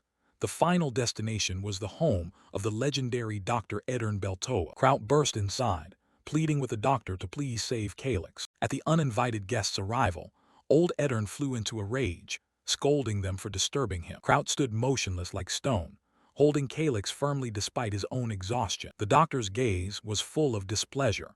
He detested people barging into others' homes like this. He began grumbling about kids who kept throwing themselves into danger, and then coming here to make him clean up the battlefield. But when he glanced at Calyx's badly battered body, he froze in astonishment. Edern pressed to know who had performed such surprisingly skillful first aid. Kraut honestly said it was entirely the young master's orders, leaving the old man stunned and unbelieving. Yet he acted indifferent, saying there was no guarantee the life could be saved, and advising them to give up. Kraut retorted, daring that if the doctor was so worried, he should wake him up and ask himself. He added a challenge, whether the doctor was truly as talented as the rumors claimed. The slight jab to the genius physician's pride froze him for a moment. He turned his back, coldly saying the operation would be extremely costly and he would not work for free. Then he stopped and issued a terrifying condition. The price might be Calyx's own body. Kraut gritted his teeth, knowing he could not back down now. He bowed his head and begged, for only Edern now had the ability to attempt the impossible. Edern hesitated, wondering what value there was in saving someone who was half dead. But then he was jolted when he realized the bizarre setup in Calyx's request. He pressed how a kid could know about the secret technique he had been secretly researching. Edern remained skeptical about the worth of saving someone so near to death. Kraut smiled confidently, asserting that what the young master offered would astonish him. The doctor showed clear embarrassment as he saw his greatest secret held by a stranger. Seeing that reaction, Kraut was sure he had succeeded in persuading him. He asked directly whether the doctor was willing to forfeit a rare opportunity to test that secret technique. Edern stood silent, staring out the window as the curiosity of a mad genius seemed to stir. Finally, he clicked his tongue and agreed, saying he'd help only this one time. Kraut was so overjoyed he burst into tears, thanking his master's savior profusely. Edern decisively ordered Calyx to be taken into the operating room immediately. The door opened, and Kraut hurriedly carried his master into the cluttered, medicinal-smelling room. Edern brushed everything off the table and barked at Kraut to lay Calyx down there and get out. Calyx was placed on the operating table. His life now wholly rested in the hands of this eccentric doctor. Kraut watched Calyx with deep anguish, silently praying that the young master would survive this ordeal. He stood rooted there, unwilling to step even half a pace away from his master's bedside. Edern Beltoa shouted, telling him to go rest so the doctor could work. Kraut bowed his head, blaming himself as useless for letting his master end up like this. He felt unworthy of rest. The doctor snorted sarcastically, calling the lad stubborn as a rock. But Kraut ignored him, telling himself he must do everything possible to protect the young master's treatment. His sword was plunged into the floor, radiating a cold, powerful killing aura. He stood guard at the door, declaring firmly he would not allow anyone to breach this place. Inside, Edern began preparing his medical instruments, muttering that it was time to start this life-or-death game. Peering into the mortal wound, the doctor was stunned to realize Calyx's heart had almost been cleaved in two. With a blade of light having pierced like this, he was certain a normal person would have died long ago. What astonished him more was that the first aid was even more advanced than his own, especially the way magic was used to hold the final breath. He recognized a common spell, delay death, but the other magic was truly strange. A blue light from an item on Calyx began to glow, emitting an unusually potent energy. Edern's face suddenly changed color, He felt excitement mixed with a touch of fear at what he saw. Blood began to be drawn back into the tip of the magic blade, a grotesque sight that even the seasoned doctor found startling. The fierce image of a chimera monster emerged. That was the sign of the chimera's blood secret technique. Edern broke into a mad smile, revealing this was a forbidden technique of injecting monstrous, highly toxic blood directly into the heart that he had not yet perfected. Overexcited by this earth-shattering discovery, he slammed the table and laughed maniacally like a madman who'd found the truth. For him, this surgery was an extraordinarily wonderful challenge for a medical genius. He wondered how this brat knew of the secret he'd long abandoned, and vowed to save him, to interrogate him afterward. Calyx found himself lost in a dark void, unable to see anything around him. He was bewildered, not knowing where he was. A sudden cold washed over him, making him shiver as he hugged his shoulder. A pair of eyes opened wide, trying to peer through the surrounding darkness. White snowflakes began to fall into Calyx's palm. He wondered why there was snow here. Suddenly, a black mire appeared under his feet, swallowing everything. Calyx was terrified and didn't understand what was happening. The scene altered completely, revealing before him an unfamiliar modern city he'd never seen. In the distance, someone lay collapsed. Calyx squinted to see more clearly. It seemed he had noticed something unusual. It was the goddess Hecatoria, curled up on the cold ground with strange marks on her skin. Calyx couldn't believe his eye. He realized this wasn't the present but fragments of Hecatoria's old memories resurfaced. The icy, bitter chill across Hecatoria's flesh was something Calyx could feel vivid. Dry footsteps sounded from behind. A stranger was approaching Hecatoria. The figure held a black umbrella, completely obscuring their face so Calyx couldn't tell who it was. He wondered if it might be someone the goddess knew. The person gently draped a coat over Hecatoria. Warmth began to spread, dispelling the earlier cold. Suddenly Calyx woke from the dream. A system notification popped up confirming he was still alive. Calyx exhaled in relief, though he was still shaken by what he had seen. Beside the bed, Dr. Edern Beltoa watched him with a probing look. He asked if Calyx was fully conscious. Edern said bluntly that he had questions and warned Calyx not to expect that the knight would be able to protect him now. At the mention of the knight, Calyx immediately thought of Kraut. He worried about his guard's situation. Despite the threat, Calyx smiled with satisfaction knowing the doctor had succeeded with the secret technique. Edern growled that he could end Calyx at any moment. He demanded to know where Calyx had heard of this secret technique. This could not be a coincidence. Edern asserted the method couldn't work unless the practitioner understood it fully. Calyx only smiled, quietly grateful everything had gone smoothly. Edern's gaze sharpened. He said he had no mood to be toyed with by a brat. Calyx remained unnaturally calm under the old doctor's pressure. A vivid purple magic flared in Edern's hand. Calyx casually mentioned rumors that he was a dark mage, a remark that clearly wounded his pride. Calyx began to explain what he'd pieced together from historical texts. The concept of a dark mage seemed to hold more secrets than people thought. He suggested it was a lie spread by the Seven Orders to drive away Hecatoria's followers. Edern listened silently, his expression shifting slightly. Calyx continued that after the ancient magic empire fell, Hecatoria's devotees scattered everywhere, making it difficult to find one now. From another perspective, those labeled dark mages could very well be surviving followers of the goddess. The room fell into a fearful silence. Calyx raised a hand to signal that those people were like him. He closed with a line that stunned Edern. "You're a follower of Hecatoria too, aren't you?" Edern's face drained of color. He was speechless at Calyx's sharp deduction. Seeing that reaction, Calyx was certain his hunch was correct. A triumphant smile appeared on his face. Edern tried to regain composure, mocking that it's laughable for someone who can't even read runes to claim to serve Hecatoria.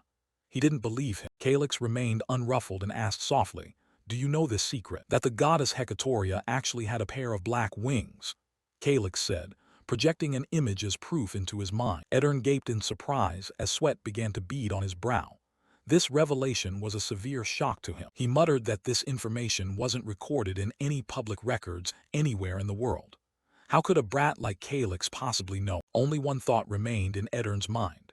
If the boy knew that, then he must be a true follower of the goddess. Still, he kept a stern expression, warning that insulting a deity would incur severe punishment if Calyx dared lie. Calyx merely smiled, unfazed, but Calyx suddenly changed tone, saying they still had a thorny problem to solve.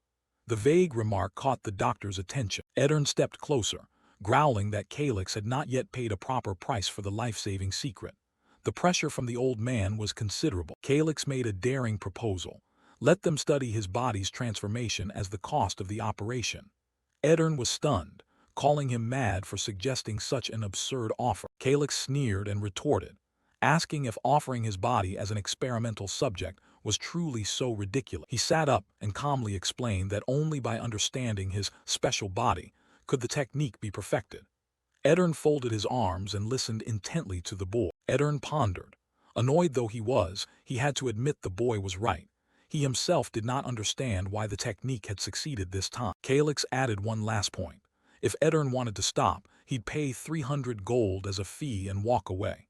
He was striking at the pride of a genius. He smiled confidently, knowing a dedicated expert like Edern would never pass up a once-in-a-lifetime chance to complete his research. Outside, Kraut stood waiting, his face filled with worry for his master, calling his name without cease. Seeing Calix safe, Kraut finally exhaled in relief, his eyes lighting up with joy. The next morning, the scene shifted to the stately castle of Marquis Antonio. Marquis Antonio sat on a high chair, surprised by his retainer's unannounced visit. The retainer presented a dossier, saying he had found some interesting things while visiting the Varigata intelligence agents. Antonio echoed the name Varigata with a look of skepticism and curiosity. He decided to let this subordinate intelligence agency handle the matter discreetly. With a grave expression, the Marquis demanded absolute secrecy from the man regarding Talamarquis Selvio. A set of classified documents was handed over personally. Everything was ready to uncover the dark truths within. Antonio began reading carefully, wondering what was truly happening behind these reports. The urgent report detailed the condition of subject number 3, after infiltrating the dungeon and the suspicious disappearance. A familiar image arose in their minds. The Black Knight Corvus, who had failed the mission. Marquis Antonio was stunned, wondering how this man could possess such sensitive information. His complexion faded. He noted Corvus was a rare talent among the Black Knights, with power rivaling a true swordsman. A significant loss indeed. The retainer bowed regretfully upon hearing that Corvus couldn't even withdraw from the dungeon. Antonio could only sigh and accept the harsh truth. The Marquis snapped that the matter should have been handled more carefully to avoid undue alarm. The retainer respectfully admitted his mistake, calling it his fault. He placed a hand over his chest in respect and declared he had a new proposal to salvage the situation. Another plot began to take shape. In Antonio's lavish chamber, Baron Grima, a middle-aged man with gray hair and a neatly trimmed beard, bowed in apology for troubling the Marquis. Grima sarcastically asked, "Isn't that why the Marquis hired him?" At Antonio's nod, Grima lightly placed his hand on his chest in deference. He said he had prepared a new proposal to resolve the trouble. Marquis Antonio's castle rose imposingly under a clear blue sky, where new political plots were slowly taking shape. Returning to the conversation, Grima confirmed the last location where Corvus had contacted them was somewhere near Paz. While Antonio still pondered the connection, Grima casually declared he would write a letter to stir up the situation. A calculating smile appeared on the Baron's lips. He believed he could fabricate a perfect scenario to take down their opponent. At Urine's residence inside Poznu Castle, the peaceful atmosphere was suddenly shattered by urgent news. A soldier dashed down the corridor in a panic, shouting loudly for young Master Calix as he ran. Captain Lieben burst through the door with a tense expression. He reported that the Central Army stationed near Poznu was behaving extremely suspiciously, loudly stockpiling supplies and reinforcing troops. Calix was resting on a chair and wondered if it was merely an unusual training exercise. Lieben immediately shook his head in denial. Calix propped himself up and thought. Since they seized the Black Wings and Steel Shield bases, small group leaders had begun meeting in secret. He guessed his overwhelming strength had made these freelance mercenaries wary. Lieben admitted that, but the strange thing was those people no longer bothered to curry favor with him as before, indicating they no longer respected the Red Wolf Legion. He recalled their hostile looks from a few days earlier. It was very possible these mercenaries had found a new, stronger backer to oppose them. Calix sat up and realized the force behind it was the Third Corps of the Northeastern Army. He lightly pressed his hand to his chest, as if feeling a faint pain. The attendant standing nearby also fell into thought. It seemed Count Selvio was acting faster than they had anticipated by intervening in this matter. Calix ruffled his hair. He was sure that Selvio would never sit idly by while Poznu was being taken over without intervening. Outside, Poznu Cathedral's bell tower still stood tall against the blue sky, witnessing the city's imminent change. Worry showed in Liaban's eyes under pressure from the regular army. He understood a direct confrontation would be extremely difficult. Cut to training. Liaban sat meditating in the yard. A blaze of golden mana surrounded him, radiating unprecedented power. Behind him, the other members of the mercenary company practiced the same exercise. The entire training ground was bathed in the light of awakened mana. Liaban couldn't help but be astonished by the power surging through his veins. He exclaimed that it was truly insane and beyond imagination. Looking at the mana-breathing manual Calyx had given them, Liaban still couldn't believe its miraculous effect. Calyx stood at a distance quietly observing their training results. Mana flowed through every muscle. Liaban felt a massive energy erupting from deep within his body. The other soldiers also began to get excited, cheering as they felt their strength increase markedly in a short time. After a grueling session, Liaban shouted for everyone to rest and recover their strength. The mercenaries were visibly elated, amazed that this technique made their bodies feel light and full of vitality despite the intense exercise. Liaban declared firmly that he would not keep this method to himself. He would share it with the entire legion, so they could all grow stronger to defend Poznu. A young member eagerly waved his hand, promising that one day he would train hard enough to surpass even the captain.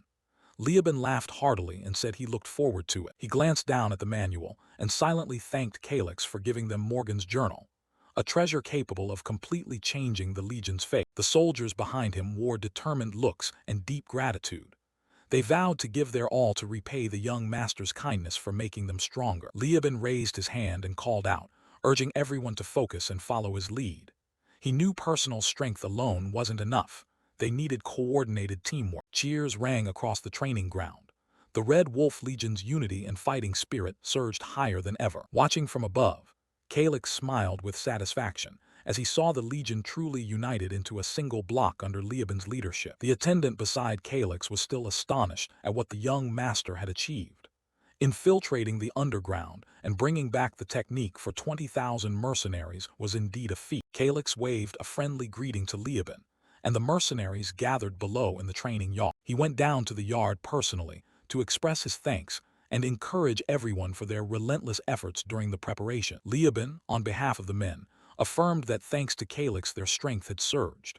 The Red Wolf Legion vowed to protect him with all their might against any enemy. Calyx smiled. He knew that from this moment the Red Wolf Legion belonged to him completely and was ready for greater challenges. Calyx's gaze grew deep as he began calculating his next moves to consolidate control over the rest of Poznu. In the private conference room, Calyx and his trusted subordinates sat around the long table to analyze the Central Army's sudden maneuver. Liaban remained skeptical, wondering whether the army would truly dare to risk everything to march in and occupy a free city like Poznu. A diagram appeared showing the complex situation. The three major factions of Poznu had always resolutely refused royal intervention to preserve their interests and autonomy. Liaban nodded slightly, admitting that Calyx's assessments of the situation were entirely accurate. Behind them was the image of the Black Wings mercenary company. Originating from punitive battalions, these people had long harbored deep hatred for the nobility. As for the Steel Shield Guild, they had never forgotten the sting of being abandoned by the capital during the hardest time. Calyx clasped his hands and analyzed that the Red Wolf Legion shared the goal of protecting Poznu's freedom, so their stance was no different from the two major factions. A map unfolded, illustrating the unity of mercenary groups large and small across Poznu. To protect their way of life, all were ready to join forces against royal army intervention. However, Calyx pointed out a vulnerability. After the recent dungeon incident, more than 500 of the three factions' elite fighters had not returned. He judged that the Central Army would surely see this as the golden moment to act, believing the city's overall combat strength had been seriously weakened. Liaban questioned that even weakened, Poznu still had nearly 10,000 mercenaries, while the Central Army had at most 2,500 regular troops. He argued that even with a temporary reduction in strength, the numerical gap was still too large for the army to launch a direct assault. Calyx looked around the table, wondering if the Central Army was being overly reckless in making such a risky decision. A mysterious smile flickered on Calyx's lips, It seemed he had seen through the true purpose behind the move. Kalix explained leisurely that the army's goal was not to level Posnu or annihilate the mercenaries. If they did, there would be no one left to stop the monsters flooding into the kingdom. Lieben was stunned to hear this. A feeling of unease rose in him as he began to vaguely grasp the truth. With cold eyes and a swirl of dark aura, Kalix affirmed the army's real target was the Red Wolf Legion, the only remaining force capable of threatening their scheme. The scene shifted to the military city of Brest, where the 3rd Corps of the Northeastern Army was garrisoned. Inside the base, Baron Grima held a secret meeting with mercenary leaders, naming the sole target to be eliminated, the Red Wolf Mercenary Company. He issued an ultimatum: either stand with him or be branded a traitor along with the Red Wolves. The mercenaries began to murmur, wavering before this weighty threat. Baron Grima smiled calculatingly, inviting them to cooperate with him. He promised generous shares of the spoils afterward, prompting greed to rise in everyone. They thought that once the Red Wolves were wiped out, control over contracts in the area would fall into their hands. For so long the Red Wolves' monopoly had prevented smaller factions from profiting, so now was their chance to overthrow them. They intended to use the Central Army as a shield, to eliminate their rivals without fear of retribution. The mercenaries' eyes showed determination as they saw the fat prize before them. Baron Grima watched in silence, certain his divide-and-conquer plan had succeeded brilliantly. Trias spoke up, lamenting that many veteran mercenaries had died in pointless power struggle. Grima nodded in agreement, saying it was a waste to let such talented men die. But in truth he felt contempt, viewing these hired fighters as laughable pawns. He ordered them to concentrate on rounding up the Red Wolves and leave the cleanup to the army. The mercenaries gratefully thanked his generosity. A week later, at the Red Wolf mercenary headquarters, Trias led thousands to surround the gate, raising his hand and rallying the brothers to stand up for their rights. He loudly accused the Red Wolf of monopolizing the lucrative contracts to enrich themselves. The crowd responded fervently, demanding privileges back and pledging to protect Posnu's future. Seeing the chaos at the gate, Kalix realized they had truly fallen into the Central Army's trap. He stood above watching with a cold expression. It's always the foolish ones who spill the most blood. Amid the encircling enemies, Lieben calmly stepped forward alone to confront them. Kalix stared at Trias's back, seemingly waiting for some variable to appear. Trias blocked his path and snapped, asking what trick Lieben thought he was trying by daring to show himself alone like this. He was slightly surprised to see the Red Wolf leader have the courage to face the crowd alone. Trias declared that the army suspected the Red Wolf of plotting rebellion, and they could not stand idly by. He demanded that Lieben remain and wait to be escorted by the army if he didn't want to invite further trouble. Despite that aggression, Lieben remained extremely calm. He countered by asking whether they would accept Posnu losing its status as a free city and becoming a pawn of the army. Trias scoffed, saying Lieben was only playing the hero to protect his own interest. Kalix watched the exchange and admired inwardly as everything unfolded exactly as he had predicted. Trias grew even more triumphant, thinking he'd struck a nerve that would silence his opponent. But then Lieben unexpectedly spoke up to admit his own shortcomings. He confessed that the Red Wolf had failed to maintain order perfectly when job brokering became a matter of contention. Lieben explained that if competition ran rampant, mercenary pay would plummet. The mercenaries outside began to stir at his words. Kalix judged that this Trias was sharper than he looked, not merely a brave fool. Lieben insisted his intention had always been to open up job assignments to everyone at the appropriate time. Trias burst out laughing, mocking Lieben as naive to think anyone would believe such an empty promise. Lieben grew serious, urging Trias to ask himself why the army was so eager to destroy the Red Wolf. He exposed the conspiracy. The army needed to establish a new order they could fully manipulate and control. Trias began to show hesitation, realizing he might be nothing more than a pawn in this political game. Lieben concluded the only way for the army to seize Posnu entirely was to wipe out the Red Wolf, and the free mercenaries were the tool for that. Trias and the mercenaries stood stunned, speechless at the truths Lieben had revealed. They began to worry whether Baron Grima truly intended to use them as a stepping stone to rule the city. Trias realized a harsh fact. If the Red Wolf were destroyed, they would not have the strength to defend themselves against the Central Army. The leader pondered deeply. Though he didn't trust Grima, he couldn't fully place his faith in Lieben's words just yet. He worried about his reputation. Having mustered thousands here, he couldn't simply withdraw without a valid reason. Trias fell silent, trying to find the most face-saving way out to retain some of his prestige. Finally, he decided to call a truce. He told Lieben that though he wasn't convinced, he would remember the warning. Trias ordered all mercenaries to withdraw, ending the siege to everyone's astonishment. A member of the Red Wolf shouted in disbelief at how quickly the situation had turned. That night at Calix's mansion, the atmosphere remained tense. Kraut reported to the young master that their attempt to persuade Trias to side with them had failed. But Calix thought that was more than enough. He could see Trias actually wanted to retreat. He just lacked a suitable excuse. Everyone was worried because in just 1 week Grima's Third Legion would enter Pozno. Time was nearly up. Calix calculated that the most important thing now was to discover Baron Grima's true motive behind his action. He smiled confidently, reminding everyone that he was the heir of the noble Shikin family. Calix asked pointedly about the identity of the Northeast Army's commander-in-chief. Preparing for a new move, he decided to go meet that Legion commander in person to get to the bottom of it. The next day, cries rang out everywhere demanding the road be cleared for the young Master Shikin's departure. Calix and Kraut strode proudly, officially using their noble status to intimidate those around them. The mercenaries parted to either side. No one dared block his path in the face of such authority. They murmured among themselves, admitting that as mercenaries they couldn't so much as touch a hair of a great noble. Meanwhile, Dr. Edern Beltoa wore a grimace, not very enthusiastic about the trip. The old man grumbled, asking why he had to come.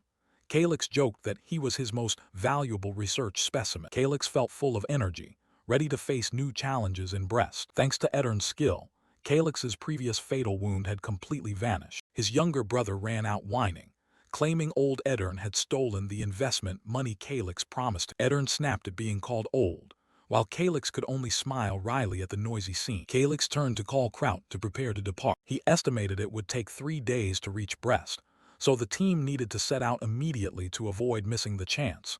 Kraut complied. Even Calix's horse seemed to grin, eager for the dramatic journey ahead. His little brother and the maid stood at the gate waving goodbye, wishing the group a safe journey. Calix beamed and officially ordered the troop to march straight south. 3 days later, the scene shifted to Brest, a bustling military city. Calix couldn't help but marvel at the place's grand scale. Everywhere in the city soldiers were training, and merchants were busily trading goods. He and his attendant rode deeper in, overhearing mention of a massive population numbering over 30,000. They stopped before a strict guard post. The guards stood in neat ranks, spears at the ready and eyes full of vigilance. A soldier stepped forward to block their way, demanding they state their purpose, which left Calix momentarily flustered. He had anticipated trouble with paperwork without Russell accompanying him, so he had secretly prepared something in advance. Calix produced a document and handed it to the soldier, causing the man to widen his eyes in surprise. The title representative of the commander-in-chief made the soldiers instantly change their attitude.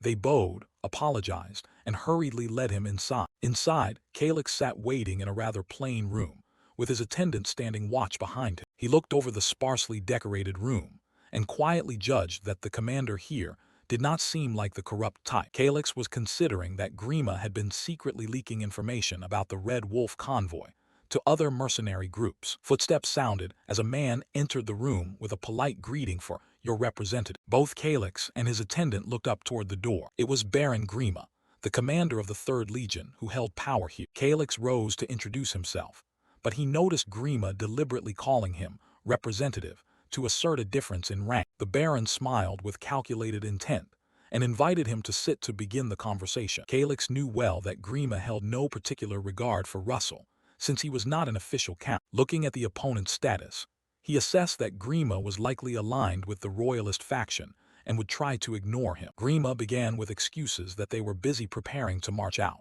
but Calix immediately cut him off. He went straight to the point, questioning the authority to mobilize central troops without orders from the crown or the regional commander-in-chief. Calix's gaze turned icy as he bluntly asked Grima, whom he was ultimately taking orders from. Tension in the room spiked as the two stared each other down. Grima didn't answer directly, but instead asked whether Calix had been sent by Russell. He appeared surprised that the news had spread so quickly, even though they had only been preparing for 10 days. Calix nonchalantly said he had caught wind of suspicious movements by the Third Legion while in Pozno. Grima's face hardened. It seemed he had not expected the secret to be exposed so early. Knowing he could no longer conceal it, Grima stood and asked to be excused, claiming he was not at liberty to disclose information. He turned his back and left the room, leaving a hollow remark about the glory of the kingdom. Calyx fell silent, watching the scheming commanders retreating back. The door slammed shut after Grima departed. The attendant was annoyed by the Baron's rude attitude, but Calyx found it obvious since he held no official title. When asked about his next plan, he merely clicked his tongue and said he'd figure something out. But Calyx's mind kept circling the question: who was truly backing Grima's troop mobilization? Night fell, and a cold moonlight blanketed the military city. Returning to their lodging, the group was greeted by the excitement of a young boy. Calyx exhaled and collapsed onto the bed, exhausted after a day of intense mind game. He was certain Grima had prepared a fallback to avoid responsibility if things went wrong. A week later, a massive field camp had sprung up outside the city. Calyx, his attendant, and the scar-faced guard stood on the walls observing the elite soldiers under Grima's command. The scar-faced guard judged this deployment to be the kind prepared for a long attritional war. Calyx assessed it was clearly a direct threat, meant to force the enemy into silent surrender. The Third Legion still didn't fully trust the alliance of small and mid-sized mercenary bands, which is why they weren't rushing into the city. In urban warfare, regular troops would be at a disadvantage against seasoned mercenaries. Calyx smiled faintly, quietly judging that this commander had more ability than he'd thought. He turned to the scar-faced guard and said that if the army charged in from the start, Leoben would be unable to control the chaos. But when the enemy sees a force ready to fight right beneath the walls, the situation changes entirely. The scar-faced guard nodded in agreement, saying the people inside the city were surely beginning to panic at the thought of being swept away. Calyx added that Leoben was essentially a puppet representative.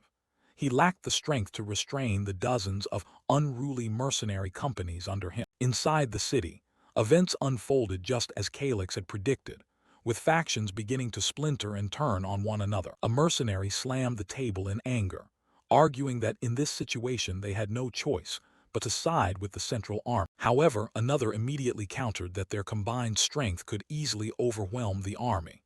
At that moment, an uninvited guest appeared. All eyes turned to the door when they recognized the newcomer as Baron Grima's envoy. With a friendly but loaded smile, the envoy announced that the army required them to prove they had no ties to the Red Wolf convoy. Leoben frowned at the unreasonable demand, while the mercenary beside him shouted in anger at the insult. The envoy calmly laid down a condition: they must capture and hand over the Red Wolf convoy to the army. Leoben slammed the table and rose, warning that sentiment among mercenaries was tense. Doing so would forever brand them as the army's hunting dogs. The envoy waved his hand to reassure them, saying they had nothing to worry about. He asserted that once they held the operating permit, those lowly free mercenaries would have no choice but to submit to them. Leoben's people looked puzzled and asked about the strange permit the envoy had mentioned. He leisurely explained that from now on, all mission brokerage would be banned without an official permit issued by the commander of the Third Legion. Of course, this privilege would be reserved for those who helped them eliminate the Red Wolf convoy. The permit would last up to 4 years and be subject to strict periodic inspections. Any force that failed to meet standards would have it revoked immediately.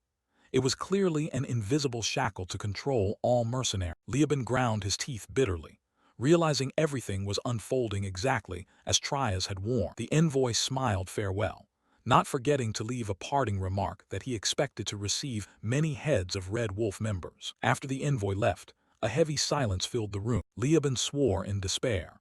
In this situation, he foresaw a bleak future where they'd be treated worse than stray dogs. He regretted not accepting Trias's deal from the start. He wondered what would happen to him if he accepted Grima's terms but ultimately failed. One wrong move, and it would all be over. Leoben bit his lip. Cowardice and fear closed in on his mind as he realized he was being driven into a corner with no legitimate way to retreat. He let out a guttural roar of helplessness, extreme fury erupting as all his long-laid plans suddenly dissipated into smoke. Early the next morning, the guards were lined up right in front of the gate, swords drawn in their hands. The crowd inside began to stir. Seeing those figures, they shouted immediately, "They're coming out." The sound of footsteps striking the stone floor was steady, and just from hearing it, conveyed authority. Leoben, leading the Red Wolf gang, strode forward proudly, his scarred face looking extremely fearsome. The guards panicked and raised their swords to block him, stammering for him to stop. But with just one glance from Leoben, a guard screamed and froze in terror. The captain paid him no mind, and kept striding forward amid the terrified stares of the soldiers. From ahead came a loud shout calling Lieben by name, demanding he show his face at once. A commander of the opposing side in a blue cloak stepped forward, smugly asking, looking for Lieben. He said casually, there was no need to shout like that. His ears were still very good. He turned to Lieben and pressed him to say what business had brought him here this time. Lieben proposed settling everything with a duel between champions. If his side lost, they would follow orders. But he also set the opposite condition. If the other side lost, they would fight for Posnu's freedom. The commander sneered and told Lieben not to spout such nonsense here. He crossed his arms and asked, what do we gain by accepting your bet? Lieben ignored the bickering and taunted that if they lacked the guts, he wouldn't force them. The commander began to waver, thinking that backing down now would admit he was inferior. He ground his teeth, unwilling to make a decision that would ruin his long-held reputation. In the end, he agreed to a 10-on-10 match, and Lieben nodded in agreement to settle it that way. News of the match spread like wildfire through every alley of the city. Children ran excitedly through the streets, calling to one another to go see the one-of-a-kind contest. They clustered together, eagerly discussing, some curious who would win, others sure the Red Wolves would dominate. Watching the whole scene from above, Calix looked very relaxed beside his attendant. He even joked that selling snacks here would be profitable, prompting Trias to remind him to keep some noble bearing. The match began. A fighter stepping into the ring slipped and staggered, causing the audience to gasp. The stands were packed, everyone holding their breath as they followed every dramatic moment below. Blanco of the Red Wolves won decisively, and the team jubilantly celebrated their first victory. The bespectacled referee proclaimed the result briskly and called for preparations for the next bout. A young man carrying a long spear strode into the arena. Seeing the newcomer, Calix raised an eyebrow, clearly intrigued. The challenger, named Julen, arrogantly told his opponent to surrender early to avoid losing face. Blanco smiled broadly and replied there was nothing to worry about. He'd finish this quick. Julen muttered angrily, calling his opponent an insolent bastard. Both sides assumed their stances, and the atmosphere on the floor instantly grew extremely tense. The referee looked to both fighters once more to confirm they were ready. He then decisively shouted the command to begin the duel. The two opponents lunged at each other like arrows, their weapons clashing and sending bright sparks flying. The battle unfolded under the blazing sun, drawing every citizen's gaze in the city. But after only a few moves, Julen collapsed to the floor and couldn't get back up. He ground his teeth in bitterness, muttering curses at how disastrously he had lost. The stands erupted in cheers as Blanco once again brought home a glorious victory. Calix nodded in approval. The Red Wolves truly hadn't lost a single match to that point. Outside the arena, Red Wolf members were shouting praise for Blanco. Their unity seemed even stronger after the winning streak. Meanwhile, the blue-cloaked commander ground his teeth, sweat pouring down as he couldn't believe the result before him. He thought to himself that the Red Wolves hadn't been this strong days ago. There was no doubt they had cheated. Unable to contain himself, he sprinted into the center of the arena and shouted, I protest. This match is invalid. Lieben stepped forward, his face cold as he asked bluntly, you refuse to accept a fair result. The crowd around began to murmur, saying it's hard to believe they'd call foul play after winning all 10 matches. The blue-cloaked commander sneered, smugly thinking that if the mercenaries' discontent grew, the tide would turn in his favor. But Lieben knew his dirty character too well, and immediately exposed the vile schemes that had gotten him kicked off the Red Wolves roster before. Hit where it hurt, the man leaped up screaming, why are you bringing that up now? I never even wanted to join your troop. Lieben's face remained unnaturally calm. He didn't bother with such meaningless excuses. The blue-cloaked man began to run out of arguments and could only huff in frustration. Lieben said to let old matters lie, but he demanded the man make a promise right there. The final condition was presented. If I can prove our victories were entirely legitimate, you must leave Posnu forever. Trias laid out the condition.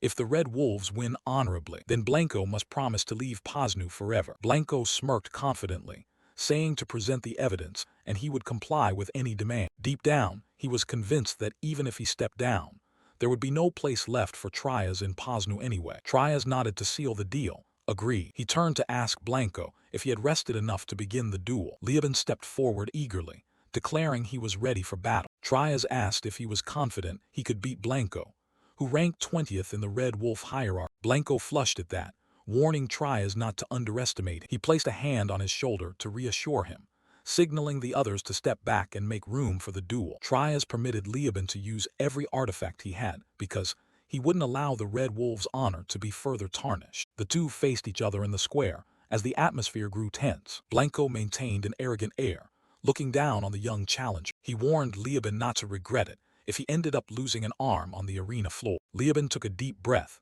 his eyes locking onto his opponent with intense focus. Suddenly he lunged with a shout, too slow. Blanco startled, a wave of unease washing over him at the other's calm expression. His whole body suddenly felt as if thousands of pounds of stone pressed down on his shoulder. Blanco panicked as he realized he couldn't move an inch. His eyes rolled back, and sweat streamed down his face from the sudden helplessness. Lieben's sword was at his throat.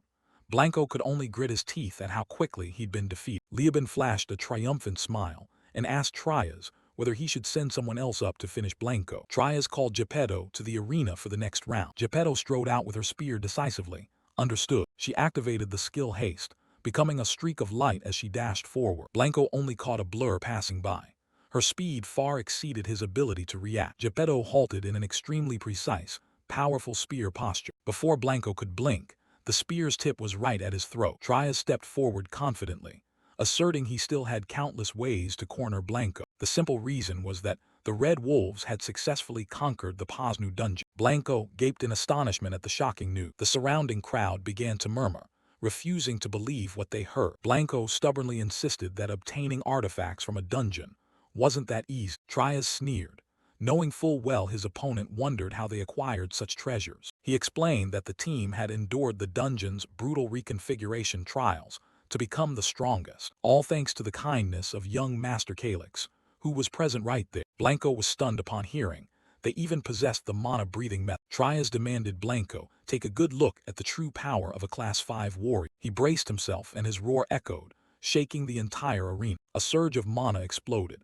sending Trias soaring straight into the sky to the astonishment of tens of thousands. Below in the arena, people couldn't believe their eyes, exclaiming that he was flying across the sky. Blanco dropped to his knees, realizing the gap between him and the Red Wolves had become an immense chasm. Trias landed on the ground, radiating the overwhelming mana of a true Class 5 warrior. Calyx and his companion stood at a distance, stunned as they witnessed this display of power beyond expectation. Young Master, Trias approached with profound respect for the man behind it all. Calyx gave a slight nod, calmly accepting the subjugation and acknowledging the team's achievement. Standing in the square, Trias proclaimed loudly that from now on the Red Wolves would no longer monopolize brokerage commissions in Posnu. Moreover, he promised to teach the mana-breathing method to any mercenary who reached Class 4 and joined the guild. The stands erupted in excited cheers at this unprecedented chance to change their lives in the city's history. Freelance mercenaries buzzed with conversation, both overjoyed and incredulous at their sudden fortune. However, there is one single condition. Trias raised his hand to hush the entire square. He affirmed that Calyx's group were the benefactors of the Red Wolves. Any betrayal against them would be treated as an official declaration of war. The resolute statement silenced the arena with its gravity. Everyone could clearly see Calyx's position now. Trias exhaled a long breath, as if a burden had been lifted after finishing the important announcements. He narrowed his eyes toward Blanco, who knelt alone at the far side of the arena. Blanco bowed his head in the square, as the mocking whispers of the crowd still echoed around him. Trias's steps stopped right in front of the opponent he had cornered. He stated that if Blanco accepted the loyalty condition, he would still be willing to teach him the technique. Trias candidly said that, although he disliked Blanco's cunning nature, he still recognized his talent. Blanco hung his head low, painfully realizing he no longer had any standing in Posnu. Go out there and see for yourself how vast the world is, Trias sincerely advised. He told him to travel everywhere, to look and feel everything with his own eyes. Use this experience as a springboard, because this is by no means the end for Blanco. Trias smiled magnanimously, challenging Blanco to return and find him once he had truly grown stronger. Blanco faintly curled his lips into a pale smile, finally letting go of his needless pride. He stood up, decisively admitting this was a humiliating and total defeat for him. But I will return one day and surpass you, Blanco declared firmly. Trias grinned complacently, asserting he wouldn't stand still waiting either. Calyx stood behind, silently watching Blanco's retreating back, quietly wondering whether everything was truly over. Calyx strolled up to Trias and asked if everything had been settled. Trias bowed and apologized for publicizing the mana-breathing method he had been given. But Calyx was broad-minded, saying that once a gift is given, The right to use it belongs to the recipient. He said that if he were going to nitpick every detail, he wouldn't have given it in the first place. Trias was truly moved by this generosity. He still felt a little anxious about the crowd's reaction after the clashes between the mercenary groups had quieted down. Looking down at the vast square, Trias feared things would not go as easily as they hoped. Calyx stretched long and told him not to worry too much. They'd find a way to handle it. Meanwhile, at another location, the atmosphere was far more solemn. It was outside the command tent of the 3rd Legion, where soldiers stood guard sternly. Viscount Grima sat lost in thought, feeling his expectations for Leoben had been misplaced. Grima discussed with his subordinates the order from Marquis Antonio to seize Poznu. Yet he did not want to commit to besieging the entire castle by conventional tactics. Holding the order in his hand, the commander seemed to have devised his own plans for the Legion. Grima decided to withdraw his forces at once, believing the show of force so far was sufficient to demonstrate sincerity to the Marquis's side. He understood that if they did not stop now, the 3rd Legion would find it hard to maintain its neutral reputation. Back at the mansion, a retainer dashed in, rousing Calyx to see an unexpected event. The steady thud of soldiers' footsteps sounded rhythmically on the ground. A long column of troops was beginning to withdraw from Poznu. The retainer shouted that the 3rd Legion was truly retreating. Watching from the balcony, Calyx found it strange that Grima would agree to withdraw so easily. Viscount Grima remained calm, seemingly observing the other side's reaction in silence. Calyx told himself he had already stayed in Poznu long enough. The important objective, turning Princess Yurin into an ally, had been successfully achieved. He announced to everyone that it was time for the group to depart and return to their domain. The retainer grinned broadly, convinced that those at home were eagerly awaiting their return. Only Trias remained silent, his mind heavy with thoughts of the responsibilities ahead. That night, a small tea gathering took place in the warm, elegant space of the mansion. Yurin admired how her brother had won over an 800-night order using a simple mana method. The girl kept nodding her praise, while Calyx calmly sipped his tea. In truth, Calyx had not expected things to go so smoothly. He began explaining to the girl 2 ways to achieve a goal. Calyx asked Yurin what she thought the 2 paths were. Yurin put a finger to her lips, taking the question very seriously. He explained the first path was the shortcut, easy and most efficient, the one everyone wants to take. The other path seemed less effective, difficult, and at first like an inconvenient detour. However, choosing that roundabout route ultimately yielded far greater rewards. Yurin beamed, saying she initially thought he was simply kind to the point of naivety. Calyx was left speechless. He mused that her sharp tongue was certainly learned from Madame Hari. Calyx suddenly remembered something important and called Trias over. He took out a thick ancient book, a compendium on monster behavior and countermeasures. Trias was so moved he was speechless upon receiving the priceless gift. Calyx patted his shoulder encouragingly, telling him to govern Poznu well and become a strength for him. Seeing his subordinate suddenly trembling from emotion, Calyx, a bit embarrassed, asked what was happening. Trias clenched the book in his hands, his eyes filled with determination. He shouted a vow that he would definitely complete the mission, leaving Calyx to force a wry smile. Calyx was slightly taken aback by Trias's excessive zeal. He turned to Madame Hari, who had been standing by the whole time. Calyx proposed that she stay to manage information and assist Trias in governing Poznu. Yurin suddenly ran up, adamantly demanding to go with Calyx to learn everything in the world. Madame Hari compromised by assigning several skilled attendants to accompany, support, and protect the princess. She assured that these people were highly capable and could fight when necessary.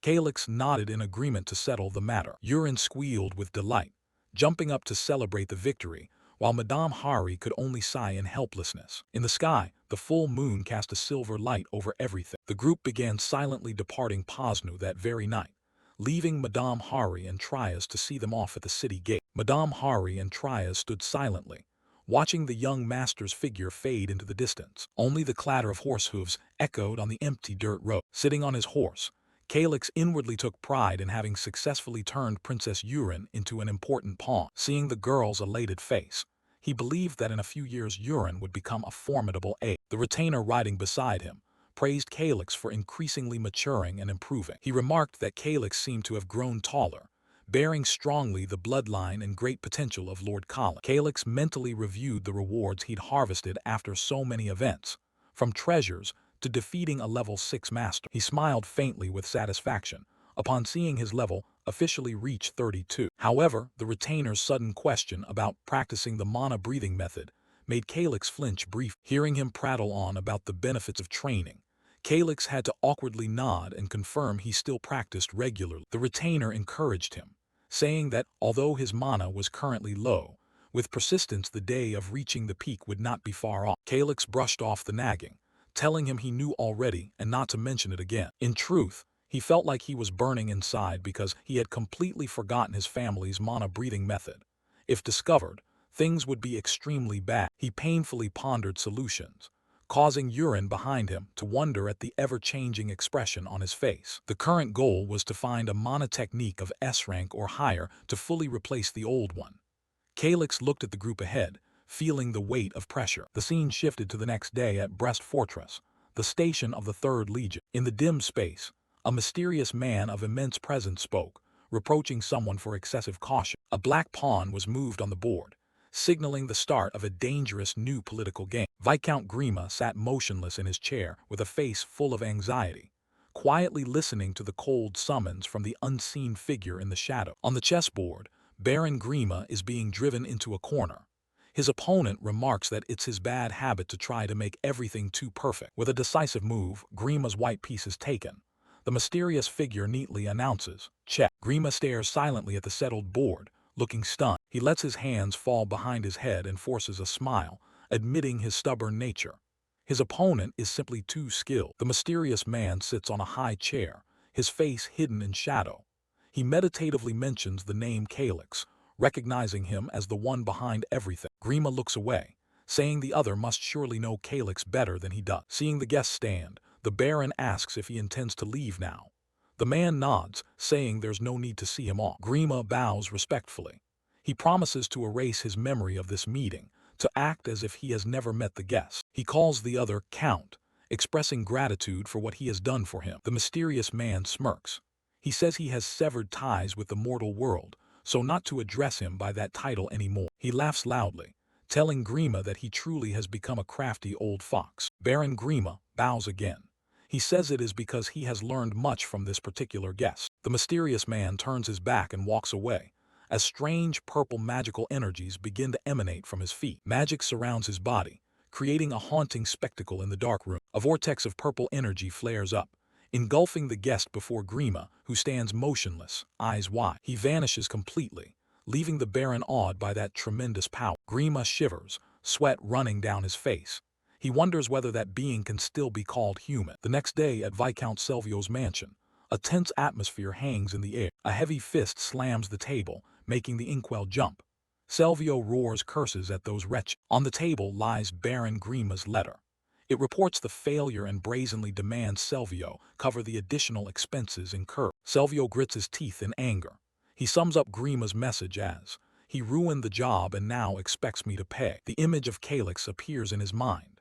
Selvio bitterly calls him the lucky brat who spoiled his plan. He worries that at this rate, Viscount Antonio's trust in him will evaporate entirely. Gin-propped in thought, Selvio decides to cover up the failure at Posnu, since for the Viscount it's not that important anyway. The most important matter now is the whereabouts of the missing silver ingots.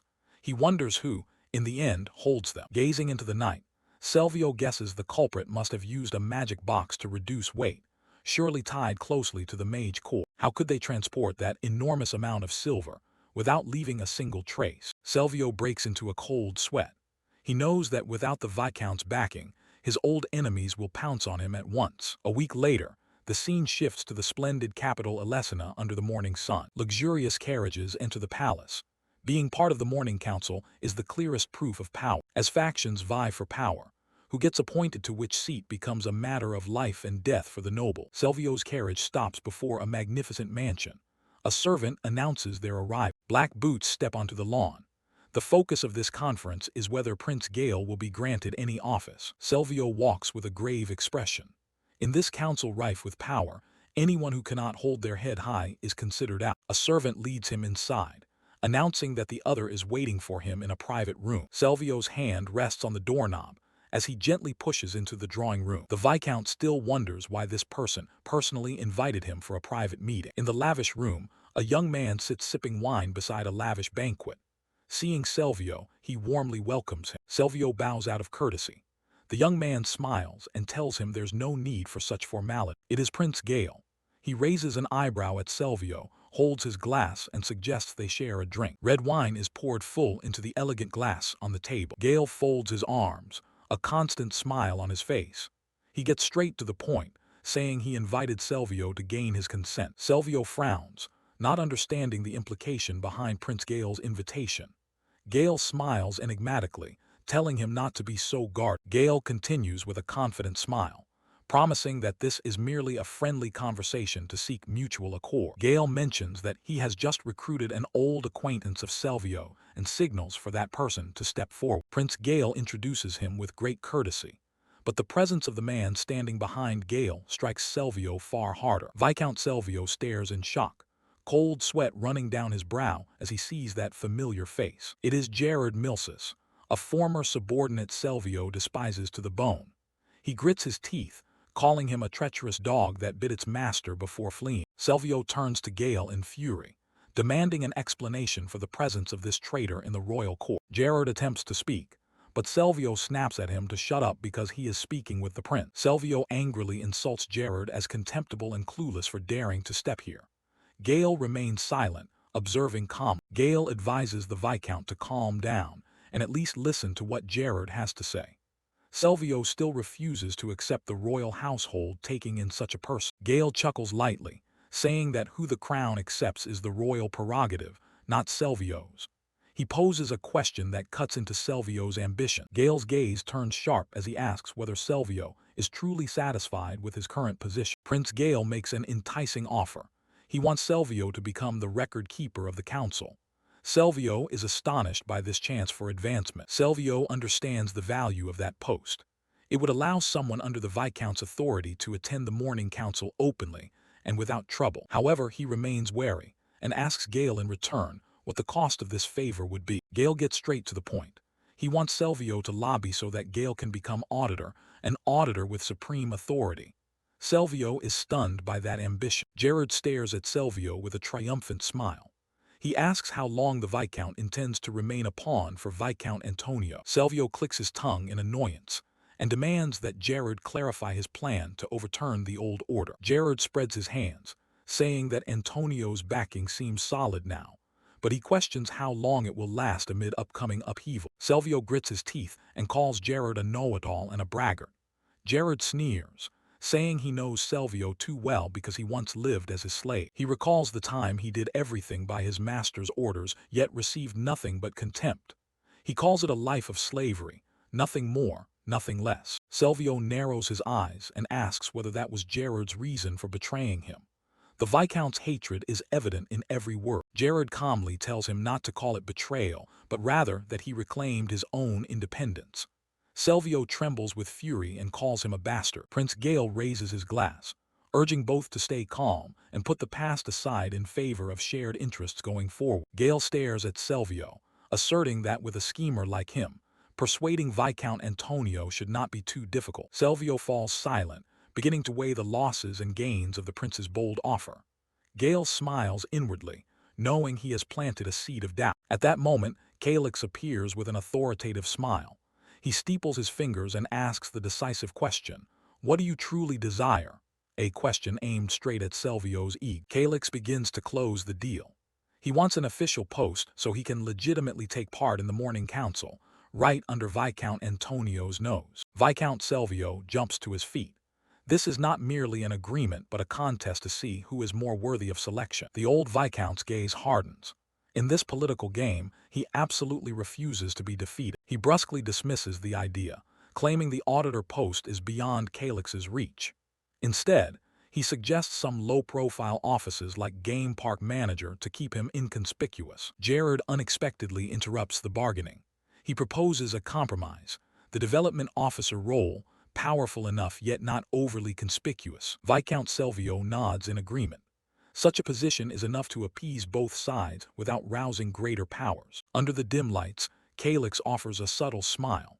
Everything is unfolding exactly according to the plan he laid out. He eagerly calls for everyone to raise their glasses. A new beginning for this sham cooperation deserves to be toasted with fine wine. 3 glasses clink.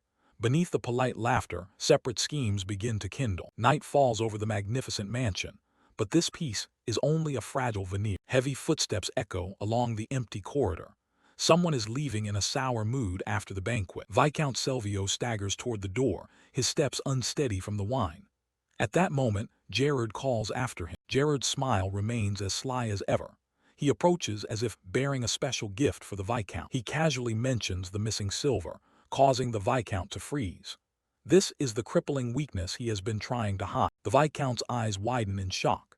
His earlier confidence vanishes entirely when faced with this earth-shattering information. The Viscount turns away, trying to keep calm, but his voice grows sharp. He suspects Gerard intends to play a trick until the last moment. Gerard remains unperturbed. He emphasizes that without mutual benefit, he has no reason to open his mouth. The two stand in the vast mansion grounds beneath a starry sky. A silent bargaining begins. Viscount Selvio turns back coldly. He does not want any more evasions and orders him to speak plainly. Gerard does not hesitate to recall his past as a scorned subordinate. But now he holds a different status, backed by the first prince. He plays his trump card. During the period the silver ingots disappeared, Calyx was secretly absent for a whole month, and coincidentally, accompanying Calyx at that time was the female assassin who once betrayed the Viscount's daughter. Lila's image surfaces in the account. The shadowy link between her and Calyx is what Gerard uses to set his trap. The Viscount sneered, still not entirely convinced. He believed a new soldier like Calyx lacked the skill to pocket that much silver. He even suspected the reverse, that Gerard was the one deliberately deceiving him for profit. Gerard didn't care in the least. He confidently dared the Viscount to investigate. The truth would soon be exposed. The old Viscount fell silent, his gaze pensive. Gerard's words began to make him reassess the young man he had always scorned. He asked directly what Gerard truly wanted in return for revealing this secret. Gerard outlined his experience managing his assassin team. He knew well that once an assassination order was issued, it was hard to retract. What he needed was to have his name removed from Varigata's death list and the execution roster so he could move freely. The Viscount nodded. If what Gerard said was true, that price was entirely worth reclaiming the vast fortune. Gerard grinned triumphantly, raising both hands as if freed from an execution hanging over him. A luxurious carriage waited silently in the night, ready to take the Viscount back to his new plan. He bowed and saw his guest off as politely as possible. The betrayal was complete. Now they only awaited the next act. Sitting in the carriage, Viscount Selvio remained wary of Gerard. After all, he was a trusted associate of the prince and shouldn't be touched unless necessary. The next morning the lakeside manor was peaceful, its surface still, but inside preparations were underway for a hunt. The Viscount studied Lila's file right in his office. A rank 4 assassin in her 20s was not to be underestimated. The documents also indicated she had mastered the mana breathing technique. This power wasn't something anyone could just acquire. He wondered how such a female assassin could be serving a kid like Calyx. Something about it felt very off. The Viscount leisurely sipped his tea, guessing Calyx had only used sweet talk and his outward rank to deceive her. He set his teacup down, his face cold. The real game was just beginning, and Calyx would pay for his arrogance. Viscount Selvio frowned in thought.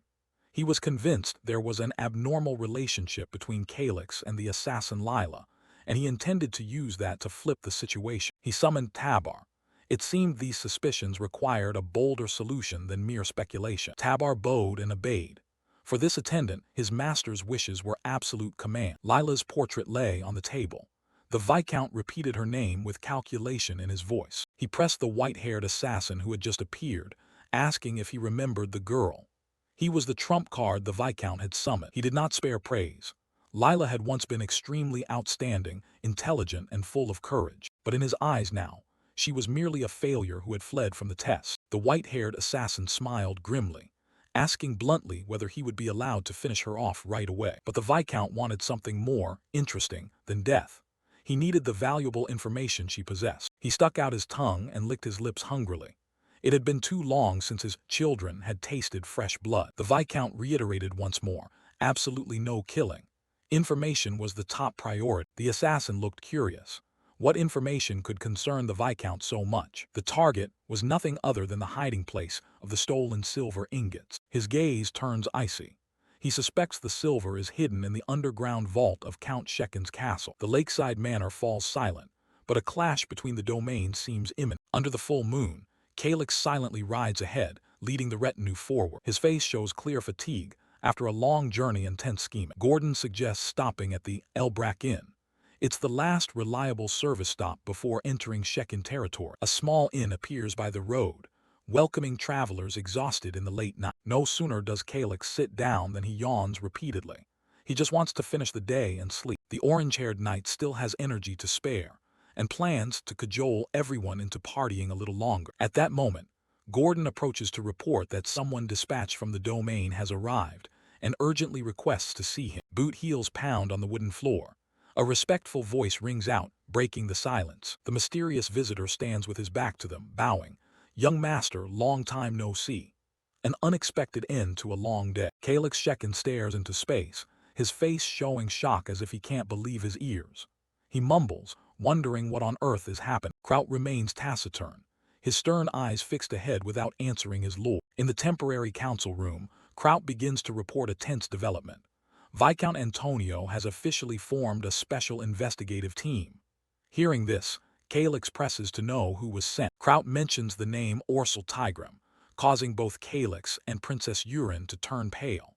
Calyx immediately recognizes him as the old representative of the noble council in his domain from long ago. Kraut adds that this Orsul has just received the title of Baron and been appointed chief investigator. Calyx can only sigh in dismay, thinking old Antonio must hate him bitterly to go this far. Urin anxiously asks if Prince Gale has any news, but Kraut only shakes his head, reporting there is nothing notable yet. Calyx asks about Russell's whereabouts. He is curious whether his family's representative left any further instructions given the boiling situation. Kraut's face hardens as he conveys Russell's decree. Everyone must do everything possible to buy as much time as they can, and most importantly, it is an absolute order forbidding Calyx from returning to the domain until he reaches Class 4. Calyx is stunned and erupts in anger at the nearly impossible demand in such a short time. Seeing Kraut's serious expression, Calyx knows the knight will push his training to exhaustion. He gloomily contemplates the bleak future ahead. Calyx quickly regains his composure to analyze the situation. A royal edict regarding the failed assassination at House Shekin has been issued, and he understands matters have now gone beyond normal control. Calyx narrows his eyes, full of calculation. If Orsul is truly involved in the investigation, he'll be an extremely tough opponent. He wonders what prompted the opposing faction to act so decisively. Kraut has one more important piece of news. He clears his throat to attract Calyx's attention. He reports that a group of women claiming to be acquaintances of Lyra have just arrived. At the mention of the female assassin's name, Calyx is immediately jolted, a strange unease rising within him. Calyx springs from his chair, his eyes urgent as he presses for Lyra's current status. 3 women in black cloaks appear, their faces mournful. They present a drawn portrait and urgently beg for help, saying they have completely lost contact with Lyra for several days. Calyx falls into thoughtful silence as the pieces about Orsul, suddenly becoming the investigator and Lyra's disappearance, begin to connect in his mind. He props his chin, calculating. He knows Lyra's disappearance at this moment is certainly no coincidence. Images of the stolen silver bars surface in his mind. Every key point of the trouble seems to stem from that vast hoard of silver. Calyx is certain Viscount Selvio has already moved to recover the silver. The old man has targeted Lyra because she knows the gold vault well, where crucial clues might be hidden. He imagines Lyra being threatened and feels guilty at the thought she might be tortured over matters connected to him. However, Calyx quickly sharpens his expression. He gives a knowing smile, thinking this is also a good chance to thin out some obstructing enemy. Calyx asks Kraut if he has any guesses as to where Lyra might be hiding right now. He falls silent, hand on his chin, seriously pondering the most plausible locations on the map. Kraut names a weighty place with a resolute look. In his view, it's highly likely she is holed up there. It is the Great Tram Gorge, a wild land of sheer, deep cliffs that hides many ancient secrets. At the gorge, Lyra pants from exhaustion, sweat streaming down the pale face of the young woman. The female assassin is pouring all her strength into fleeing across the treacherous terrain, her heavy footsteps echoing against the rock wall. Behind Lyra, her pursuers keep close. She runs while warily scanning for a narrow escape between the boulders. She grits her teeth, wondering how far to the ends of the earth these people intend to chase her before they stop. Lyra's boots strike the dry, rocky ground, producing staccato sounds in the gorge's hush. She pauses behind a large slab to catch her breath, her body trembling with fatigue but her eyes sharp with high alert. Lyra's gaze suddenly hardens with resolve. She knows she cannot run forever and must do something to turn the tide. Back with Calyx's group, an old map of tram gorges spread out. Kraut assesses the area as complex terrain, ideal for hiding if Lyra is indeed here. Calyx studies the map intently and nods in agreement. He believes Lyra's presence here is most likely, since populous places like House Shekin are now full of enemy eyes and ears. He flashes a confident smile, thinking that if things go well, the other important thing he's searching for might also lie in a nearby ruin. A few days later, Calyx's cavalry has pushed deep into the vast, wild gorge. The thunder of hooves beats loudly under the harsh sun of the limestone land. Kraut rides alongside Calyx, bringing welcome news that Princess Yurin has safely returned to House Shekin. Calyx nods slightly, relief showing on his face. The red-haired knight judges that escorting the princess away was the best measure to protect the girl from the dangerous troubles surrounding the group. Calyx can only sigh remembering how Yurin had whined all day, insisting on coming along. He thinks it would have been better to leave her at home than endure her complaints. Suddenly, Calyx's pupils contract as he spots something unusual directly ahead. He utters a soft exclamation of surprise. Immediately, Calyx reins hard, his horse rearing as he shouts orders for the whole unit to stop at once before moving further into the danger. The cavalry arrives at a deep, yawning mountain cleft, flanked by sheer cliffs that block out the sun. The majestic yet gloomy scene sends shivers through everyone. Seeing the path cut off by the cliffs, one knight anxiously asks if they have mistakenly taken a dead end. Calyx remains composed and replies quietly that they have not. Calyx dismounts and begins slipping through a narrow rock fissure. Kraut follows right behind, calling to his young lord with a tone of mild suspicion. As he walks, Calyx affirms confidently that the target is just ahead. The path is narrow, but certainly leads to where they need to go. Kraut moves ahead, offering to lead from this point for safety. Calyx quietly follows, scrutinizing every crevice of the cliff. The cavalry now looks tiny as they form a long line, trudging through the deep, narrow gorge. Their boots pound the dry, rocky ground, echoing through the gorge and signaling they are gradually emerging from the cramped passage. Just out of the fissure, Kraut breathes a sigh of relief at the open space before them. Calyx nods in agreement, confirming they've passed the toughest stretch. Before them lies a vast plain surrounded by towering cliffs. Faced with this boundless scene, everyone is bewildered, unsure where to begin searching for Lyra. Kraut scratches his head in exasperation, saying that for amateurs like them, tracking a seasoned assassin in this wide wilderness is like finding a needle in a haystack. Calyx hears this and merely smiles knowingly. Kraut turns with a worried expression, asking how his lord intends to locate the woman in such an enormous place. Calyx smiles mysteriously and brazenly, replies that they don't actually need to go searching for her and tire themselves out. The group approaches a strange ruin hidden deep in the earth. From above it looks like a huge pit with winding steps like a spiraling cavern. Kraut marvels at the grandeur of nature, but Calyx immediately corrects him that this is the work of ancient humans. Kraut is stunned, unable to understand how his lord can be so certain about a monumental structure like this. The gigantic cavern is carved perfectly deep into the earth. Given its astonishing scale, everyone wonders how the ancients built such a thing without modern machinery. Calyx launches into a history lesson, explaining that although ancient magic wasn't as systematized as today's, there were many mages and people born with innate superpowers. Kraut mutters that he's heard of mages before but never the term superpower. Calyx continues, explaining that modern magic manipulates mana via set formulas, while superpowers are an entirely different category. He explains that superpowers are the ability to use mana instinctively, without formulas. The image of a pure energy entity appears as evidence of that primal power. Calyx then asks why we rarely see such people today. The answer is simple. They still exist, but people stopped using those powers because they're less efficient than modern magic. Calyx narrows his eyes calculatively. He knows the truth behind his words. An image of a towering magic tower appears. Calyx reveals that most children with potential superpowers were taken into the magic towers early, and most people aren't even aware of their existence. Calyx then shocks them by asserting that many of today's Class 7 archmages are actually those ancient superpowered individuals. Kraut stands open-mouthed in amazement. Calyx's expression grows a touch contemplative, as he notes that no matter how strong one is, reality remains harsh. While trekking downhill, Calyx complains about sore feet. He mutters that the ancients should have invented an elevator. Wouldn't that have been better? Kraut, hearing the strange word, blankly asks what an elevator is. Kraut sternly reminds his lord that instead of complaining, he should treat this as necessary physical training. Calyx falls silent and consoles himself by pretending they're at the gym. Suddenly, Kraut panics and blurts out an apology, worried he may have said something to offend his lord.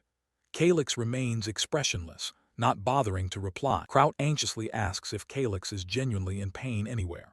The young lord of House Shekin only looks at the knight with eyes full of fatigue and dejection. Kraut hurriedly asked if the other person was injured anyway. You watch the other's reactions with concern, while Calyx kept a calm expression. The canyon scene was magnificent as dusk fell, the wind howling through the rock crevices sounding chill. Calyx stood looking into the distance, marveling at the beauty of nature.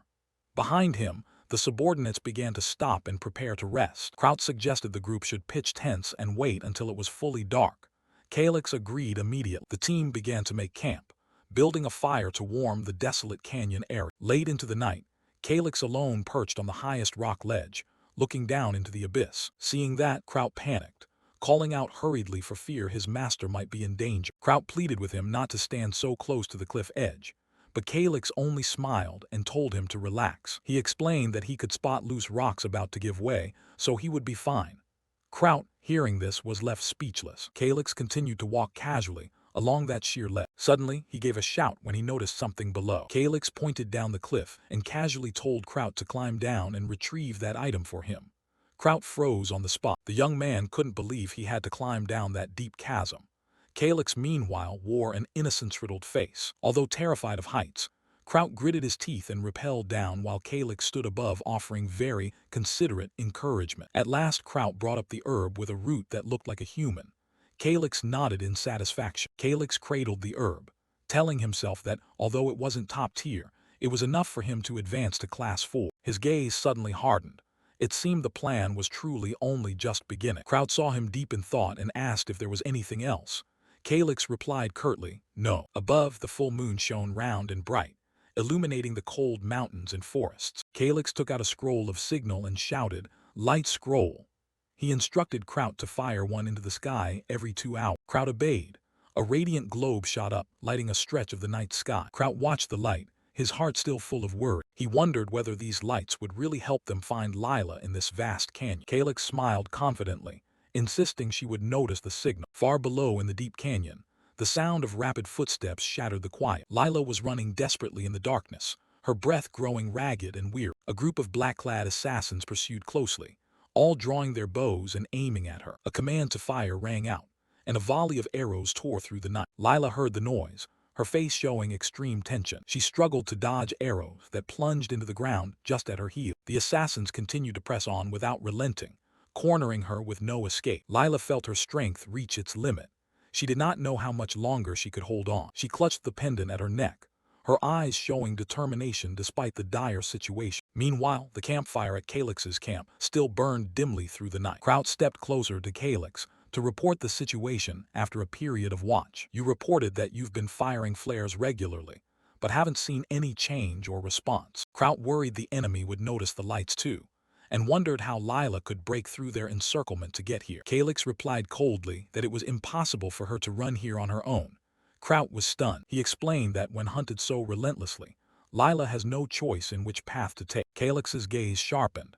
He likened this rescue to a real wolf hunt, like a wolf pack driving a rabbit in a single direction.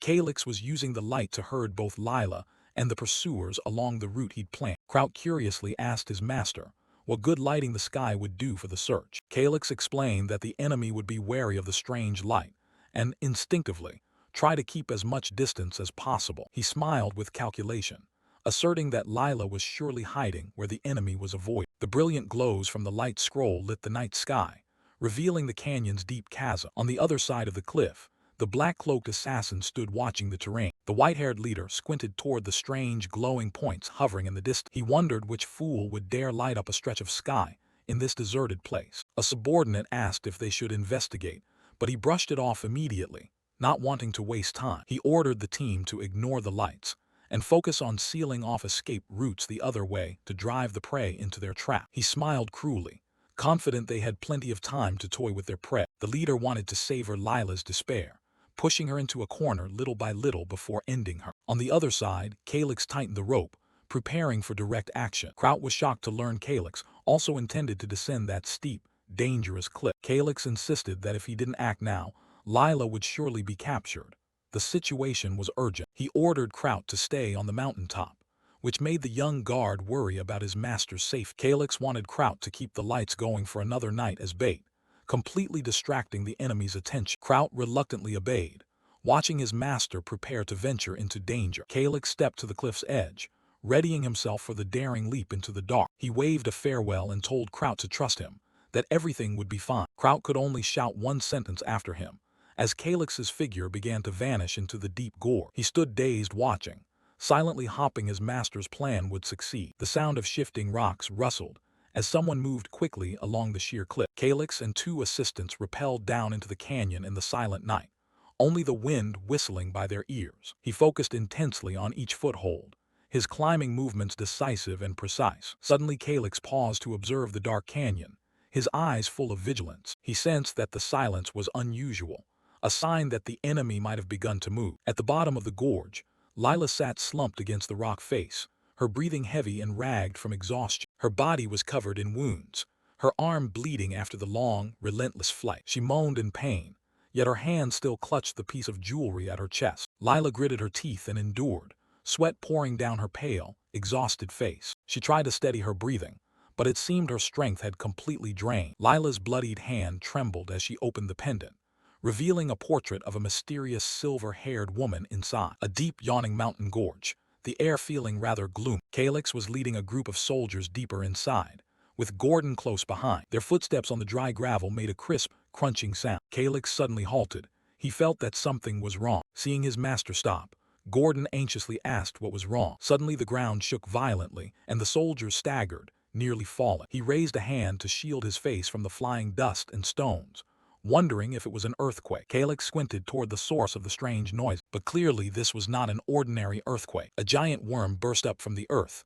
looming right behind them. He was stunned to realize it was an ancient worm. It gaped its mouth full of sharp teeth and let out a terrifying roar. He ground his teeth and cursed, not understanding why the monster had appeared here. The sudden situation left Calyx no time to think further. The image of the monster reflected clearly in his trembling eyes. A hand thrust out hurriedly, shouting for him to be careful. Gordon quickly lunged forward and pulled Calyx out of the monster's sweep. He urgently asked if the young master was injured anywhere. Calyx was still not fully recovered. He panted from barely escaping death. The enormous worm, standing in the narrow gorge, looked like a moving mountain. He glanced and saw figures fleeing in the distance. They were the ones who had been chasing Lila and were now under attack by the monster. Calyx's gaze hardened. He knew he couldn't stand still. He pointed toward an entrance to a cave and ordered Gordon to run there quickly. The two of them began sprinting frantically through the blinding sand and dust storm. Calyx ran gasping, sweat pouring down his forehead. The worm did not relent. It lumbered closely behind them. Its gaping mouth seemed ready to swallow them both instantly. Calyx glanced back anxiously. He realized the monster had completely targeted. He yelled for Gordon to dodge to the side to avoid the strike. A terrible slam from the worm threw up a slab of earth and rock where they had stood. The entrance to a pitch-black cave appeared right ahead. Calyx urged his companion to rush in. They pushed themselves, sprinting into the darkness of the cave. Finally inside, Calyx silently thought his prediction had been correct. He looked around and noticed something. Amid the rubble, a figure lay motionless on the ground. It was Lila. Calyx hurriedly called her name. Gordon ran over to check and confirmed she was still breathing, but her condition looked dire. Without hesitation, Calyx told Gordon to carry her away quickly. Gordon immediately hoisted Lila onto his shoulder, ready to withdraw from the danger. Suddenly, a shrill sound rang from afar, making Calyx startle and go on alert. Gordon carefully carried Lila on his back while Calyx walked alongside, assessing the situation. Suddenly, Kraut leapt out of the shadows, shouting, "Young master!" Seeing Kraut unharmed, Calyx breathed a relieved question, asking how he had found them here. Kraut explained that while he was on guard at the camp, the giant worm suddenly attacked. He went on to say he had accidentally seen the young master running this way and hurried after him. Calyx urged everyone to leave immediately now that they had found Lila. But as the group moved to find shelter, the gruesome monster loomed up behind them. Kraut's face was full of worry at the hair-raising situation. Calyx led the group, trying to find an escape route while his comrades carried Lila behind him. His eyes narrowed, sensing a terrible attack about to strike. The ancient worm suddenly lashed out, cruelly flinging the group high into the air. Kraut watched in horror at the chaotic scene unfolding before him. Its huge, tooth-filled mouth opened to the fullest, emitting a frigid breath. Calyx, Lila, and the others fell straight into its pitch-black jaws amid desperate screams. A comrade stood frozen, unable to believe the young master had just been swallowed before his eyes. The ancient worm snapped its mouth shut, swallowing them all into its bottomless belly. Gordon screamed in despair as he watched Calyx being swallowed by the ancient worm right before his eyes. He collapsed to the ground, stunned because everything happened too quickly and he could do nothing. The image of the gigantic monster haunted Gordon's mind, leaving him frozen in extreme fear. Gordon stood dazed, unable to accept the brutal reality that his master had vanished. In another development, the mysterious cloaked group was gathering to tally their forces after the battle. The silver-haired leader was furious that the plan to capture the target alive had failed miserably. He ground his teeth and cursed angrily at the unexpected losses suffered by the team. Seeing the situation was no longer favorable, he ordered his subordinates to retreat immediately to preserve their forces. About to walk away, he suddenly paused when he heard a strange noise coming from behind. With heightened vigilance, he demanded to know who was lurking in the canyon's shadows. A subordinate came running out of the cliff face in a panic, hastily explaining why he had arrived late. The leader coldly demanded why the others were on time, while this man dawdled like that. The trembling soldier reported that, on his way here, he had accidentally seen the people they were hunting. The silver-haired man immediately pressed to know if Calyx Sesson was among them, but the subordinate said he wasn't with that group. He added that Calyx seemed to have separated from the group, along with his trusted retainer. It appeared he had chosen a different route back to the territory, to rescue the woman accompanying him. The leader lost patience, grabbed the subordinate by the collar to force him to reveal the opponent's whereabouts. Based on the gloomy atmosphere at the scene, the soldier guessed that Calyx might have been swallowed by the ancient worm. Hearing that Calyx might be dead, the silver-haired man smiled wickedly and ordered his men to investigate thoroughly. He thought privately that if Calyx had truly vanished forever, it would be a great feat that would advance his career. At the scene of the tragedy, the ancient worm had moved on, leaving a desolate and mournful landscape. Gordon knelt dazed amid the ruins, his eyes empty from the shock of losing his beloved master. He bowed his head, gnawing on guilt and regret for having been too cowardly at the critical moment. Just then, Russell, the domain's count, led the relief force to their location. Seeing the devastation, even a battle-hardened warrior like Russell was stunned. He hurriedly asked what terrible thing had happened to Calyx's expedition. Seeing Gordon completely broken, he anxiously pressed for Calyx's current condition. Gordon sobbed uncontrollably, blaming himself for failing to protect his master. He punched the ground hard in helplessness and unbearable pain. Gordon knelt and begged forgiveness, admitting all the faults that led to this tragedy were his. Russell's face went pale when he heard Gordon's agonized confession. He repeated the information in shock to confirm that Calyx had been swallowed by the monster. Gordon could only remain silent with his head bowed, the pain too great for him to say anything more. Although deeply pained, Russell had to stay composed and ordered everyone to get up and leave this dangerous place immediately. The other soldiers quickly helped the exhausted Gordon out of the haunting canyon. Russell watched pensively. He had never imagined this journey would end so tragically. However, as he observed the ancient worm moving in the distance of the canyon more closely, he suddenly felt a strange aura emanating from it, compelling him to uncover the truth. Russell closed his eyes, trying to suppress personal emotions to prioritize the army's safety. He decided to withdraw the troops because he could not allow any more casualties at this time. Meanwhile, deep underground, Calyx lay unconscious on the cold stone floor. After a while, he began to moan softly and slowly regained consciousness after the violent impact from the monster's jaw. Calyx pushed himself up in the dark cavern, realizing he was still alive after being swallowed. He frantically scanned the area, anxiously searching for any sign of Lila. Seeing her collapsed against the cave wall, Calyx breathed a sigh of relief at finding his companion. Seeing Lila unconscious, he realized thankfully that the monster had no digestive organ. Calyx surveyed his surroundings, beginning to plan his next moves inside the deep belt. He remembered the status window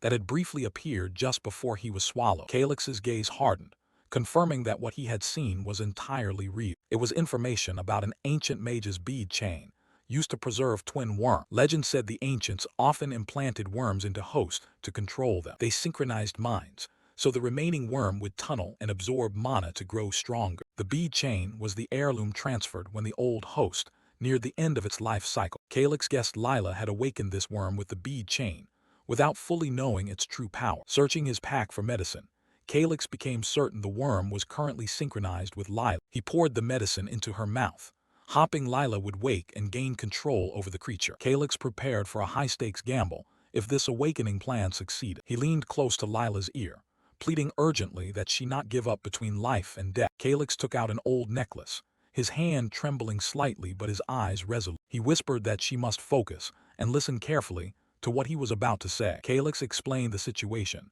and forced Lila to seize control of the worm. He encouraged her, insisting that only she could do this. Seeing a positive reaction, Calyx smiled and praised his friend's effort, but immediately after, his expression grew calculating as he decided to change plan. Calyx mentioned the massive ruins beneath the tram abyss that held ancient secrets. He wanted Lila's instincts to lead them both there, to find what she needed. The panoramic view of the Shesin family's magnificent castle perched atop a rocky peak. The training yard inside the castle was deserted. Everything began when young Master Calyx was swallowed by the ancient worm. Russell stood pensively in the corridor.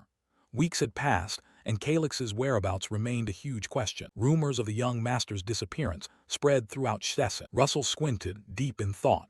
The gossip had started stirring again. A close-up of a hand gripping the hilt of a training sword. At the range, Gordon was furiously venting his anger on the wooden dummies. A violent slash sent the helmet on the dummy's head flying off. He startled and froze when he realized someone was watching him from behind. Gordon bent over, hands on his knees, sweat streaming from exhaustion. Russell stood there, coldly remarking that his mind was too distracted. He bluntly told him that swinging a sword in that state was completely pointless. Gordon could only lower his head and reply weakly. Russell suddenly asked directly whether he truly thought the young master was dead. Gordon fell silent, his gaze wavering at that painful question. Russell repeated the earlier testimony that Calyx had intentionally jumped into the monster's mouth. He looked straight at Gordon and asked if he was hiding something. He insisted he wasn't lying, and everyone said it wasn't his fault. But Gordon clenched his fist. He clearly knew the truth in that moment. When faced with the enormous, repulsive ancient worm, Gordon had been completely overcome by fear. Close up on eyes filled with terror,